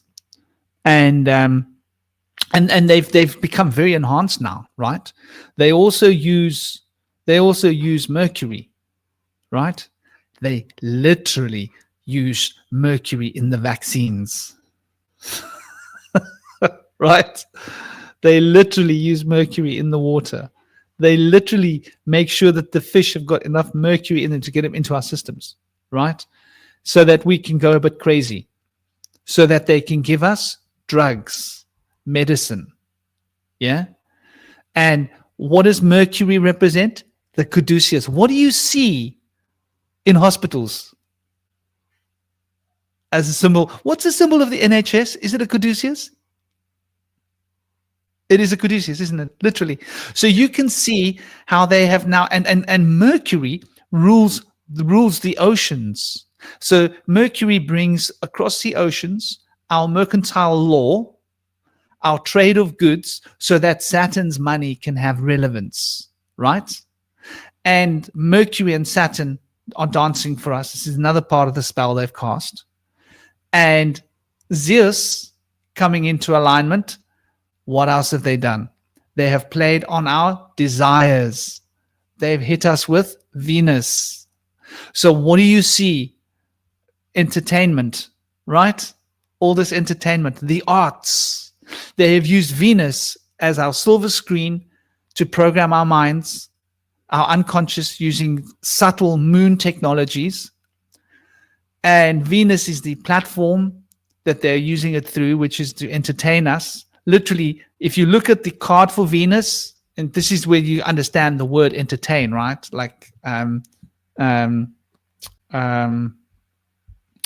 me show you what I mean. So if you look at the card for Venus, for example,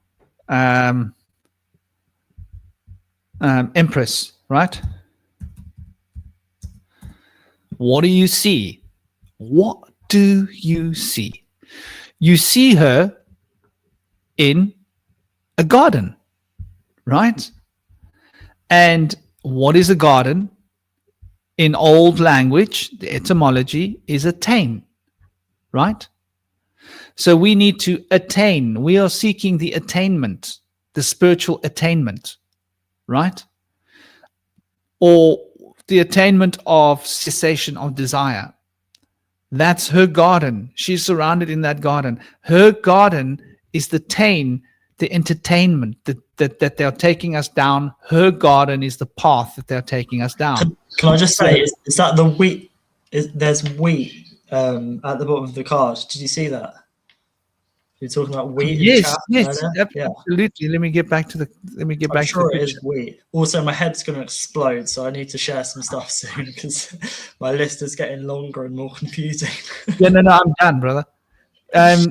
So yes, I mean, she represents all the good things in the abundance of life. Lakshmi Devi, right? Sorry, I forget now. When I move back there, the whole screen follows me because I'm on this.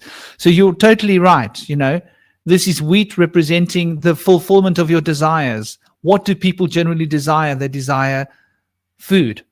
They want to have enough food. She's got a lovely chair. She's got lovely gowns. She's got nice clothes. She's got wonderful jewelry. You know, there's an abundance behind her. There's lots of fresh water. Her life looks pretty beautiful and easy, doesn't it? You know, that's what we're running after. What, can you leave that card up a second? Because I just want to, Yes. if you can, I just want to add with entertainment and sitting down and being comfy, and then there being wheat. When I hear wheat, I think of bread. So when I think of entertainment and bread and circuses and just being comfy, and then that's what most people are doing. They're just sitting down in their chair, in their throne at home, watching the telly, eating bread, you know, and that's how they've entered and tamed our minds and trained our minds and trained our minds. I've got a little list of stuff to go through here, and I hope it makes sense. Because as you were talking, I hope there's more sound coming through, all right? Because I've got headphones, so I sound weird to me, right? So you say Mithras slayed the bull, and it's interesting because straight away what came to me was Theseus, Jesus slaying the Minotaur, and Mithras in the name, my thrice. Hermes Trismegistus comes to mind, thrice initiated, and mithril and mythology and my theology being related to this Mithras, this thrice, my thrice initiated through the myth wheel. And then also Theseus being related to Zeus or Deus, and there's so much I can weave on that to do with Deus, which is God, and Deus, which is the sun, which is, you know, the giver of life and God to sun. And then dice and casting our own fate as well, and to die, to change and cast our own fate. And this is what being thrice initiated, this is what the myth wheel is, learning to die, learning to shed our skin and take the journey inwards, not sitting on our throne on a sofa eating wheat, bread and circuses, but, you know, being impressed with the mythology of my theology, of the story of us and our ancestors, what came before. And also there is the, I've got to see some of my notes here don't make sense.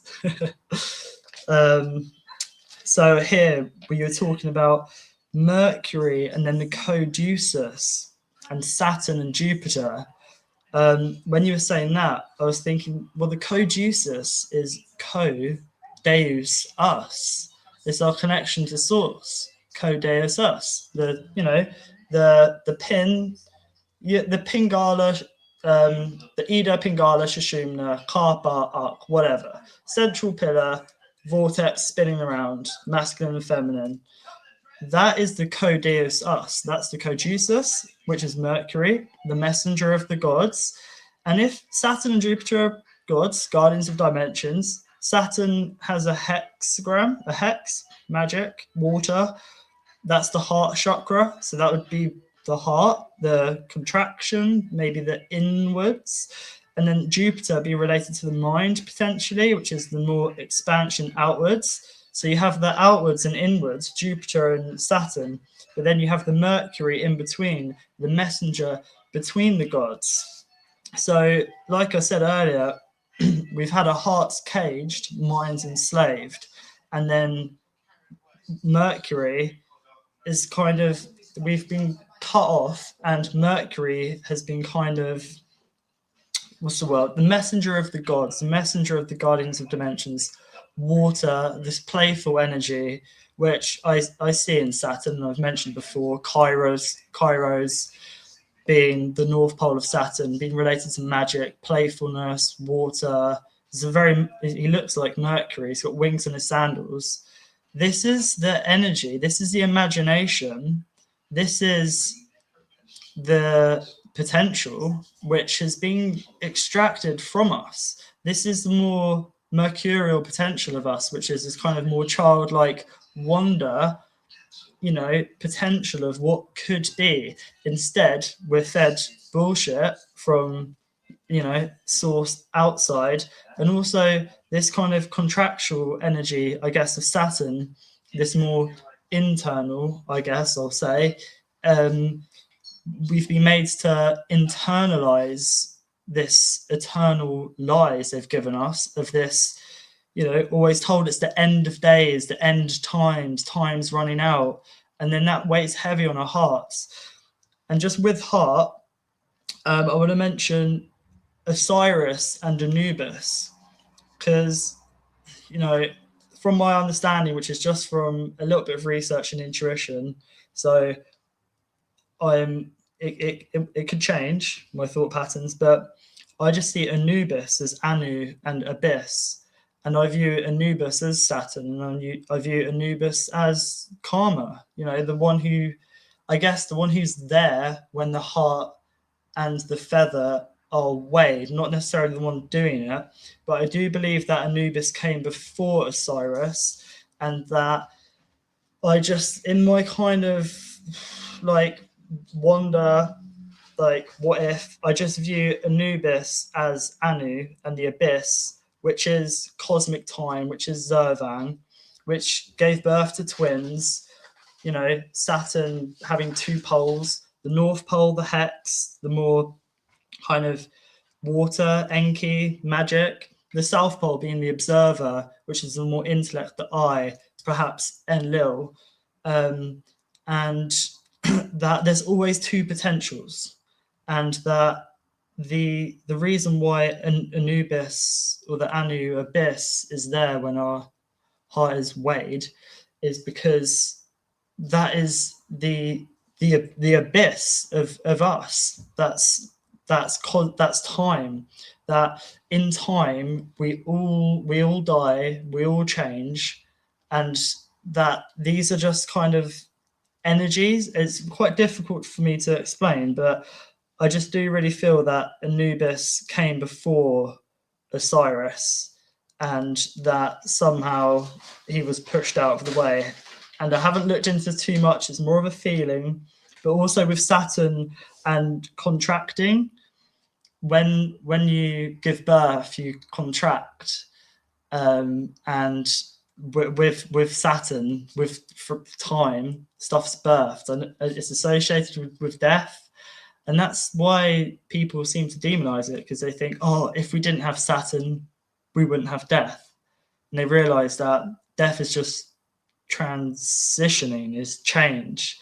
And this is how people have become stuck in not wanting to change their perception of things, because they don't want time, because time has been given a bad rap, because we all die in time. So people are like, well, if we didn't have time, we'd always be existing, eternal.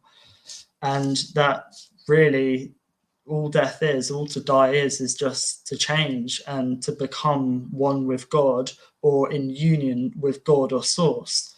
Dies, Deus, Zeus, whatever, however you want to say it, this energy is all it means, is just to change.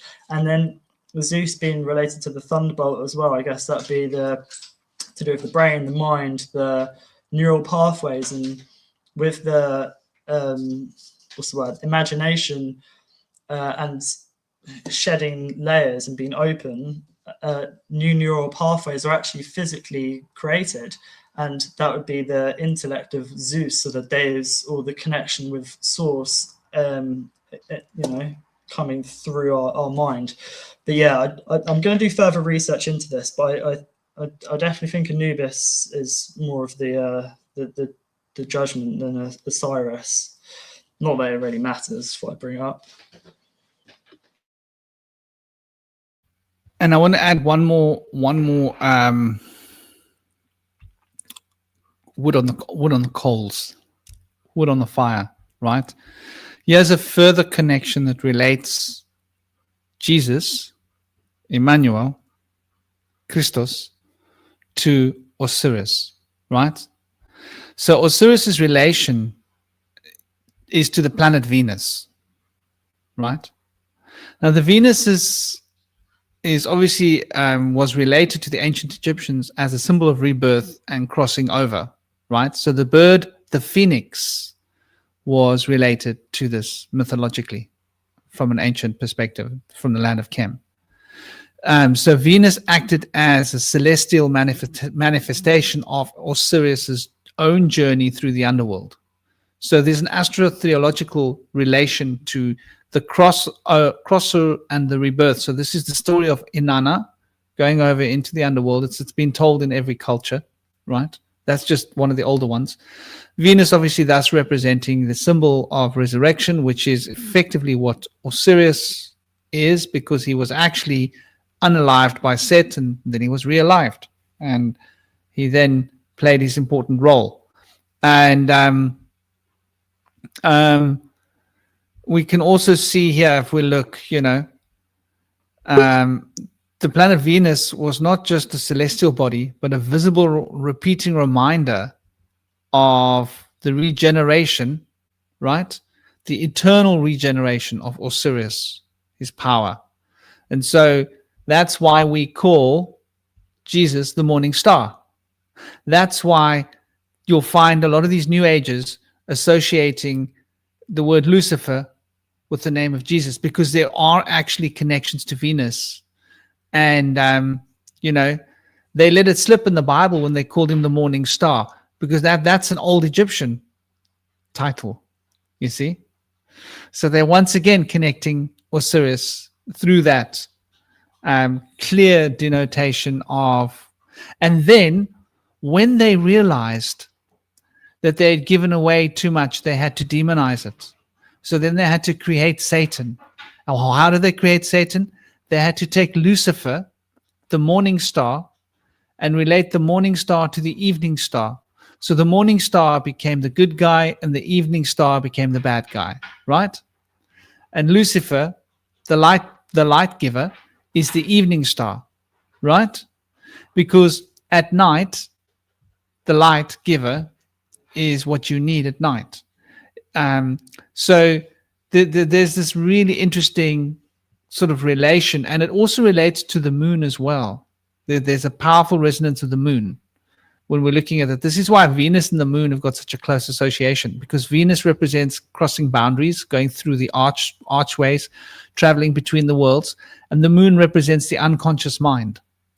So when you traveling between the worlds, you have to travel through the sphere of the unconscious mind, because that is really the story. Are you guys all with us? Oh my gosh! So the chat has been. I thought the chat was like completely. I didn't know there was chat happening. I see there has been chat happening. Chat's been going on all the way till now. That's really interesting. My chat didn't show any new chat, and now that I actually went and clicked down there, it popped up. So that's an issue with the Firefox. I see. I thought like people were just like not chatting, that they were all just like sitting and eating. They're just all eating at the same time or something. Everybody's making tea or whatever.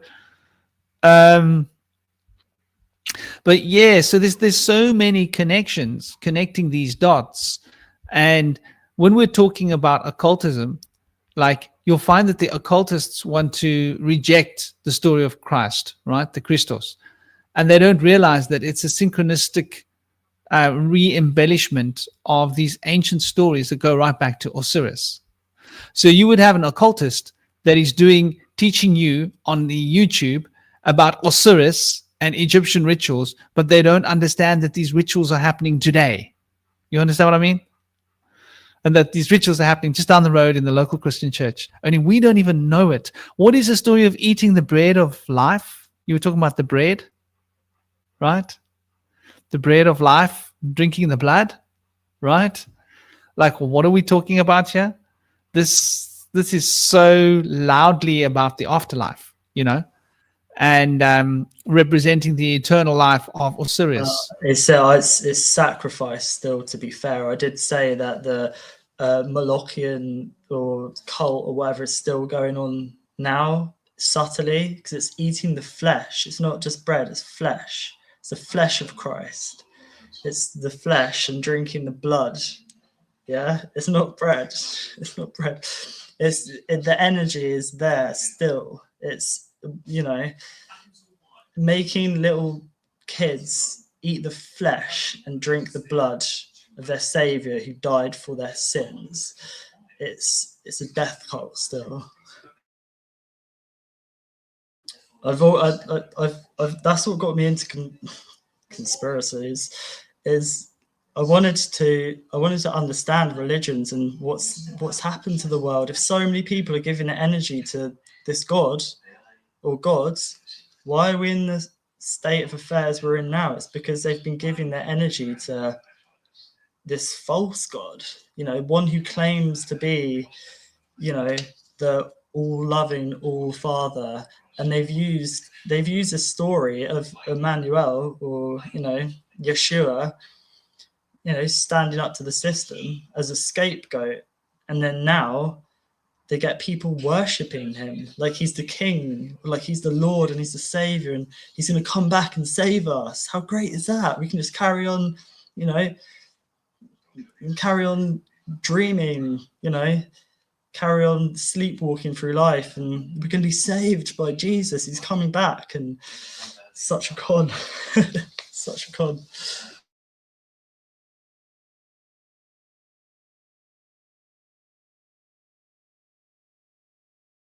You were talking about wheat, right? So here we can see wheat is a symbol of Saturn, right? It's a key symbol of harvest and agriculture. So he's depicted with a sickle and the wheat to represent the sowing and the reaping, right? Now, do you see what I'm talking about? The spell is weaved between Zeus and Saturn, because we are calling the name of Zeus, but we are relating him to Venus, but we are eating the body of Saturn,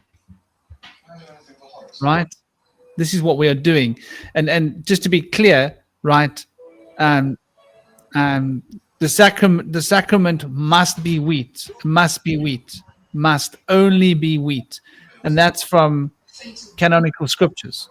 So it's really important. It can't be made out of a rice. It can't be made out, I think in the Jewish time, it was, what's the other Saturnial thing? What is it called? The rye flour. I think the Jews would have done that with rye, but the Romans did it with wheat, because they related wheat to their deity Saturn. So when you're eating the body, you're eating Saturn's body. You're being forced to eat time and take in the concept of money and time and power and control, which is what Saturn represents. So they're sort of forcing you to eat the sacrificed god. And who is being sacrificed? Set is being sacrificed. He's being set up. Yeah? And now we are here thinking that Set is the evil guy. He's the bad guy. We're being set up, and now we have to eat the sacrificed god, which is Set. And that's basically, so it's like the way that these manipulative sort of hooligans have played this religious narrative over our heads is 100% pure occult. 150% pure occult. Cosmic's been very quiet.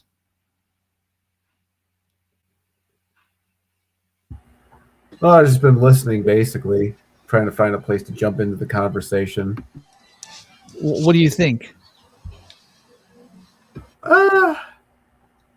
About what specifically? I feel like there's been a lot of stuff we're talking about here in terms of I kind of like was sort of like zoning out there for a second. About the Eucharist and the fact that they're sacrificing Saturn's body and forcing us to eat it.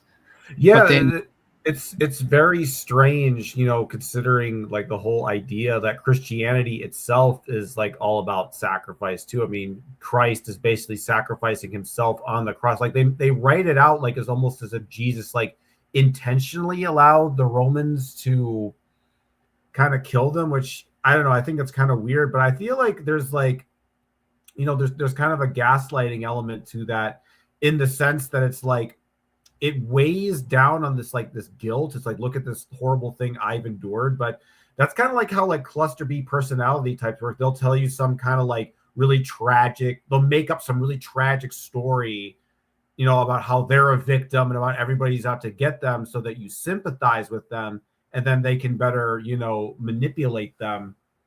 And I always kind of felt like, even as a kid, like it was just so like, disturbing, like seeing like, you think about like, if you were like an alien and you like from some Star Trek universe, right? And you came to Earth and you saw that what they were worshiping is a man with nails in his hands and his feet. You were like, oh my God, what is this like dark, like heavy metal, barbaric, like nonsense here? It's like, it's so like, there's always that sense of just like, dread, because it's like, because I think the other thing with Christianity, and I think it's humanity in general, it seems like it's this idea that somehow guilt fundamentally makes you like a more compassionate person, that if you see yourself as horrible and sinful and terrible, that's the only way you can really redeem yourself. But I find that in a lot of ways, guilt doesn't really make you a good person. It just makes you a more compliant person. Like, you're going to follow the rules and you're going to, do what's need to be told, but not because you actually care about, other people, or you have a genuine empathy. You just don't want to, you just don't want to get punished, and so you never really learn how to be compassionate in a genuine way. You're just kind of in the sense of like, it's like, if someone tells you that you look handsome, but at the same time, someone else is pointing a gun to their head, do you think that compliment is genuine? Obviously not. And it's kind of like how I feel with like, religion in general. And I know Christianity is not the only one that does it. It seems to be evident to pretty much all religions, is that, using guilt. And to me, Christ being nailed to a cross is like the utter epitome of that dynamic of just like, look at how horrible this is. You did this to me. Look how and you get this guilt of like, oh my God. And you think like, oh, what are you complaining about? I got nailed to a cross. Your problems are insignificant. The same way narcissists, like, you'll complain about something about your life and they'll be like, it's not as bad as what I had to go through. It's like, back in my day, I had it so much worse or whatever. And it's like, I just feel like that's such a weird, like, emotional burden. And I think when it comes to religion, like, I never really liked that sort of confusing aspect of like, oh, I know he seems malevolent and I know he seems cruel and unjust, but you just have to blindly trust that all this is going to be for your own good. And, he's going to pull back the curtains and you're going to understand why all the horrible things happen to you. And it's all going to make sense, but you just have to sit and wait for it to happen. I just don't trust that, anymore. Like, I just want like love. That's love, not this like, oh, I'm cruel and I know it's love. But it's not this like, cruelty and compassion, that this like cruelty that like it's love, but it only looks like cruelty and hate because you're sinful and you're not enlightened. And if you were enlightened, you would see that, getting, beaten with a hammer in the head is actually good for you. And it's actually for your enlightenment. And I don't like that like emotional confusion. It's like, you just want your loving gods to be loving gods, not I'm a loving God, but I act like a cruel God. And you have to trust that I'm actually loving, even though it clearly says, because like, I've always, one of my passions in life, like before I got into, occultism and other stuff, was always creative writing. And one of the main rules in creative writing is show, don't tell, in the sense that you show things through actions why something is, rather than, tell what this is. So instead of saying, this girl was beautiful, you describe like she had, hair like the golden sun and eyes like, beautiful sapphires or something. So you're showing that beauty rather than necessarily telling it. And I think that's kind of the problem with like, when you think about the Bible, is that it tells you God is loving. It tells you that God's loving. But when you actually see how the stories unfold, you get the complete opposite picture. It's like it's like, okay, the story is telling me that God is loving, so why are all these terrible things happen? It would be as if you were like watching, you know, a horror movie like Friday the 13th, where you got this guy, you know, in a hockey mask going around and killing, you know, teenagers who are, you know, having sex and doing drugs with a machete. And like, and imagine watching that, and everybody in the theater is like, oh my God, you know, the machete killer is actually the good guy. And you're crazy for thinking he's evil. Like, you think he's killed. You look at all those kids he killed. They were sinners. They were terrible. They were having, you know, sex before marriage. They were doing all these illicit drugs, and he was justified in killing those teenagers with that machete. And you would feel just completely insane. And you're like, what? This guy's clearly like a murderer, but we've been gaslit into thinking like, oh, he's actually good. And it's in the same way. And I was even thinking, like, I bet you could make an argument that a particular like horror movie villain has a better like moral fortitude than the God of the Bible if you just like actually look at it like tit for tat. Because I was even thinking, like, you think about Jason Voorhees, the guy in Friday the 13th who's like, you know, killing teenagers.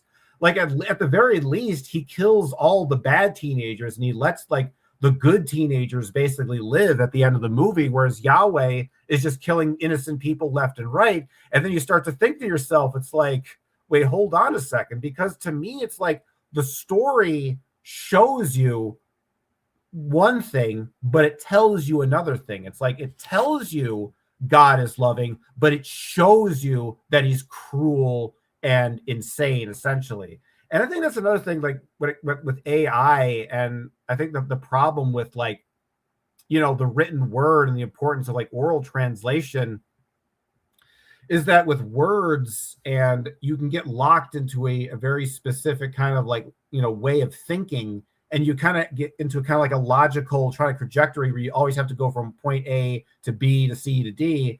Whereas when you just tell it as a story, you can just kind of like leave it up to the imagination. And then you, as the person, have the freedom to kind of make sense of that spiritual experience on your own. And like, so I think, you know, just that rule of in creative writing where they always talked about, you know, show, don't tell. I think that's just a universal moral platitude that applies to every aspect of life, not just creative writing. Has someone else joined us? I can't see who it is. Indy's it's back. Indy. Oh, your Indy's picture wasn't showing. Your picture was like Oh, I didn't see you, dear brother. picture. He's back. What was it do? You usually have a picture. Yeah. Like, yeah, it wasn't showing. So I was wondering who was joining us. Oh, let's see. Yeah, I got kicked off because my computer died, and then I recharged it. And I guess it didn't reload or something. I'm back. I've been listening in. Yeah, I love what you guys are saying. It's so wise and so insightful. You guys are connecting so many dots right now. I'm just loving it. I just want to mention about the cross, and it's got me thinking of like the news, because the news is north, east, south, west. It's a cross, and that our perception has been nailed to this cross, and we've kind of got stuck. And this news is a noose, and that people are literally hanging. Like, you know when someone leaves you hanging, you're like waiting around for them. People are literally hanging on this cross, which is the news, which is the noose, and they're waiting for a savior to return, which is the biggest psyop ever. And the psi is PSI, which is pounds per square inch, which is to do with air and oxygen.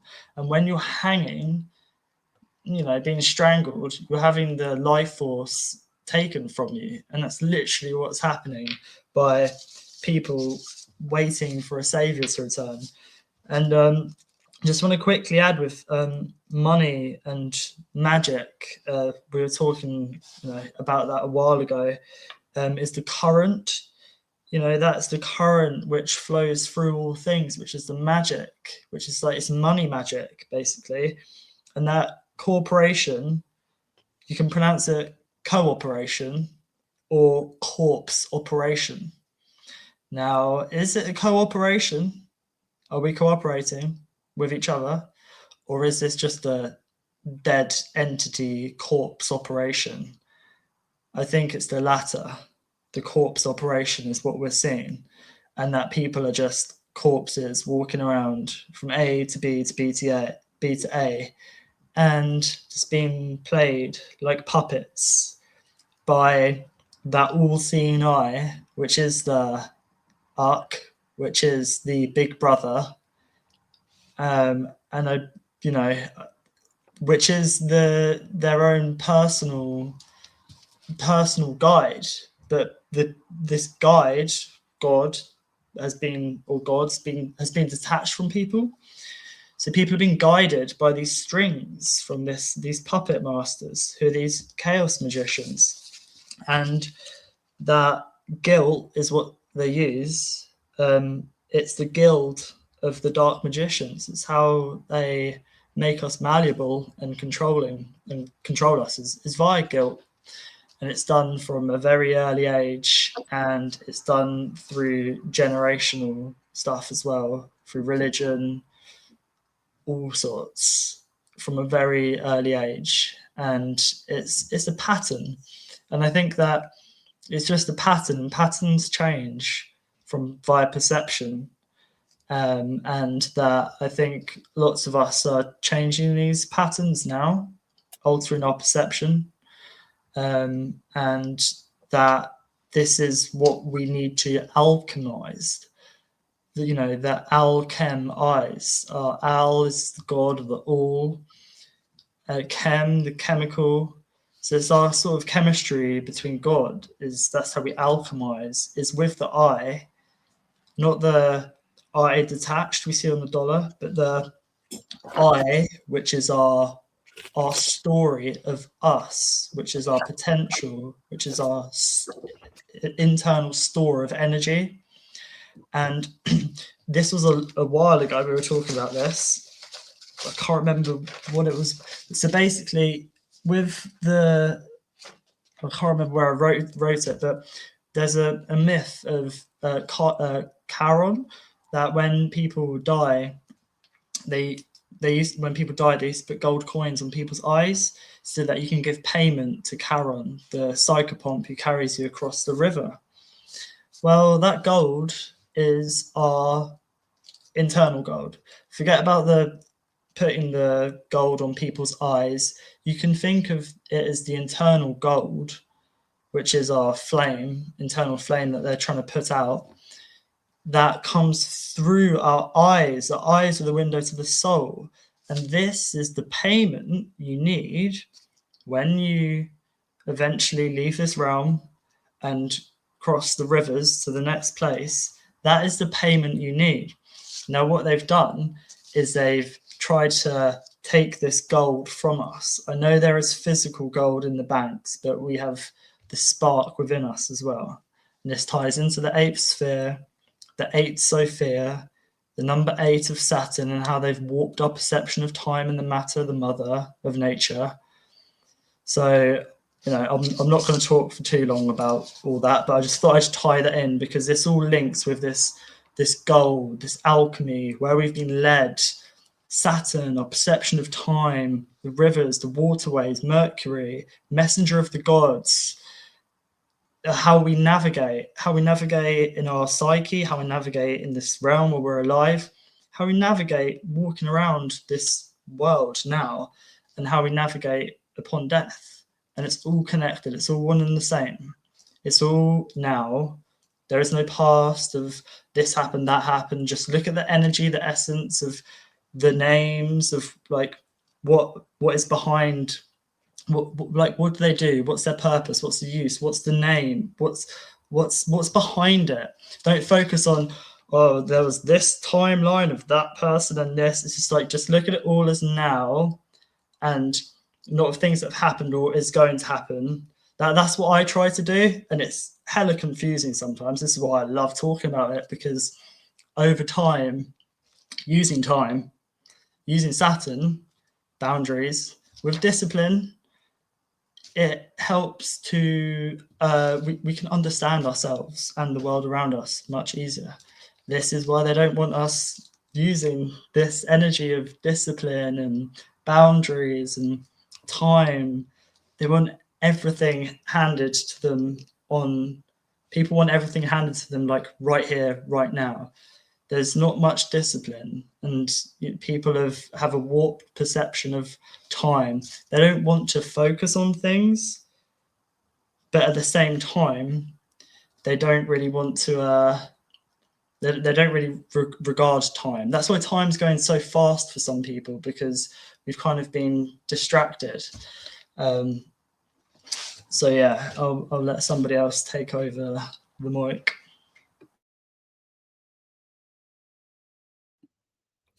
Yeah, I don't know if time really is going faster, but it definitely seems that way with the amount of distractions that they've given us with our devices. We can't hear you, Indy. Or is it me that can't hear you? Can you guys hear?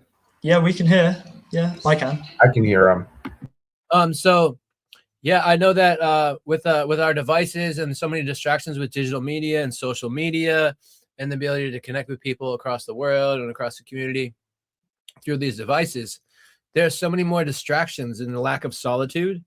So I know like a lot of musicians that are kind of losing their creative edge have been drawn to go into the wilderness in like a cabin. So you can hear me?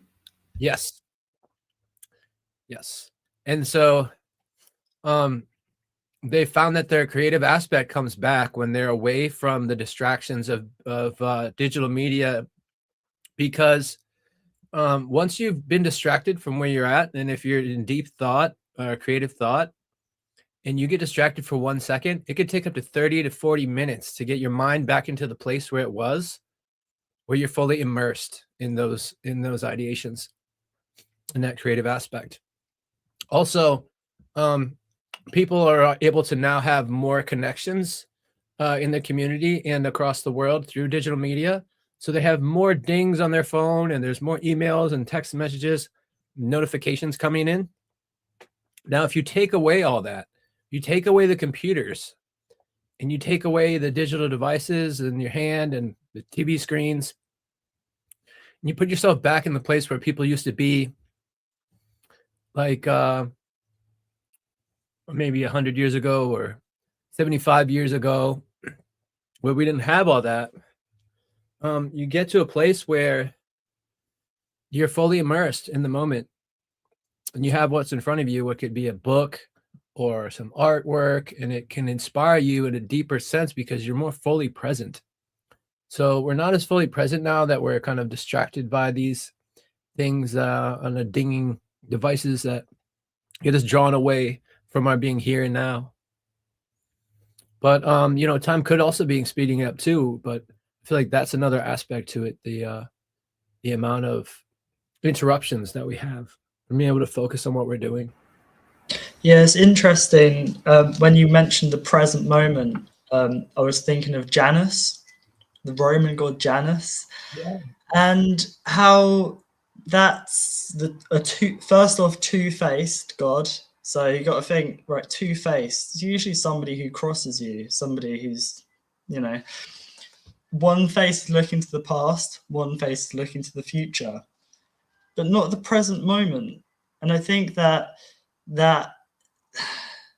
is another false god that has been put into the equation to kind of distort Janus, the janitor, the key. Nice. Yeah, that's another kind of, is it obfuscation, a word?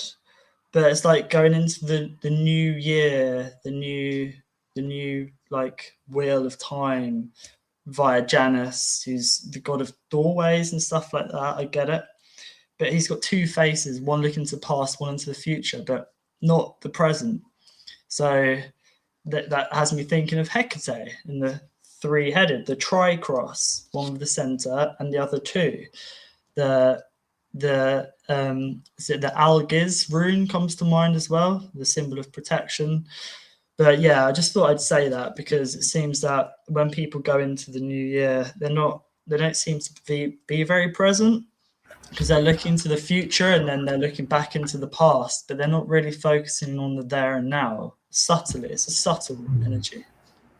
Perhaps one of the reasons we spend so much time thinking about the past and the future is we're so conditioned, especially by Judeo-Christianity, to think that time has a beginning and an end to it. that there's a starting point, and that maybe that the belief in the end times is what's accelerating time. It's like a funnel that's sort of like pulling time into it, because you think about what that, because like you mentioned that earlier about like the idea of like, you know, using the end times to get people anxiety. Well, that's like a common like deception technique. Like what car salesmen will do is like they'll basically try to tell people that there's some kind of like, you know, sale, and if they don't act on the sale today, it's not going to be ever. So they create that sense of like a time bind where it's like, oh, I got to rush. And maybe that's one of the big problems with our society today, and something that I think I'm definitely feeling, I'm sure you guys, like, we're so rushed as a society. Everything is like moving so fast, and we just don't know like how to just like slow down, and just like Indy said, just be able to just like, you know, do nothing for a half an hour and just kind of like let your mind go blank. It's like such an important thing. And it's almost like, you know, this newer generation, they're just like terrified of that prospect of just having like, you know, get it. And I've been thinking about like everybody's like got smartphones on them now. It's like that, and that I think is also binding us more more deeply into time, because when it comes to time perception, like one of the best ways to I've been finding to get out of linear time, because that's something I've been interested with the Fae, and we're gonna like, first of all, what you have to do is to try to forget what time it is right now. Like we're so mired by, you know, clocks and numbers, and it's like almost like when you look at like a digital clock or like, you know, hands on a wall, it's almost like those numbers are like a chain that's like you're pulled towards. You're sort of pulled towards that numbers, and that number sequence, then that timer then defines your reality. But if you can learn to sort of like forget what time it is, or even forget that it's like day or night, which like I've always been, there was like this one sleep experiment they did where they basically kind of put people in hotel rooms without windows, and they didn't have access to television. They could just basically watch movies and stuff. And they kind of like lived for like several days where it's like they couldn't tell if it was daytime or nighttime because there's no sense of like a clock. And they were doing this to basically test, you know, circadian rhythms. But I kind of find with these sort of experiments, you know, one is able to access different types of time that are not necessarily, you know, linear, because in a lot of ways, clocks and sort of society, it kind of forces our time perception into kind of a linear line. Whereas I find that if you're sort of out in the wilderness, or you're in a kind of a liminal state of consciousness, now that line kind of like spreads outward like a funnel. And now it's more like a kind of like a flashlight as opposed to a laser. And if you can kind of go even deeper into meditation, you know, that flashlight can be like an entire sphere, and you can start to experience, you know, true nonlinear time. But, you know, why am I saying all of this right now? Because I think that in a lot of ways, you know, getting outside of linear time is the most effective way to sort of get outside of the spell. Because I think one of the issues that I have with the way, because a lot of people will just say, okay, there's time, and then there's just timelessness, and there's no middle ground between linear time and timelessness, or that, you know, time is an illusion. But I find that if one can project their consciousness onto alternate timelines and to alternate time fields, one doesn't necessarily feel quite as oppressed by, you know, the current sort of the time train track. Like I think of linear time like a train track. Like you have a train and it kind of goes on certain tracks, but it always stays, you know, on the track or whatever. Because I think that saying that time is an illusion isn't really sufficient, because, you know, all you're really doing when you're saying time is illusion, it's like, okay, time is illusion, but it's like, okay, I still got to go to work tomorrow. I still got to, you know, pay my bills, you know, et cetera, et cetera. So it's like, I don't really, it's like you tell me that time is an illusion, but I don't feel it. I don't feel the perception of time actually being an illusory. Because like I said before, like show don't tell. You're telling me that time is an illusion, but you're not showing me why. You're not showing me how. And I think that when you're not focused on some kind of when you're not focused on a singular future, your perception of time can split into multiple future potentialities.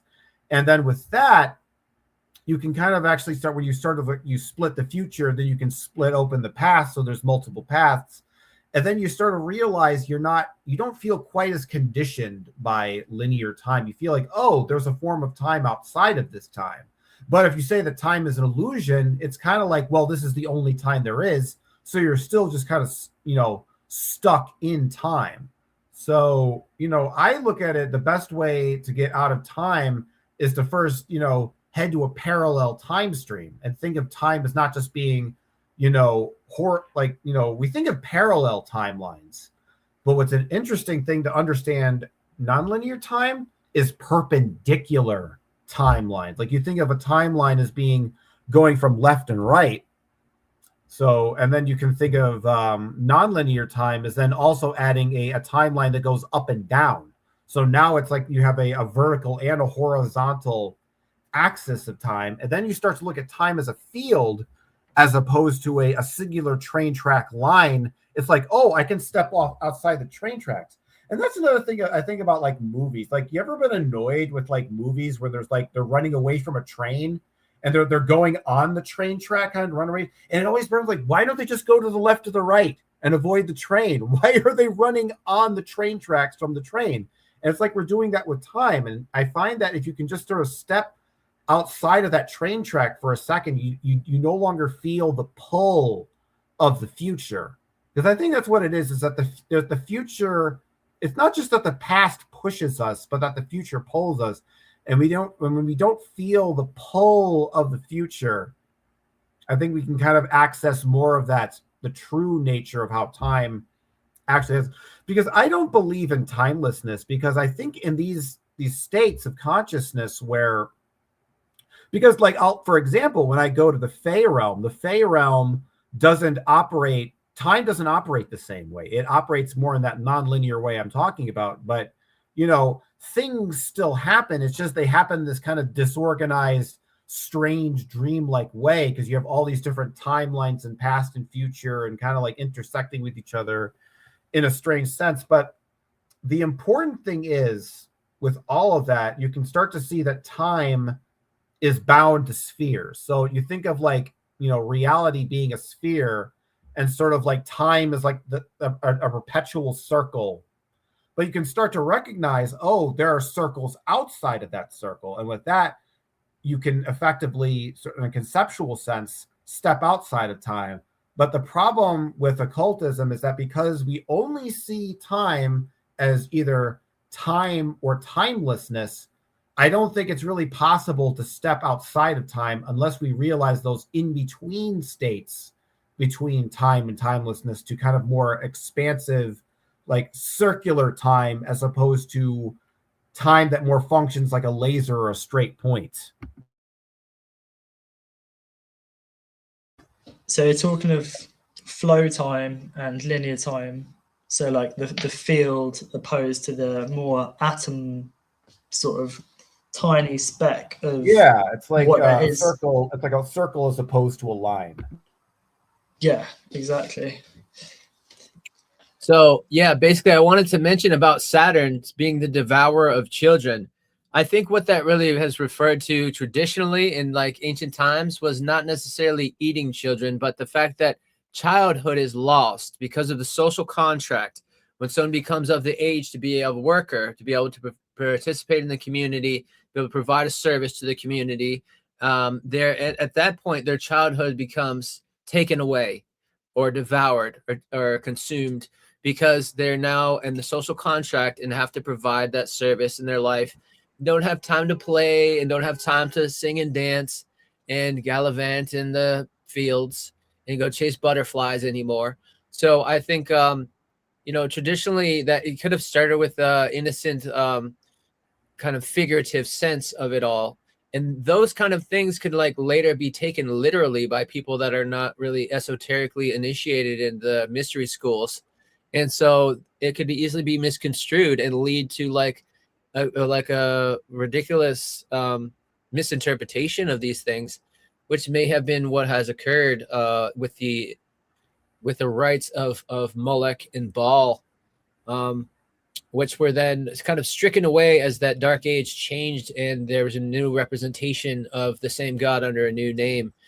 There's so many similarities between everything between the different Canaanite gods of the past and then the Canaanite god that we now worship to this day. And people are so caught up in the thinking of it, they'll say like, oh, thank God that happened, or God damn it, or, you know, things like that. People, even if they're not religious, people will say, oh, Jesus Christ. You know, apparently that's the most used curse word across the entire world. People say that all around. So, and I don't know if that's just in English speaking places, but I think they're talking about more than that. Yeah. People say it in their own language. But also I feel like you know, things like this are interesting to look at, but we have to consider the fact that Melech has a strong connection in parallel with Moloch, who is like at the Owl's Grove in the Bohemian Grove, um, where the Saturnians meet every year. And if anybody's familiar with, I think it's Mike Jones, he went there and whistle blew and spied on the Bohemian Grove over there, and saw that they do a reenactment of the, I think it's the molestation of a woman who she shrieks in fear and horrible screams that she makes, and they swear that it's not really happening in the reality sense, but it's just an act during the show there at the Bohemian Grove.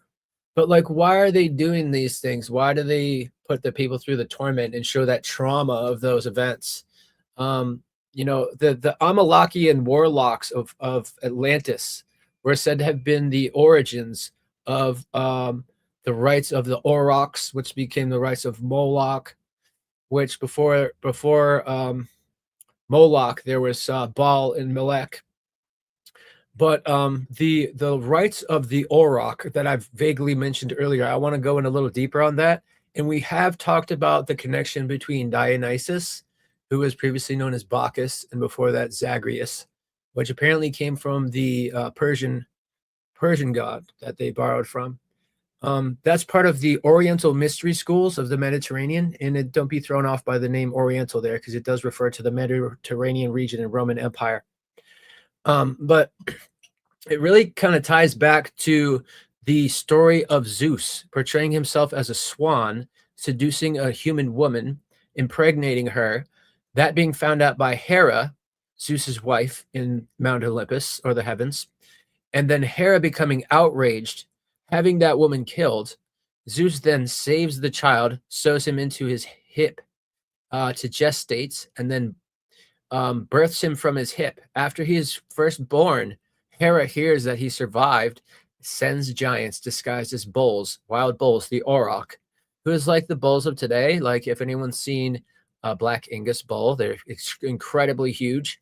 But imagine the Auroch being even bigger than that. They were absolutely massive, like maybe the size of like a small, like a short bus, school bus.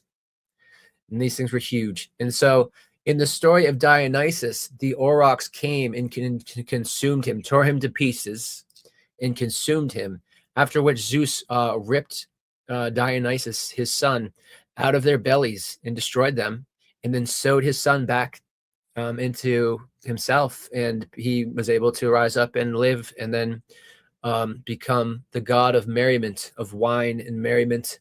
Also associated with the Eleusinian mysteries, which are now thought to have been using the entheogenic compound of ergot, which has LSA, lysergic acid, which is similar to LSD, but the organic version.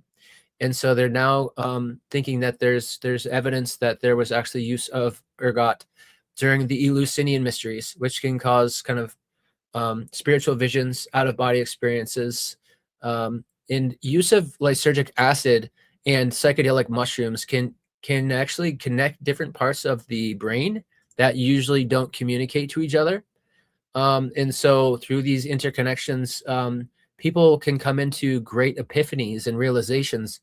And it's thought by Robert Anton Wilson that when these experiences happen, the right brain starts to communicate with the left brain through the corpus callosum that connects the two, which allows the body to then transcend the material perception, and then go into deeper perception in the inner eye and be able to travel beyond the material realm, into the stars, into the moon and the sun, beyond the earth, into the heavens, into other realms beyond the material realm of the cosmos as well, into the Hall of Akashic Records.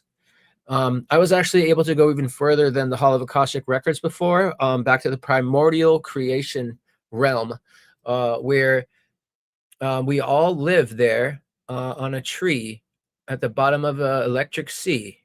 And in this realm, there's actually no matter. It's everything is made of electricity, of energy, and we're contained within like what I would relate to a Faraday cage, which kind of takes on the shape of like an egg or a seed or a fruit on the branches of the tree.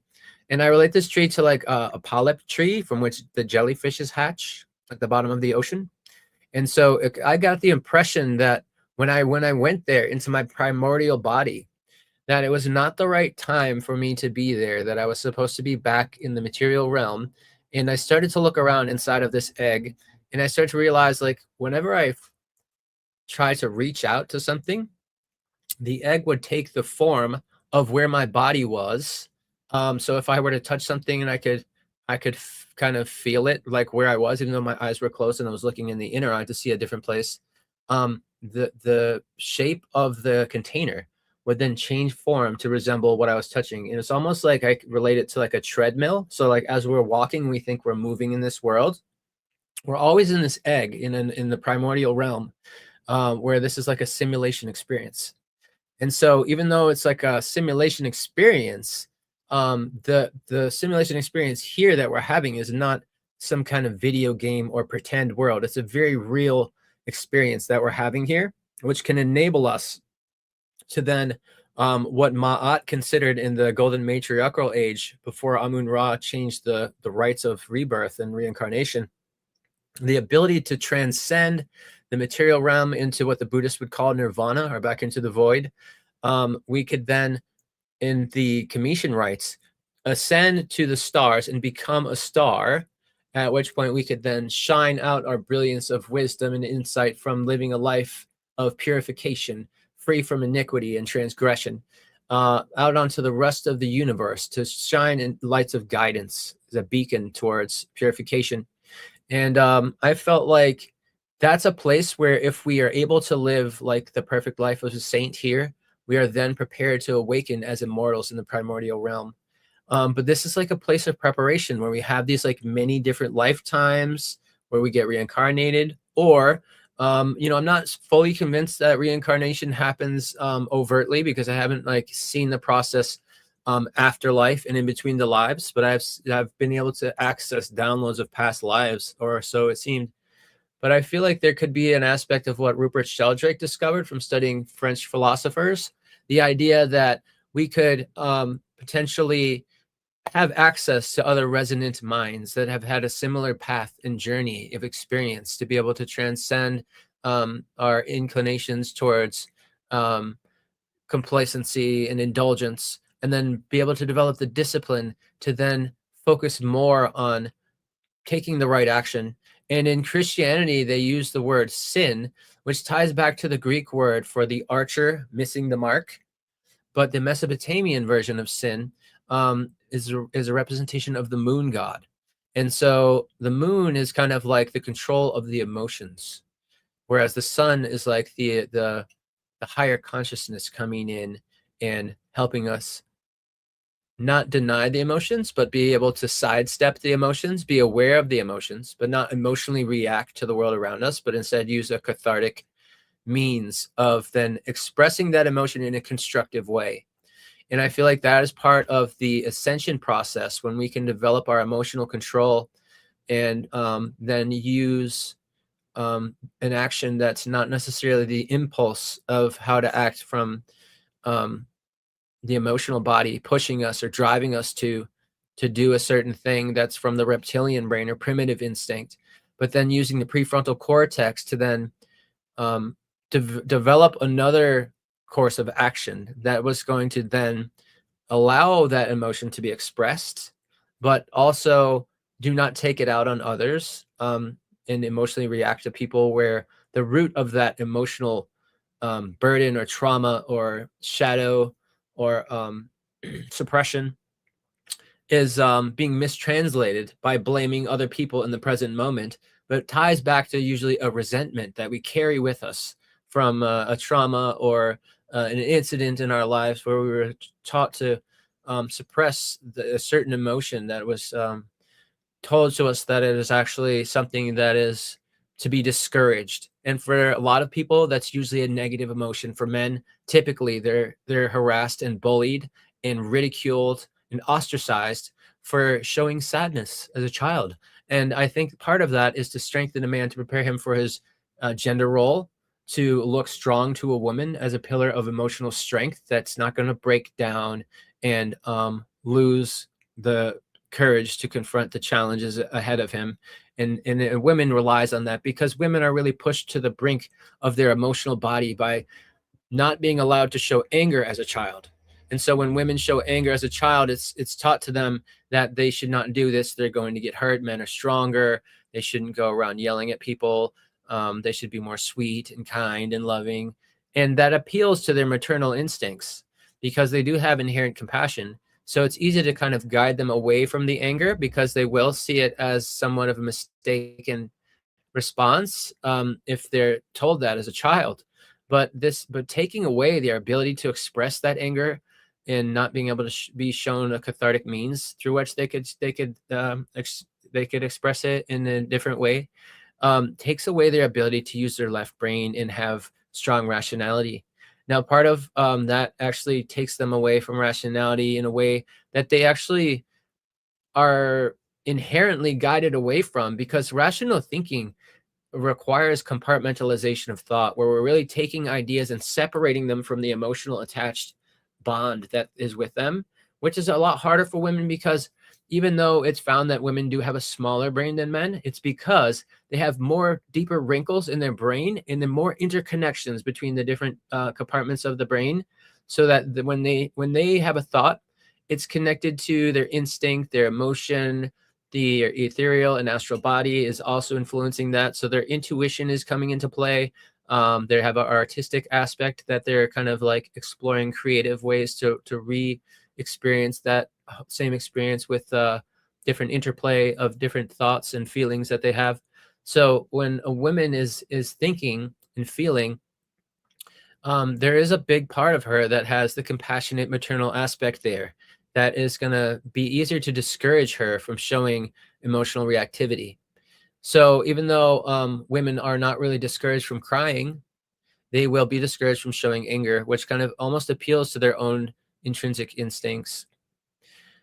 So interestingly, this is all played out in a way in which, in the false narrative of the fallen patriarchy that we live in now, we live in a world of egoism, which is the delusion of separation, the idea that other people are completely separate and unrelated to us, that we have our own personal individuality and we're a unique person that we can create ourselves that's not influenced by other people. And this is a delusion, just like time is a delusion. The idea of time, the idea that we can plan something and that it will happen, is really succinctly and keenly expressed through the teachings of radical honesty.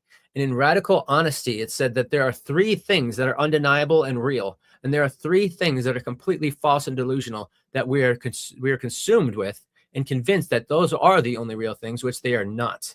And so, firstly, the first three real things that are undeniable and real in actuality, beyond reality. This is something that is the real world that we live in, that we are not allowed to know about, that we haven't been taught about or discovered yet, is something is happening right now outside of me. Something is happening right now inside of me. And the third one is that something is happening right now inside of another or others. And so these things are not seen as something that's like immediate to us, but once we're told that, it becomes intuitively realized. And what we can do is, by having a feeling that's inside of us, by acknowledging that feeling and telling ourselves what we are feeling. Okay, I am feeling anxious, or I am feeling angry right now. By allowing ourselves to know that we have feelings, our subconscious mind then allows those feelings to pass. And that for me was a huge epiphany. And I tried it out and it really works. So if you're like the kind of person that never has anxiety, you can start to examine the physiological effects of that anxiety and express them to yourselves. I feel a tightness in my chest. I feel a little bit shaky in my hands. I feel a clenching feeling, maybe in my teeth or in my muscles of certain areas, maybe usually in the shoulders. Once you start to realize these things and tell them to yourself, they begin to fade away as your body is then able to then return back to normalcy and equilibrium in a relaxed, peaceful state. And the thinking is that by allowing ourselves to know this cognitively, we don't have to use the primitive reptilian brain to carry those emotions. We can then use our prefrontal cortex to work on our emotional control and be able to then still experience those feelings. But what is expressed really well to convey how we can work through this is in the book called The Gift of Anger by I believe, the grandson of Mahatma Gandhi, who suggested that his grandfather, Mahatma Gandhi, was a very angry person, had a lot of problems with fury, but he chose to never show his fury to others and chose to use it in a cathartic means. And he said that when unchecked, our anger can electrocute us and take away our opportunities.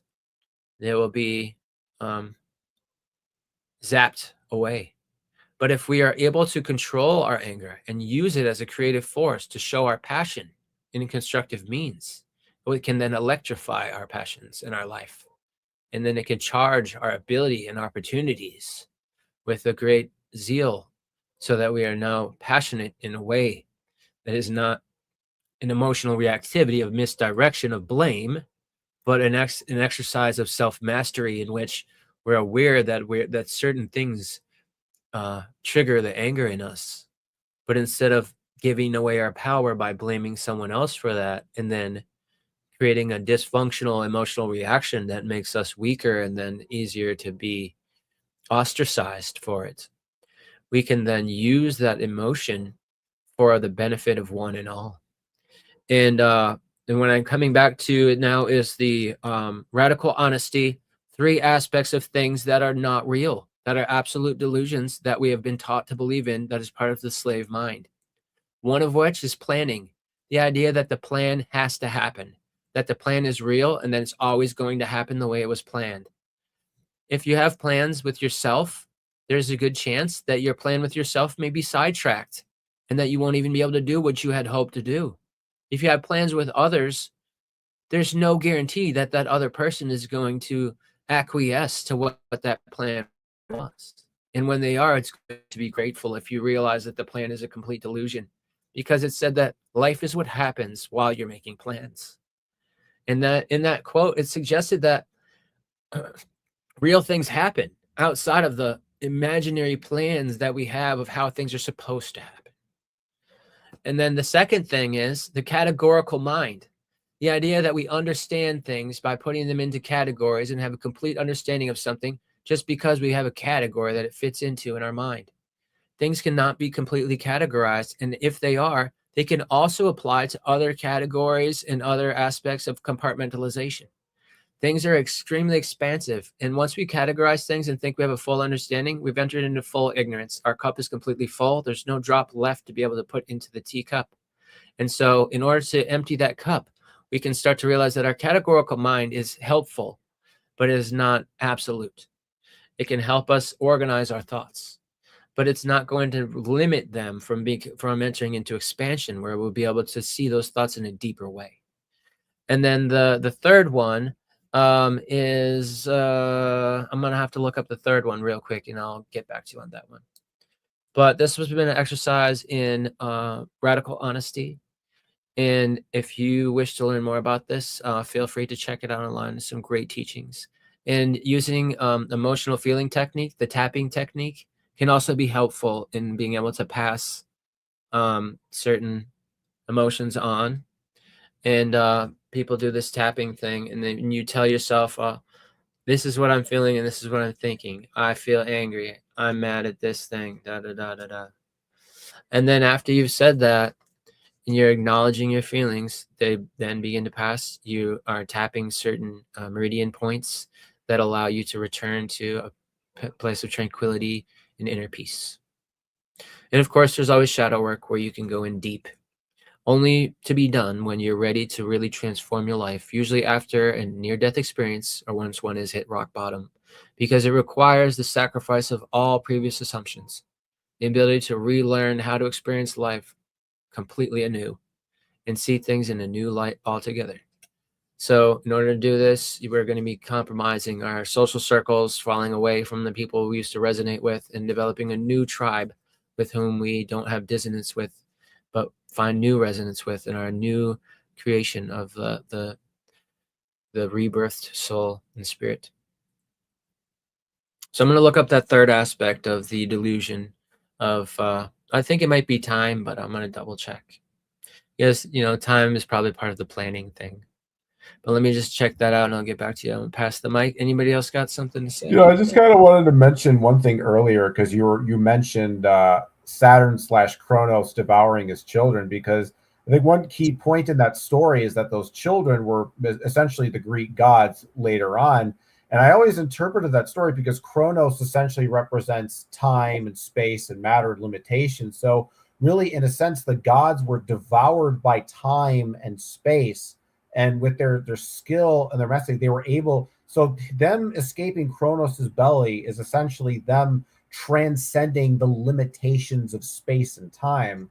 I think that's kind of like an important sort of like symbolic reality. And another just other random tangent, because you've been talking about how the sort of physiognomy of like how the body and the emotional, there's a one-to-one relationship between our emotional states and our sort of physical bodily nature. I think one of the problems with modern society, and particularly materialism, is that people are being taught that their consciousness only exists in their head, and that their body essentially isn't even conscious to begin with.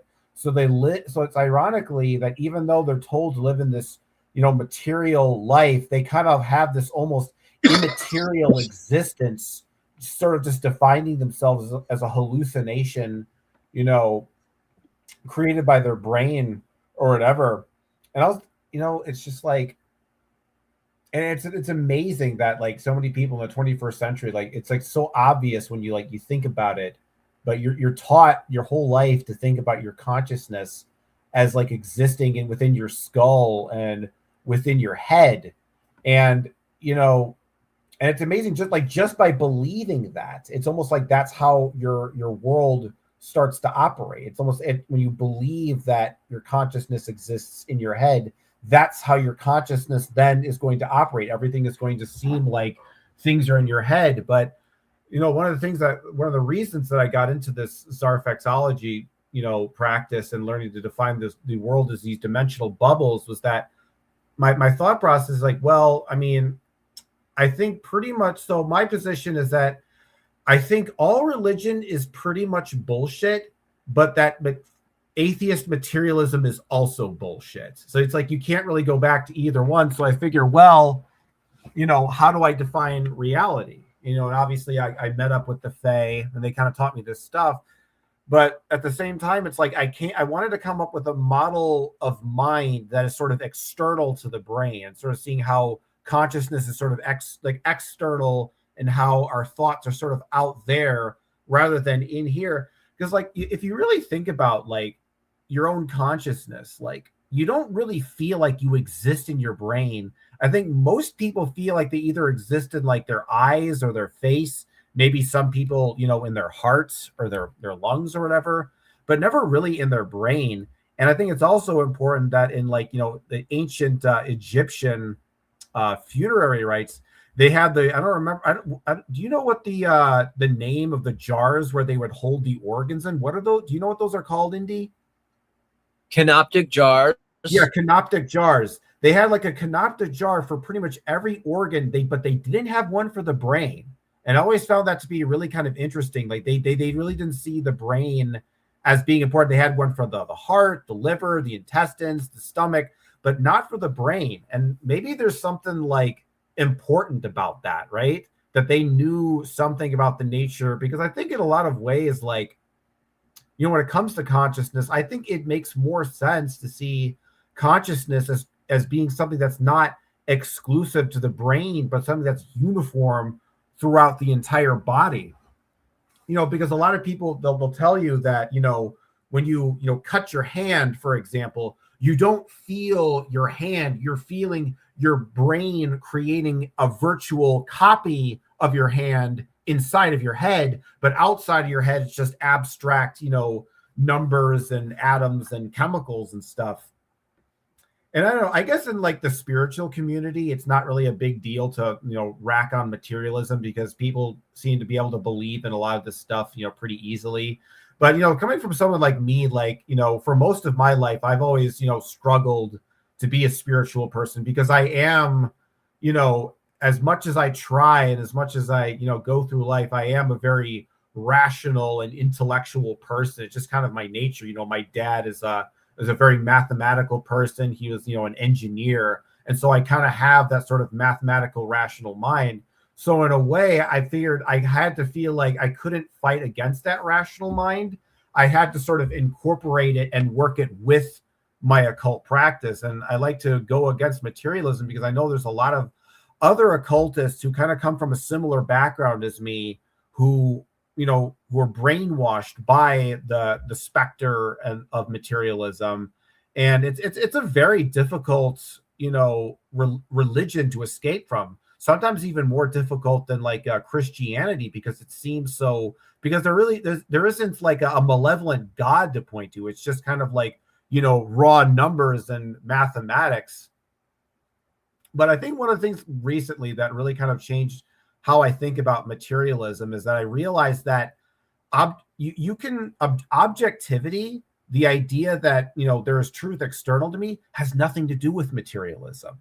And materialism, it co-opts objectivism, it co-opts rationalism, and it co-opts the scientific method to make itself look more legitimate. Because really all materialism is basically saying is that that matter is the primary substance of the universe. It doesn't say anything else. It doesn't say that everything is objective. It doesn't say that things follow scientific rational laws.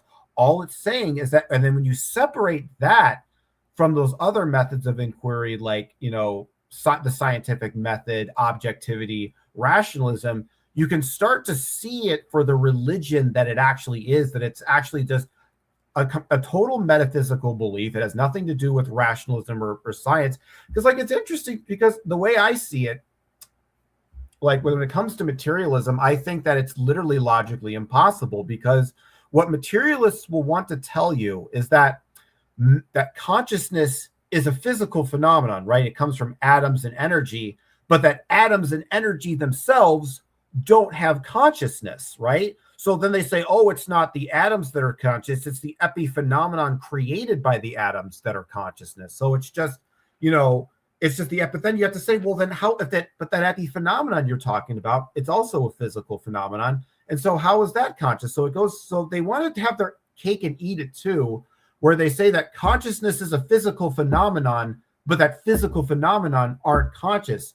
And so they're kind of in the state, because the way I see it, either consciousness is physical or it's non-physical. But materialists, they want to play this game where it's kind of both at the same time, where it's physical, but it's not physical.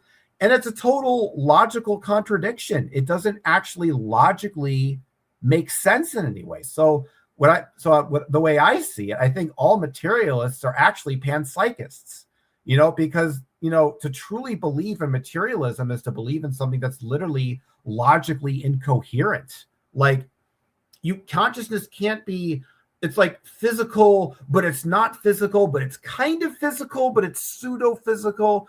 And the irony is that the whole idea that matter is unconscious isn't even a scientific idea.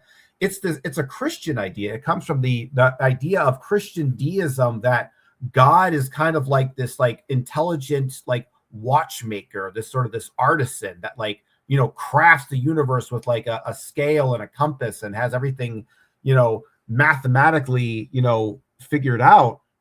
And the thing is that, like, that was the story about Christianity for a while. But what happened was that, in the 19th century, scientific materialism took over, but they removed God, but they kept the narrative that, I think Alan Watts talks about this, that, the universe is this blind, mechanical, mathematically engineered thing. And scientists are operating thinking that they're using this totally secular paradigm when they're actually following a Judeo-Christian framework of the universe, that everything is mechanical. Whereas what the Fae have basically taught me is that the universe is more organic. It's like the universe is more like a biological organism, but we've been psyoped into thinking that it's like, this clockwork machine. And the reason we think it's a clockwork machine is because, we see atoms and energy as being blind and unintelligent and unconscious, which is where in actuality, I think it makes more sense to say that matter and energy is consciousness, because you got to think about it from the materialist perspective versus the panpsychist perspective, right? Materialism basically says that all the atoms in the universe are basically totally blind, totally devoid of consciousness, and that when they get to just the right level of complexity and just the right level of intricacy, consciousness just magically poofs out of nowhere, like for no reason, versus the panpsychist model, which basically would say that, every atom and molecule has a very small and microscopic level of consciousness, but then as atoms and energy complexifies in its form, consciousness also complexifies, and that gradually evolves into organisms. And I think purely from an actual scientific point, I think that panpsychism is actually, not only does it make more sense in terms of consciousness, but I think it's actually a better explanation in terms of how the universe is formed, how evolution is structured. Like, it's actually better for science than materialism is. And I don't know, it's just been something I've been thinking about lately, because I think that when it comes to a lot of that stuff, that's kind of the elephant in the room that not a lot of people talk about, or maybe some people do. I love that. I was just thinking a minute ago about what you were talking about when you were talking about rationalism. And I love that you mentioned the elephant in the room, because it's just so perfect. Let me show you what I'm talking about. So, like, rationalism, right? So what is rationalism? Well, we know what rationalism is. Is it an accident that the word rat is related to rationalism? Well, no. The word rat is obviously, there's an animal, rat. And rats, as we know, are extremely intelligent. And an ion, well, we know what an ion is. An ion is potential, the potential of energy. So the potential or energy of the rat is the intellect, right? And the intellect is the father and mother of rationalism. So if we look at Mushak, now Mushak is a rat. If you look at Ganesh, the elephant in the room, right? You just couldn't get more perfect than this. Cosmic. The fact that you said that, like 12 out of 10, right? I was just thinking about that. The elephant in the room, Ganesha represents the higher mind, right? But the Mushak is the steed, the ride. Is there an image of Mushak? Let me show you. So you see there's the elephant in the room, and you see he's riding the rat, right? That's his Mushak. It's his ride. He pimped it up. It's his ride. Legitimately, that's his ride. So, so we look at this Mushak, and it represents mastery of the mind and desires. Now, rationalism, to ration, is to decide how much to allow, right? Should I eat this whole pie, or should I just eat a little slice of the pie? I'm going to have just a little slice of the pie. I'm going to ration it. It involves a certain amount of self-control and deciding beforehand what you're going to allow. And that is exactly the mastery of the mind and the desires, right? The desire is like, should I have sex all day long and eat all day long. Or, no, I'm actually going to do other things with my life as well, because it could be fun to just have sex all day long. Like, why not? What's stopping you? So I mean, that's why God invented Tantra. Let's not even joke about it. So this idea of the rat representing this mushak. Let's look. So that distracted mind, which is restless, wavering, the subtle intellect, right? The shukshma buddhi. While the Ganesha represents the perfect form, the wisdom, the rat is interpreted as the shukshma buddhi. This is the subtle intellect. And so it's the subtle intellect that is implying itself upon the world and rationalizing out logic, which is really what we're talking about now. So it's interesting how there's a dovetail. What I really wanted to show you guys is something from like half an hour ago. I won't be too long with it. We were talking about Saturn, just to bring the conversation back to Saturn for a moment. Yeah. And this is quite interesting. So we know that Saturn is the cross, right? The Tau cross specifically. Let's see if I can find the Tau. So there we go. There is the Tau cross. This is the Hebrew letter, the Tau. Tav is the Tau cross. Where's the letter Tav?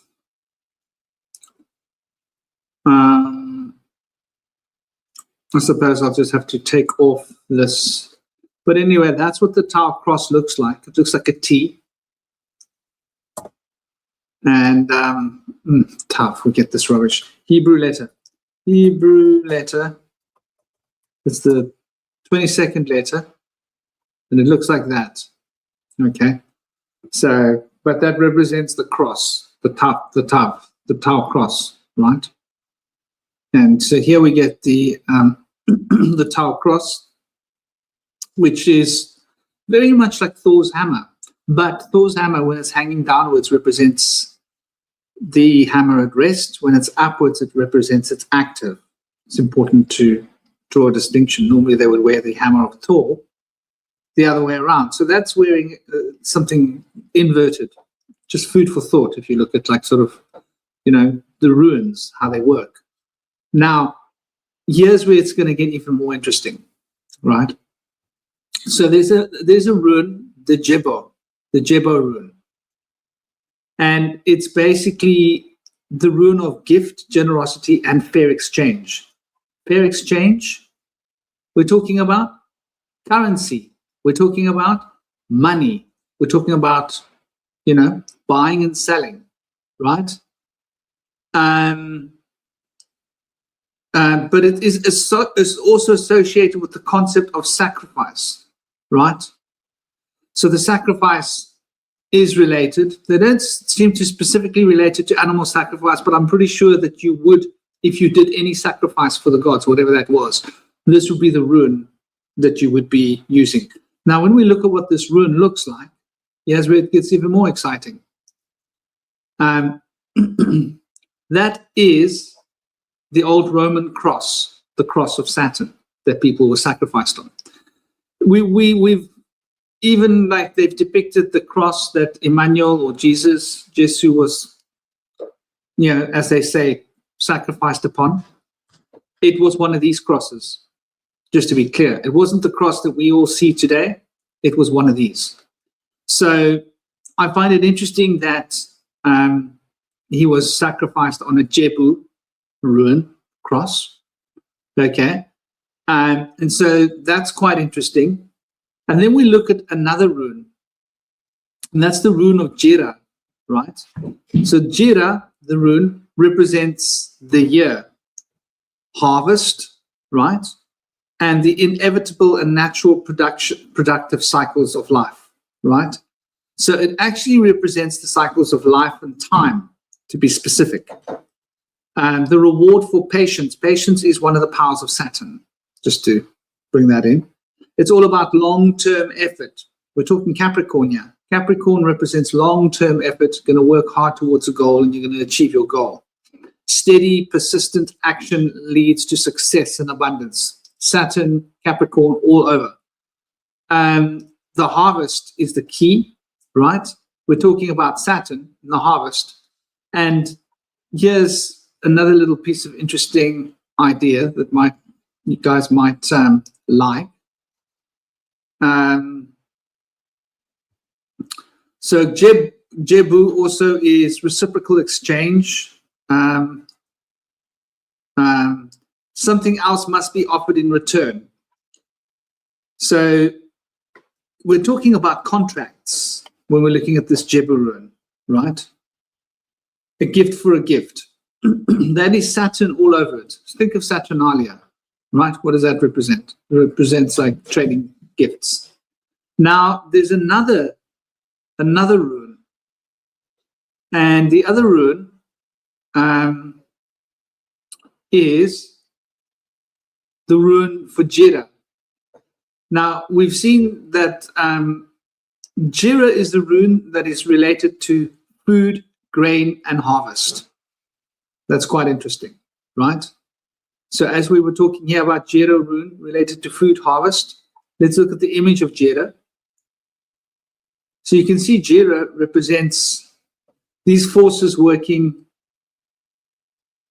I don't know if you can see that. We're almost looking at the four directions. We're looking at two forces moving, two sort of arrows pointing in different directions. It represents the elements of yang and yin of a spinning wheel, right? This is the rune that represents time. In fact, the word year comes from, literally comes from this word. And you can track the etymology of it. So the word year, which is time, Saturn rules time, the lord of time, is literally from Proto-Germanic noun Jira, which is the name of the Jira rune.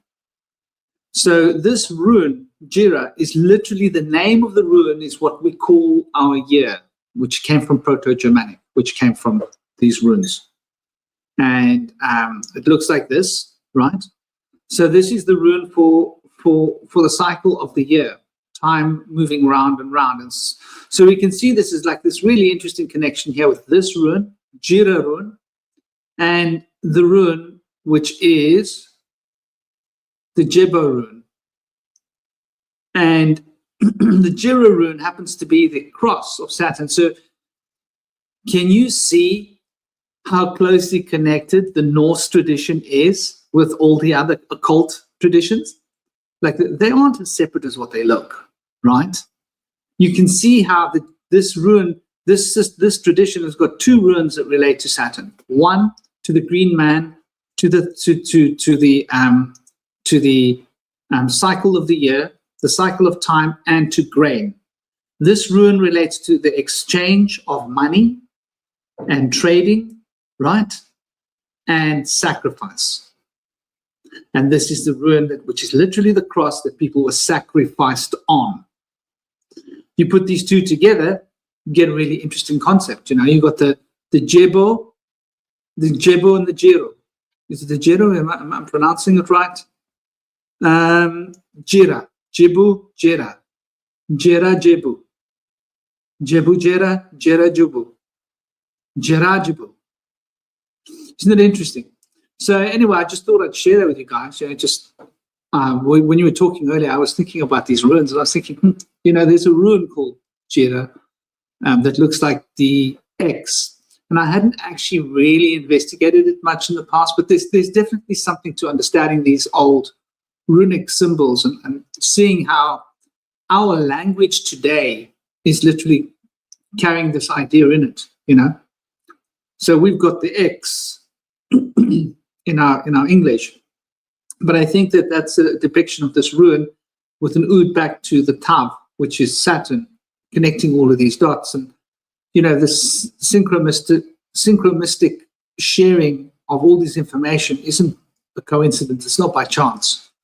They all come from the same root language. They all come from the same place, you know. So I thought I'd share that with you guys. It's quite interesting to look at just what's going on here. And here's an interesting point, you know, the exchange of money is one side of things and sacrifice, and on the other side relates to food and grain. And it's almost like Saturn. And you can hear the first word, sat, the second word, or sa, turn, right? So the turning is like the second rune, right? Because you can look at what that rune is. Look at it. It literally represents, you can literally see that this image represents turning, right? We've got the centripetal and the centrifugal forces represented there. And I'll pull up the Saturn square for a moment, and sigil, and we can take a look at what we're seeing in the Saturn square and sigil. I think it might be quite interesting to look at too, you know, because there's definitely something worth analyzing here. So what have we got here in the Saturn sigil and the Saturn square when we look at it? If we're going to compare this on some level to what we're looking at here, yeah, it's like a more complex version of the same idea. So we've got our centripetal and our centrifugal forces, and they're revolving around a single thing representing the turning. There's the axis mundi. So here we've got a fairly complex glyph. But here we've got pretty much a very similar idea, right? Here we have the axis mundi, you see, the ascending and descending forces of the central tree of life. And here we have two forces moving in two different directions. So we've got that happening, but we've also got an arrow pointing in that direction, an arrow pointing in that direction. And so there's something quite beautiful about this rune that represents quite clearly, you know, these forces that we're looking at here, moving in these directions. And I just thought that that's just, you know, that's just so beautiful. You can't even make that up. You wouldn't even be able to make that up if you wanted. Now, here's another point. You notice this Saturn sigil. You notice there's another rune in the Saturn sigil.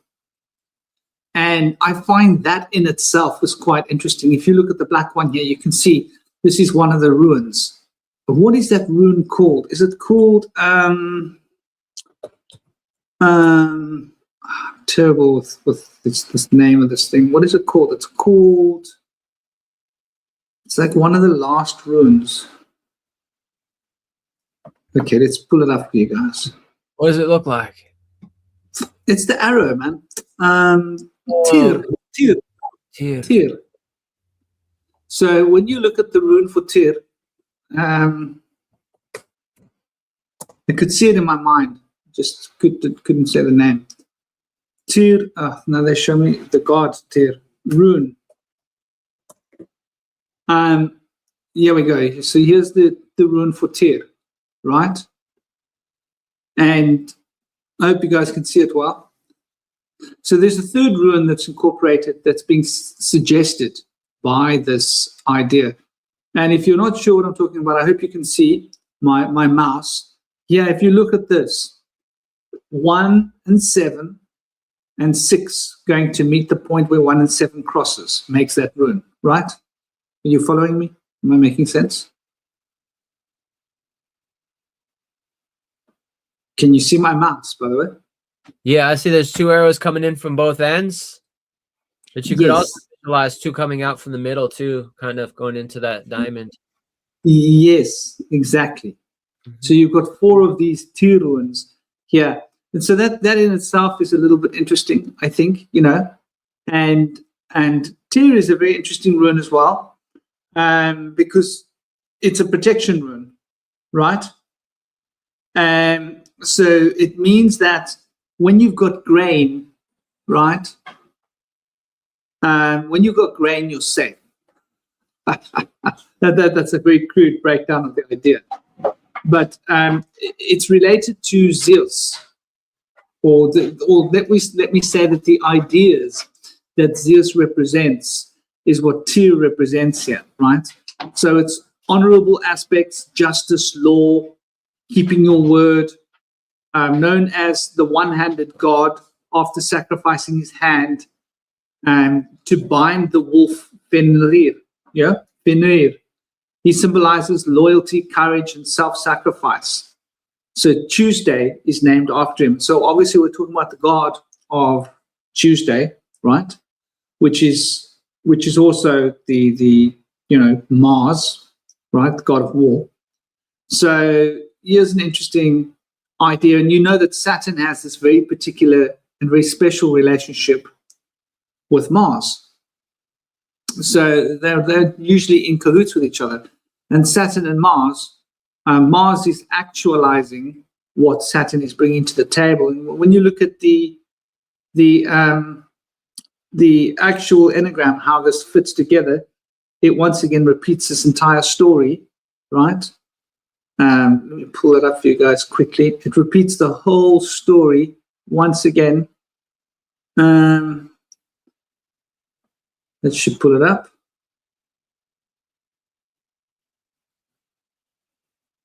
There we go. You can see where, Saturn is becoming the revolution of the cycle, which is moving in progression. Saturn progresses to Mars, and Mars crosses the event horizon to be reborn as one. So 9 is the link between 8 and 1. So you could argue that 9 is the kingmaker, because 8 is the powers of lordship that becomes the king, and 1 is when 8 has become the king through the duty and sacrifice of 9. 9 sacrifices itself. How does 9 sacrifice itself? It travels across the plateau, the central place where there is no number, the void. And in traveling across the void, it is reformed, reborn as the number 10, which is an octave scale up from an octave scale, I suppose would be the right one. No, a decade scale, because it's not, a decade is 10 of 9. Anyway, regardless what we're going to call it, it's just really interesting to look at how these things all sort of relate to each other and all sort of point in the same direction. And, you can decode one thing with another thing. It's interesting, you see these ruins here, I don't know. I haven't really spent my life dedicated to ruins. I once fell into a trance in 1993 where I wrote like a whole lot of stuff down in some very ancient form of runes. And it was the first time I took Lysergic, right? And after being in the shower with this lady being who was like showing me stuff, got out of the shower and I was like, wow, who was she? And I sat down and I picked up paper and I started writing, and I was just remembering what I was writing. And this was from a life. My friend came to ask me, what are you doing? And I was explaining to him. I was very high. I was saying, no, I used to be a recorder and I used to write these stories down. And I was teaching him the language, the grammar of the language, this is how the language works. And I was reading the language out to him. I'd written like 10 pages. Just fall into a trance. I'd never really worked with ruins or studied ruins. I wasn't interested in ruins. And I just, I was working with Western occult. And he had all these pages of ruins. And when he was asking me about it, I was explaining to him how the grammar works. This word's like that. This is like this. And so there's obviously some root that I have, through probably my mom's family. I think my mom's family's got, this heritage in that family. So it's part of me is a little bit Norse. Yeah, man. Sounds like you should tap into that side of your ancestry if you were channeling all of that stuff. Like, you've clearly got it in your blood. My computer's on 5%, so 4% now. So I'm just gonna say some last words before I leave. But real interesting weaves there, Franklin. Really enjoyed that. Hadn't heard of some of those runes before. I haven't looked into runes myself either. I actually do have some runes which I've never looked at, but being Norse, Celtic myself, I should probably start tapping into that, see what comes up. But just wanted to make some weaves before I leave. With the X rune there being like trade or currency, you obviously have the exchange where you exchange stuff. And then when people die in cartoons, they have a cross on their eyes, like an X where they've crossed over. And then that's relating to death or Saturn or the Reaper, which again ties back to food and harvest and trade and currency. Now, at the end of all of this, really, food is just energy, and that when we die, our energy changes. That's what it means to die, to like transform. So I just wanted to say that, and also X is the 24th letter in our alphabet, which is a 6. And then the devil card is a 6 as well. And that the 2 cubes on the devil card, the cube has 6 sides, 6 on the inside, 6 on the outside. That would be 2 cubes is 12 and 12. So there you have 24. And it seems like the man and woman are chained to day and night, which is time. And then this is how we cross between night to day to night, but we're not necessarily bound to that. Those chains can be removed. And I think, India, you mentioning time potentially being an illusion. Well, I see time as a very powerful God, I gotta be quick, so I'm 3% now. Basically, time isn't an illusion. In my views, I've always thought it has been until very recently. Time, the time they give us is an illusion. This mechanical kind of like matrix time, which is like having to like fit into this grid, whereas time is a flow. And it's like, did you have a good time? Yeah, I had a good time. Time is something we can use, but they wanted this whole false matrix reality that they're telling us we're in is bullshit. They're enslaving us, and they're like, well, you see, you're in this reality. You just need to try and escape by hooking yourself up to our machine. So anyway, what did I want to end it on? That, yeah, basically with Kronos eating his children, it's making me think of basically Kronos's belly. If Kronos or Saturn is sort of controlling matter, or this realm is a womb, and escaping Kronos's belly is just escaping the womb. So that makes me think of Ahriman forcing his way out of the womb, and that the Olympians wanting to force their way out of the womb. I do believe there's a group called the Olympians, which are like the Committee of 300 or wherever. Like, there's literally a group called the Olympians who are probably the ones trying to force their way out of the womb, and they need us to force them out of the womb, and they need us to perceive this realm as hell, as a prison, so that we reject it, and we want to start spewing all of this artificial into this realm, so more and more people will start rejecting the mother, this womb, and that will start giving our energy, our life force, our money, which we've been doing for years, and then they'll build these machines, and then they can't leave this realm, they can't leave this womb, because they're bound by time, they're bound by Saturn. It's restricted. And they walk funny. What's that? And they walk funny. And that, I think that it's a place for us to grow and expand, and these beings aren't growing or expanding.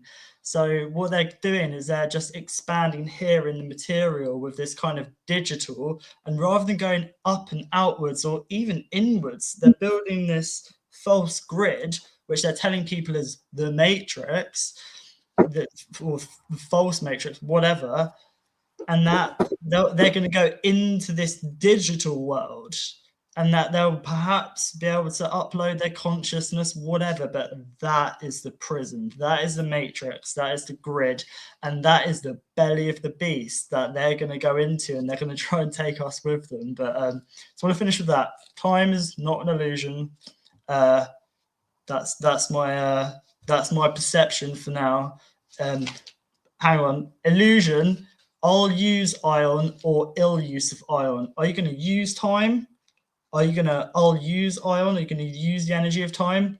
Or is it going to be an ill use of time? Most people are using their time in an ill manner, an ill way. And those are the same people that are like rejecting time. If you respect time, that probably these occultists do, they respect their time. They're probably dying many times, trying to sort of like become the best people they are, at the same time pushing all of this false narrative on the masses so that we get stuck and left behind. But yeah, I just want to finish with that, basically. So big love to everyone in the chat. Cosmic, Indy, Franklin, much love to you. It's been a good conversation, and until next time. Peace out, man. Big love, dear brother. Travel safe. Good luck. Om Shanti. Speak to you soon. Yeah, guys, we are 5 hours and 49 minutes in. How did we do it? I don't know. And I hope you guys have all been enjoying it. Do you guys have your last bit that you want to throw on the table in the last 5-10 minutes? Yeah, I wanted to mention that when Saturn or Kronos devoured his children, Zeus was the only one that was able to slip through by providing a dummy or a doll instead. And then he was able to survive to liberate his other siblings by feeding, I think it was a stone inside of the... yeah, it was a rock. A rock inside of whatever mannequin or a doll or dummy or whatever. He fed him instead of himself. And then he was able to then purge out all of his siblings, and they survived, thank God. But why was he eating his children? Do you guys remember? Wasn't it the idea that like he didn't want them to like grow up and take his place or something like that? I thought that was something along those lines. He was gonna they were gonna castrate him like he castrated like his they were father. gonna do something to him, and he was like preventing them from like attacking him or whatever. Yeah, but that's a wild story, but it kind of ties into some of the stories of the giants of Ireland we can touch on another time that we've mentioned before. But I wanted to mention Franklin mentioned Tav being the X, sometimes portrayed as like a T, but Tav is part of the Kai Rho that Shinobi has mentioned before, which is like considered to be the teachings of Christ, but it comes from the symbol of P with an X over it, which is Kai and Rho, which is also represented by Alpha and Omega, or Tav and Kai. And Kai, I think Kai is an X. Is that right, Franklin? Kai. Yeah. Well, Tav is a cross. In the Greek alphabet, Kai and Rho are X, like Tav, and then Rho is a P. And so P represents the mouth, and the X represents salvation. So it's like the words of salvation or the teachings of salvation, which is the cross, which is the world. Yeah, the teachings of Christos, the Messiah, the awakening. So, and an interesting play with Alpha and Omega too. So it's interesting that one concept has like 3 different languages, or actually 2 different languages, but 2 representations in Greek, being Alpha and Omega or Kai and Rho, both representing Jesus apparently. But obviously having a deeper connection to Osiris, the original Christ, also other ones that we've mentioned before, like Krishna. And so it goes, it's all expansive through pretty much all cultures of the world where they have that Messiah figure who provides us with teachings of salvation. And it's not about after death to be able to not go to the pretend hell with the pretend devil. It's about in this life, where we find salvation from our own inner turmoil of guilt and shame and fear conditioning, be able to liberate ourselves from that, find inner peace, integrate our self that has been suppressed, and ascend our spirit to be able to have inner joy, and then exercise self-mastery so that we can then offer guidance to others so that they may experience self-mastery and practice it themselves. Together, we can become integrated through self-mastery. We inherently develop compassion so that since we've been able to heal ourselves, we've then been able to see beyond the delusion of separation that is expressed as egoism, and then have new eyes to see the world and understand that delusion of separation is just that. It's part of our imagination. We're all integrated and we're all one. Thank you so much. I'm passing the mic to Cosmic if he's got anything less to say. I don't think I really have much else to say. Passing the mic to Franklin. All right. Big love, everybody. And Yeah. shame with Tom Roo from going out to play in spring. I feel terrible. Sorry, Tom Roo. I hope you go out and play now. We will end this screen hoggery. 5.5, almost 6 hours in front of a screen is enough to cause anybody to scream. All you're going to do is change that one letter. Luckily, I got out to gardening during the show, as y'all saw. Yeah, man. You got it done. Yeah. Look at that sunlight in the background there. It looks beautiful, man. I love it. It always happens at the end of the show. Ra's coming to greet me. He's calling me out. Yeah, totally. Well, big love to all of you people in the chat. Tom, the Star, Out Tuition, Tiggerly, and Vincent, Gaz, if you're still about. Is Gaz still about? I think Gaz was still about. Yes, there's Gaz. Is the giant of Scotland that told everyone in the world the truth because no one in the world had the balls. We love you guys. And Howard, there's Howard. And Tiggerlily and said Tom Roo, everybody else that's been watching. I see there's still 17 of you. Somehow 17 of you are still watching, so we couldn't have been that boring, I hope. Sharon Wilson was from my Origin Spirituality Chat Facebook. We've been talking for years on exploring like deep questions about mysticism together. And thank you for being here for the show today, Sharon. Appreciate you. I don't know if she's here now, but she was. She was. I remember seeing, Big love to everybody. Have an absolutely awesome weekend. Keep the smile alive. Go out there, use your smile. It's your sacred, special, spiritual weapon. You can unarm people with a smile.